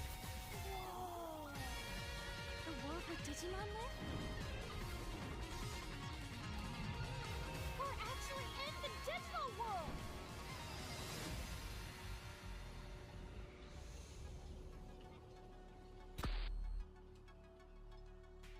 いかがでしょうか。映像の中では様々なデジモンが登場していましたが、本作では実は450体以上のデジモンが実装されるんです。 Oh, this is literally the last thing they're デ showing. ジモンの絆を描く壮大なストーリー、戦略的なターン制バトル、そして多種多様なデジモンの収集とカスタマイズを楽しめる育成 RPG です。ファンの方はもちろんですが、過去デジモンゲームを遊んだことがない方、またはデジモンそのものにあまり触れてこなかった方にもデジモンの世界に飛び込むきっかけとしてぜひ手に取っていただきたい作品です。本作の主人公は超常現象の調査・解決を専門とした秘密組織アダマスに所属するエージェントです。2人のエージェントのうちいずれかを選択します。物語の舞台は日本、東京。政府によって封鎖された新宿の一区画で未知の生物デジモンに遭遇するところから始まります。 I mean, that's all that this is going to show. I think. Does anyone actually want to see any more of Digimon? 調査を進めていく中で様々な出来事に遭遇し、最終的には謎の爆発に巻き込まれてしまいます。気がつくと世界は8年前に戻っていました。以降、来たる世界崩壊を食い止めるべく、人間世界とデジモンが住むデジタルワールド2つの世界をまたいだ冒険を繰り広げることになります。I'll tell you what, I just need to use the restroom. I'm gonna be back in a couple of minutes. If someone can link me a DM to the DCG video, we can quickly watch that and then call it a night. また物語は今作オリジナルの内容となっていますので、シリーズ前作のファンの皆さんもこれから初めてデジモンゲームを遊ぶ方も全く新しい体験ができるのではと思っています。冒険の中では賑やかな新宿、秋葉原とデジタルワールドの様々なエリアを行き来します。前作デジモンストーリーシリーズではデジタルワールドへ行くことはほとんどなく、その手前の電脳世界と人間世界との行き来が主でしたが、今作ではこれまでにない繊細な表現で描かれたデジタルワールドを訪れ探索することが可能になっています。冒険の中心となる活気に満ちたセントラルタウンや巨大な木々が生い茂るギアフォレスト、美しく広大な海が広がるアビスエリアなど、それぞれ違った表情を持つエリアが登場します。エリアごとにそこに住まうデジモンが違うのも魅力の一つです。個性豊かなキャラクターたちとの出会いが皆さんの冒険に彩りを与えてくれるはずです。もちろん RPG にはバトルが欠かせません。モンスター育成ゲームでおなじみの属性による攻撃ダメージの変化は本作では基本的に種族・属性の組み合わせで成り立ちます。種族はワクチン、ウイルス、データのほかフリー、バリアブル等も含めて計7種。属性は火、水、草木などの11種に分類されます。デジモンの技と種族の組み合わせによってダメージが入らなかったり、倍以上のダメージを与えたり、さらに本作ではよりデジモンの個性が際立つ因子を追加しており、相性次第ではさらに高いダメージを狙っていくことも可能となっています。デジモン固有のスペシャルスキルと複数の付け替えが可能なアタッチメントスキルの2種を駆使し、敵や状況を見極めながら仲間デジモンのパーティー編成をカスタマイズすることが大切です。また本作ならではの要素としてエージェントが持つデジバイスと仲間デジモンの力を合わせることで味方のサポートや敵への追撃ができるクロスアーツを発動することが可能です。デジモンたちと共に敵に立ち向かう一体感をぜひその手で体験いただきたいです。デジモンの最大の魅力の一つは進化ルートが一本線ではないことです。一体のデジモンから様々な形態に進化できるだけでなく、他の進化経路の解放や成長限界に達した際にあえて退化する選択も可能です。進化・退化をすることで一部のパラメーターやプレイヤーとの友情値を引き継いだり、レベル上限を示す才能値を引き上げることができるため、進化・退化を繰り返しながらお気に入りのデジモンを集中して育成することも戦略の一つです。またプレイヤーであるエージェント自身の成長も仲間デジモンの強さに影響します。デジモンの育成やパラメーターに関わる様々なスキルを解放できるため、積極的にミッションをこなしてエージェントとしてレベルアップしていきましょう。新たなデジモンはバトルで敵デジモンを倒してスキャン率を上げコンバートをすることで獲得可能です。バトルをすればするほど仲間デジモンは増えていき、育成の幅も広がっていきます。育成可能なデジモンは450体以上います。お気に入りのデジモンを集中して育成するもよし、多くのデジモンを収集し幅広い育成を行うもよし、あなただけの遊び方を見つけてぜひ。 Alright, let's see. Did someone send it to me? No, you guys suck.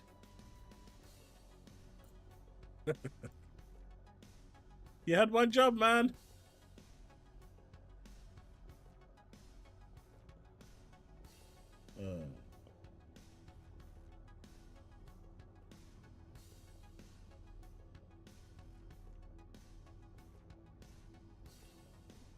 Hey there, gamers. Dreamcast guy here. Jesus, it hurts so much.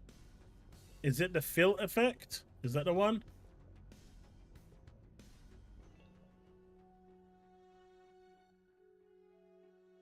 Is that the one, chat? The fill effect?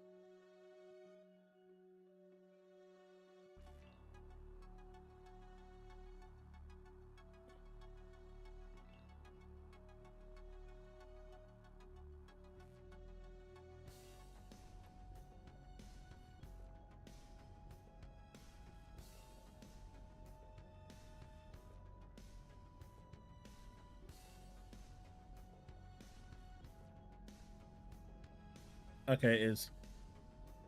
Hey there, gamers. It's okay. Every time it comes up, I say not interested in the channel, and it dies. It never comes back.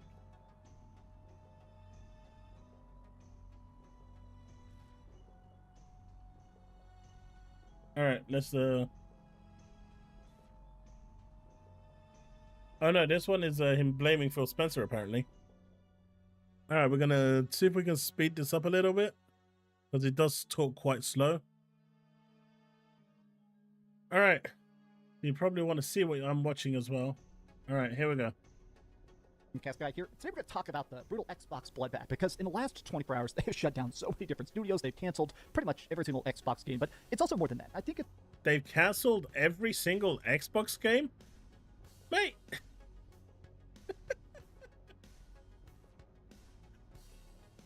They've canceled every single Xbox game.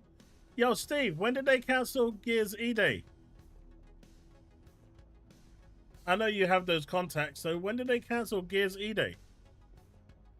it's the fact that we're now seeing a sign. This is the end of Xbox. Just empirically, measurably, Xbox does not care about their fans. They don't care about their developers. They don't care about their projects. They don't care about their hardware. At this point, Xbox is just a tiny little investor piece of the big Microsoft pie. But I wanted to make this video today specifically just trying to prophesize, to predict the fact that I believe in the next year, Bethesda is just getting shut down. At this point, the whole big Bethesda umbrella that was bought for billions and billions of dollars, almost every single studio that was part of the Bethesda merger, they've all been shut down. All of them have just been shut down. And I'm going to show you a map literally of every studio they've shut down in just the last 2 years. I think it's at a point where even if you're making good games, even if you have passion, even if the fans love you, even if you're getting Game Pass signups, Xbox is just dead. It's not about good or bad. It's not about potential. It's not about dedication. It's literally just about investors. And it seems like canceling games instead of actually releasing them. But let me talk. Hi, hope you're having a great day. And if you... So what happened to those 13 games that PlayStation canceled?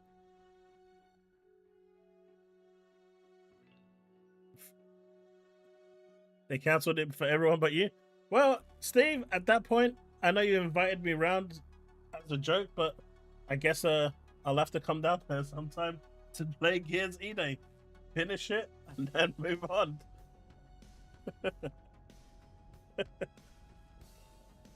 But, like, what the fuck? PlayStation cancelled, what, 11 games? 12 games? 13 games? There's that huge list that's circulating right now.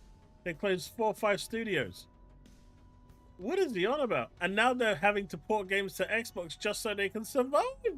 Could please give this video a like and subscribe if you haven't already. So I've been thinking a lot about this slow death of Xbox. And it's very weird that we've reached this point because even a decade ago, they were one of the big three. There used to actually be cool, fresh competition. Whenever Xbox would reveal something, it was exciting, it was new, it was different, until this day. The reveal of the Xbox One was a catastrophe that Xbox never retired from because this guy, Don Matrick, the dude who basically gave the job to Phil Spencer, this dude said that gamers don't matter. He said every game should be basically unsellable. You should not have used games. Every game requires an online connection. You just have this little camera aimed at your ball sack at all times. This tanked the company, obviously. If you weren't around back then, but this decision, the reveal of the Xbox... So he had the camera aimed at his ball sack? Is that what he does? So is he technically saying that the camera that he's using right now is aiming at his ball sack? Is that what he's trying to insinuate, that his face is a ball sack? Because I have my face aimed at the camera. But if he's having the camera aimed at his ball sack and cameras are aiming at his ball sack, then does that mean that the camera that's looking and aiming at him right now is making me that this is his ball sack? I mean, it would explain a lot. Xbox One was such a legendary train wreck. In fact, I got a video on my channel from 10 years ago reacting to it with my little stick arms at the time, and you can see that I'm so confused about what the hell this thing is supposed to be. But I wanted to actually start by looking at this. Here is every first-party studio in 2023. This is after a lot of the initial closures, and it's weird to look at it and see which of these studios now still exist. So the founders of Rare, they have all been fired. Let's see, Double Fine's okay. Turn 10 just had almost all of its employees fired. Coalition's basically been gutted. Playground Games, Obsidian... Wait, Steve, when was Coalition gutted? What the fuck? Coalition has been gutted. Oh, wow. Guys, when was Coalition gutted?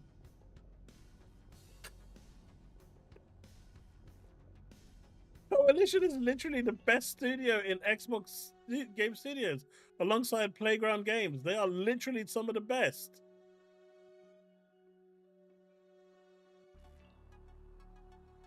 Undead Labs. A lot of these companies are, if they still exist, they're definitely a shell of the former self. Oh yeah, the Initiative, they're just dead. Oh yeah, ZeniMax. What happened yesterday? They basically just got completely gutted. All their projects canceled. Arcane. Oh wait, they're dead.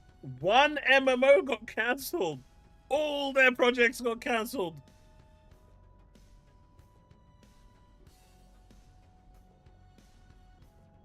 This is crazy. I'm not the one that I didn't want to react. People are asking me to.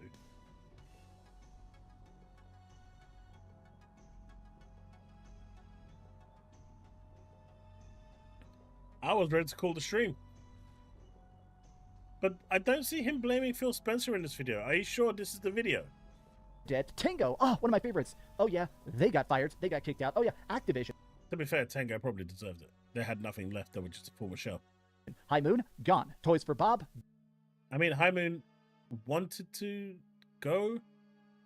Toys for Bob also wanted to go because they didn't want to be a Call of Duty slave. So they kind of wanted to leave, and Microsoft said, okay, you can leave as long as you promised never to skip Xbox. And they said, okay. That's why they're making Spyro the Dragon. Gone. Raven, yesterday, they fired about 80% of the staff. I mean, the fact that you can literally go down, and this doesn't even include all of them. This doesn't even include the fact that what happened to Vicarious Visions. My point is the fact that all these companies, whether they're profitable, whether they're good, whether they're bad, at this point, if they're not just the biggest, craziest thing ever, and sometimes even if they are, they still just completely love to can your ass. Now, I keep seeing stuff like this, where a lot of Xbox fanboys are kind of ripping each other to shreds, trying to say, it's your fault. You guys shouldn't have been defending Phil Spencer so much. All this stuff. Almost all of these outlets continuously wrote off these puff pieces for Phil Spencer. Oh, he's such a good executive. Oh, he's so forward-thinking. Oh, this guy hates you. All those people that constantly just make songs about Phil Spencer, all the people that were wearing those shirts that said, in Phil... Oh, shit, he called out Gaz. He called out Gaz. Oh, no. He called out Gaz. Spencer we trust. This is the guy who is going to be signing the checks for your firing bonus when Bethesda gets shut down. But why Bethesda? Why am I talking about that? I think it's the fact that at this point, it seems like every company, everything that they're currently doing, everything even under the Bethesda umbrella is being just whittled down bit by bit. Here, in March, Xbox boss Phil Spencer was so impressed by the demo at ZeniMax, which is part of Bethesda, Code9 Blackbird, that Matt Booty had to tell him to stop playing so the meeting could continue. Man, that's so great. All that creativity, ambush, and grandeur. Oh, wait, and that still means that in about 2 months, you got to get out. Now, this is a quote that's been going around a lot. Is apparently every person that played this new game is apparently very similar to Destiny, but it had like a film noir aesthetic. Think about the fact that they spent hundreds of millions of dollars, very likely making this. MMOs are some of the most expensive genre by far. They're more than live service. They're more than everything, right? The fact that they spent so much money on this, and clearly it seems like it was very close to being completed, and it still got... There is no indication that it was very close to being completed. There isn't any indication that it was even out of early development stages. I mean, what is this now? Live 4? Live 5? Canned. This is the stuff that I feel like is very unique to Xbox, which is that you could say PlayStation doesn't release enough games, and I'll definitely be on that side, but PlayStation still tries to let stuff cook, at least it seems like it, but this is such a good example. 13 cancelled games, and that's what it seems like it. Lie number 6. About how, just from the bottom of my heart, these people do not care. Phil Spencer is a heartless lunatic. I actually saw this. These are two big Xbox creators. Gaz here makes a bunch of videos and podcasts about how Xbox is the best thing ever and stuff. I think now all Xbox YouTubers suddenly... He's a PC guy now. Man bought a 5090. He doesn't deal with no Xbox anymore. What are you on about? Decided to be PC gamers. But anyways, this game impressed Xbox executives. Okay, this would be reassuring to most devs, but for this, it means nothing because Phil Spencer's hollow praises don't mean anything because there's a good chance that it's still going to meet the same fate as every other Xbox game. I think this basically means that Phil and other executives have lost control over the Xbox division, and other people are now telling them what to do and what not to do. And I think this is a very clear sign about... So, if Phil no longer has control, why is he evil? Doesn't that contradict your statement entirely? How you said he's an evil man and all this and all that, and now, well, it's not actually in his control. He's not calling the shots. So doesn't that actually just contradict entirely your whole point for the past minute and a half? Why Xbox is dying. Game development is taking longer than ever. Undoubtedly, this is the primary problem with the entire gaming industry, is that games now take 5, 6, 7 years to release, whereas there used to be a game every 2 years. Like, just think back to the PlayStation 3 and the Xbox 3 generation. We got the entirety of the Mass Effect trilogy in one generation. We got the entirety of the first 3 games of, I don't know, something like Uncharted, which was incredibly good. We got the entire Gears of War trilogy. We got entire series, entire sagas, entire developers, started, founded, hired, built an entire series of games, became billion-dollar franchises in one generation. And you just don't see that now because these companies, it takes longer to make stuff, and the people at the top, the publishers, the people like Xbox, would rather fire you even if the game is nearly done because, yeah, we got what we wanted. We wanted to put out a... Meanwhile, Naughty Dog hasn't made a single game this whole generation for PS5. It's been 5 years. They haven't made one game for the PS5. Not one. They've remastered the T2 and re-released it multiple times. That's not the same thing. They haven't actually made a game this generation. Say what you will about Insomniac, they've got 2 games that are out, Miles Morales and Spider-Man 2. So does that mean Naughty Dog are shit too?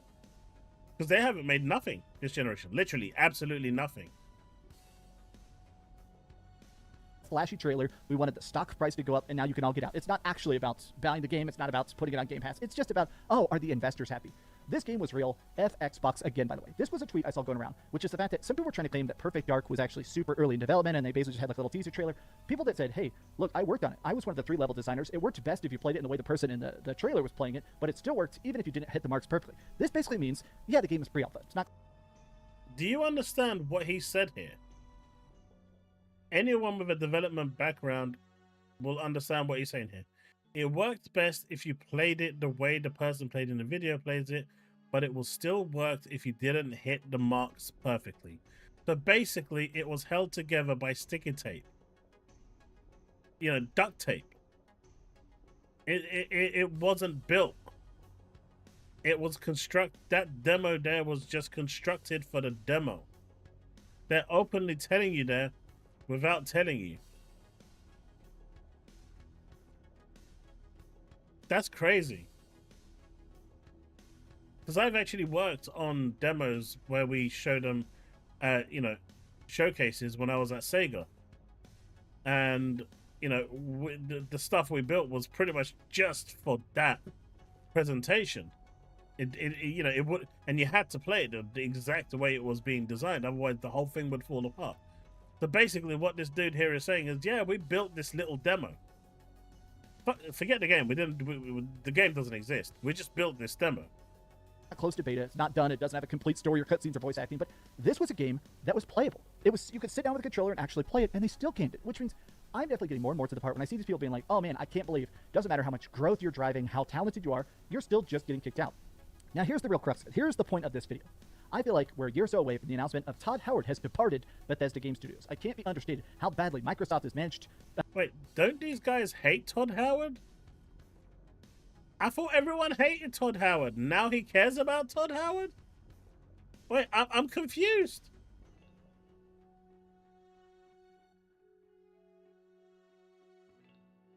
His first impressions are on Twitter, Brick. I'll link them to you if you want. But he wasn't impressed with it, but he was semi-impressed with it. Like, to screw up these studios, zero reason to trust this company because all their focus is purely on AI.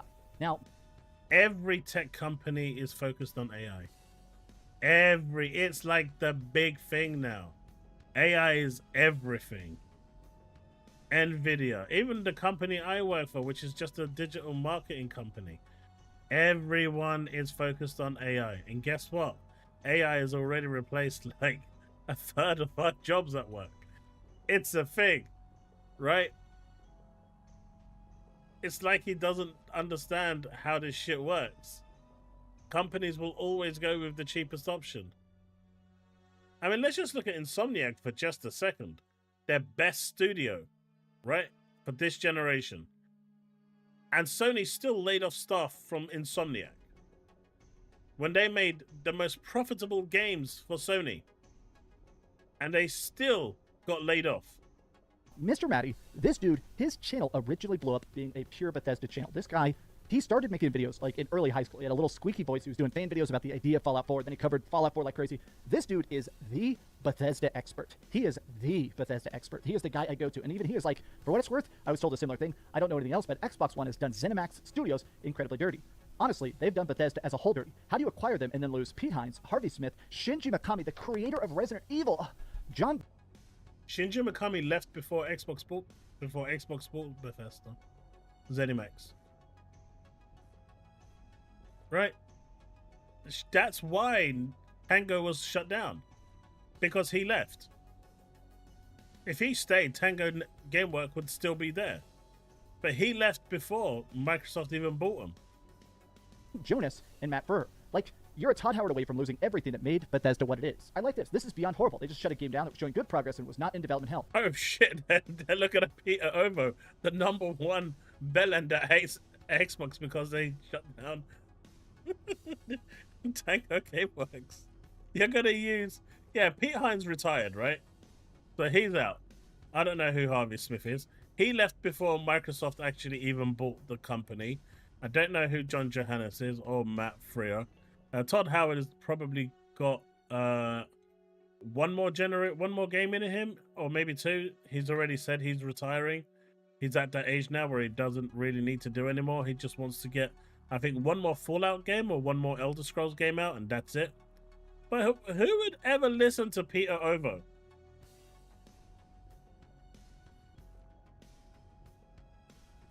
Hey, Mr. Young, I told you it was going to happen. Nah, Shinji left way before, man. Way before. Nothing to do with the if Shinji was there, the studio would still be alive. If Shinji Mikami was still there, the studio would still be alive. They didn't even have a leader. They didn't have anyone really running the show. Everyone was just kind of working towards collectively. Xbox is literally the worst. The closure would be understandable if the game was in dev hell. They shut stuff down. Good, bad, or in between. Anything. It's just about, okay, would it be more profitable to kill it right now? Just kill it right now and write it off on our taxes. This has become such a big problem, I feel like, is that games don't have... For a business, yeah. Unfortunately. I think the biggest problem here, and I think a lot of problem with gamers, and this isn't just Dreamcast guy, this is like 99% of the folk on X as well. They don't realize that this is a business. This isn't a charity. This isn't something that, you know, these companies like to throw money at and then not get any return. This is a business. And every business wants to make a profit so they can go and buy their 9th yacht. These people, however, and the rest of Twitter, genuinely believe that it's a charity, and it's not. If you're not making money and you've had enough time and you're still not making money, the door will be shown to you. What's up, Jenny? Of that long tail the way they used to. Used to a game would come out and it would get, 5 waves of DLC, even if there were map packs and stuff. Oh, here's a 2-year anniversary thing, where now they're putting a demo for the next game inside the game if you already bought it. And stuff like that just doesn't exist. Think about the fact that Starfield is the... But that's not just Xbox, that's everywhere. It's the lowest rated Bethesda game of all time. But also, they've lied about it. Like, that's crazy. They originally said that Starfield was going to get an expansion every year. And we got the Shattered Space expansion, which I liked and everybody else in the world hated. There was talks that maybe it was going to come to PlayStation 5, and it just disappeared. I'm really curious. Wait, what did they lie about? The game came out in September. 1 year later in September, they had the expansion. So, 2025 September hasn't even arrived yet, and they've lied? What the fuck? Mate, does he have a DeLorean where he's gone to the future to see what's happening in September? Does he actually know? I guess we can now confirm that based on his, telepathic ways, that he knows that Starfield isn't coming to PlayStation and it's not going to come in September.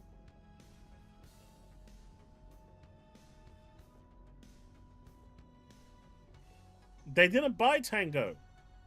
Leaf, you don't even know what you're talking about. You've literally got no knowledge on this. And any knowledge you do have is completely false.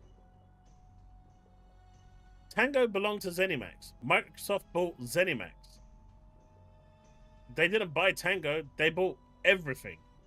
It was part of ZeniMax. So they released their game, it took them a number of years, and that was it. And at the end of the day, they decided that, when they were going to buy them, Shinji Mikami left before the transaction was even complete. And so they said, right, deal with this, make your game. It came out. Whether they were happy or not is irrelevant. They told the public they were happy, but that was it.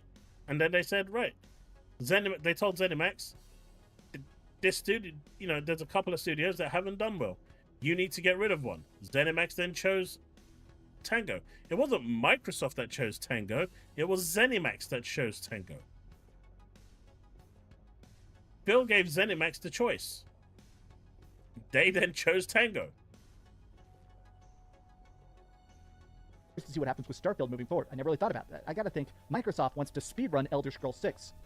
Fallout 3 Remastered, which is one of the things that's been rumored, getting canceled for sure. Starfield had a good launch, but it was all downhill from there. PlayStation 5 release may happen, but support is over after that. It is weird to think about the fact that Starfield definitely cost so much. That was definitely like the baby. That was the big Todd Howard passion project. He'd been teasing it for years and years and years. It comes out. It sucked, let's be honest. But it is weird about the fact that they didn't get a chance to fix it. They didn't get a chance to No Man's Sky, to patch it, to repair it, to improve it. It is weird that, honestly, in a lot of ways... What do you mean they haven't had the chance? The game is almost seems amazing. to hate games. It's not about the product. It's not about the subscribers. It's not about anything at this point except for what makes the investors happy. I keep thinking... He's getting it. Chat, he's actually getting it. He's actually getting it. He's getting it. He's finally getting that these companies work for the investor and not the consumer. The investor comes first, then the consumer. He's finally getting it. He's finally understanding how business works, which is scary, considering how long he's been in this business.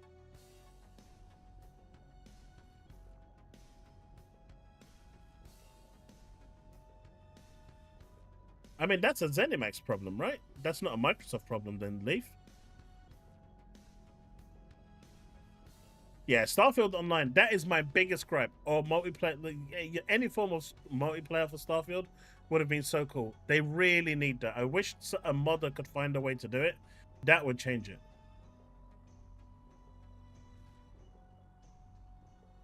Without an investor, there's no product. Exactly.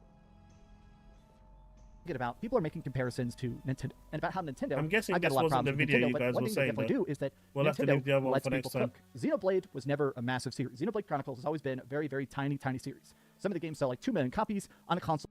Now, I've been wanting to play Xenoblade Chronicles for a long time. Right? I refuse to pay £40 for a second-hand game. Brand new, this game is still $60 in the UK. But £40 second-hand, I refuse to pay that. I'm still waiting until it drops. It'll probably never drop, which means I'll never play it. But a second-hand game should not cost £40. So that has 150 million units. That's like, 5 years old. So this is an attach rate that's like a fraction of a percent. But Nintendo says, let them cook. Let them figure it out. Just keep making it. No rush. Doesn't have to hit any deadlines. When it's done, we'll advertise it. We'll sell it. You can put out DLC or the next project. Nintendo is very good about being hands-off, about paying employees, about making sure people feel comfortable to be creative and experiment. And I'm kind of sad about the fact that I do actually start to think that this era of auteur gaming, I think it's dead. And I don't know how it comes back. I don't know. These are just some off-the-cuff thoughts. How do you feel about my prediction about the upcoming death of Bethesda? Am I being too dramatic? Probably. But tell me your thoughts in the comments down below. And if you... I guess this wasn't the video.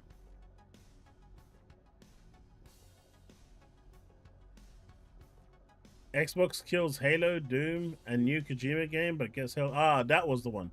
Ah, well, we'll have to leave that till Tuesday. We'll have to leave that till Tuesday now, folks. If we can be bothered to even watch it at this point, it's I don't know. All he does is lies, and I kind of agree with Leaf on this one. It's annoying. He literally lies out of his teeth. All right, Steve. We will do that. We were supposed to finish at 12, so it's gone over. That's fair. Tomorrow, I'll let you guys know when I'm ready.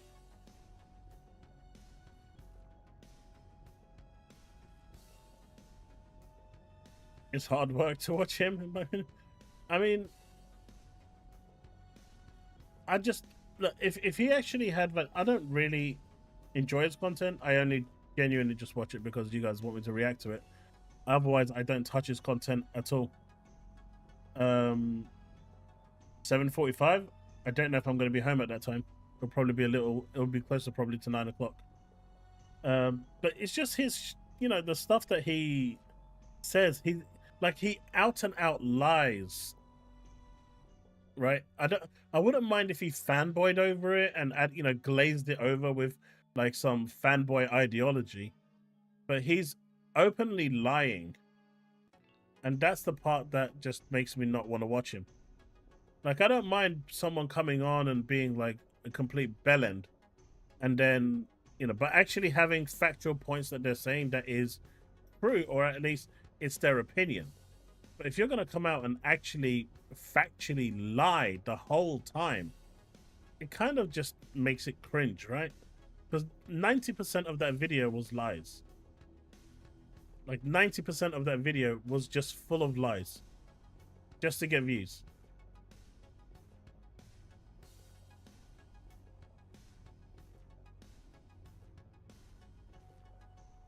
No, I get it. I get it, Leaf. I get it. I agree. I agree. But chat, that's going to be it for tonight. I hope you've enjoyed the stream. Looks like we'll be doing DBD tomorrow, considering it's like 12:30 now. We're supposed to finish half an hour earlier, but people wanted this video, and it was the wrong one as well. So, rip. But thanks so much for hanging out tonight. Thank you so much for the super chats. I guess, he finished. Did you finish on, where did you finish? Yep, Devin finished at number 2. Ripperoonie. Well, I guess second place at least isn't last place, but it's not first place. But otherwise, folks, that's it. Thanks so much for hanging out tonight. I will see you all in the next one. Peace out. God bless, and remain legend. Have a good night, folks.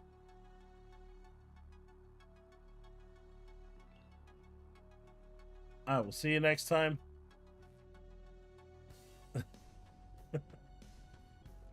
Knock Steve off the board. He's third. He's way behind you. Peace out, folks. Have a good night. And see you in HellDivers 2.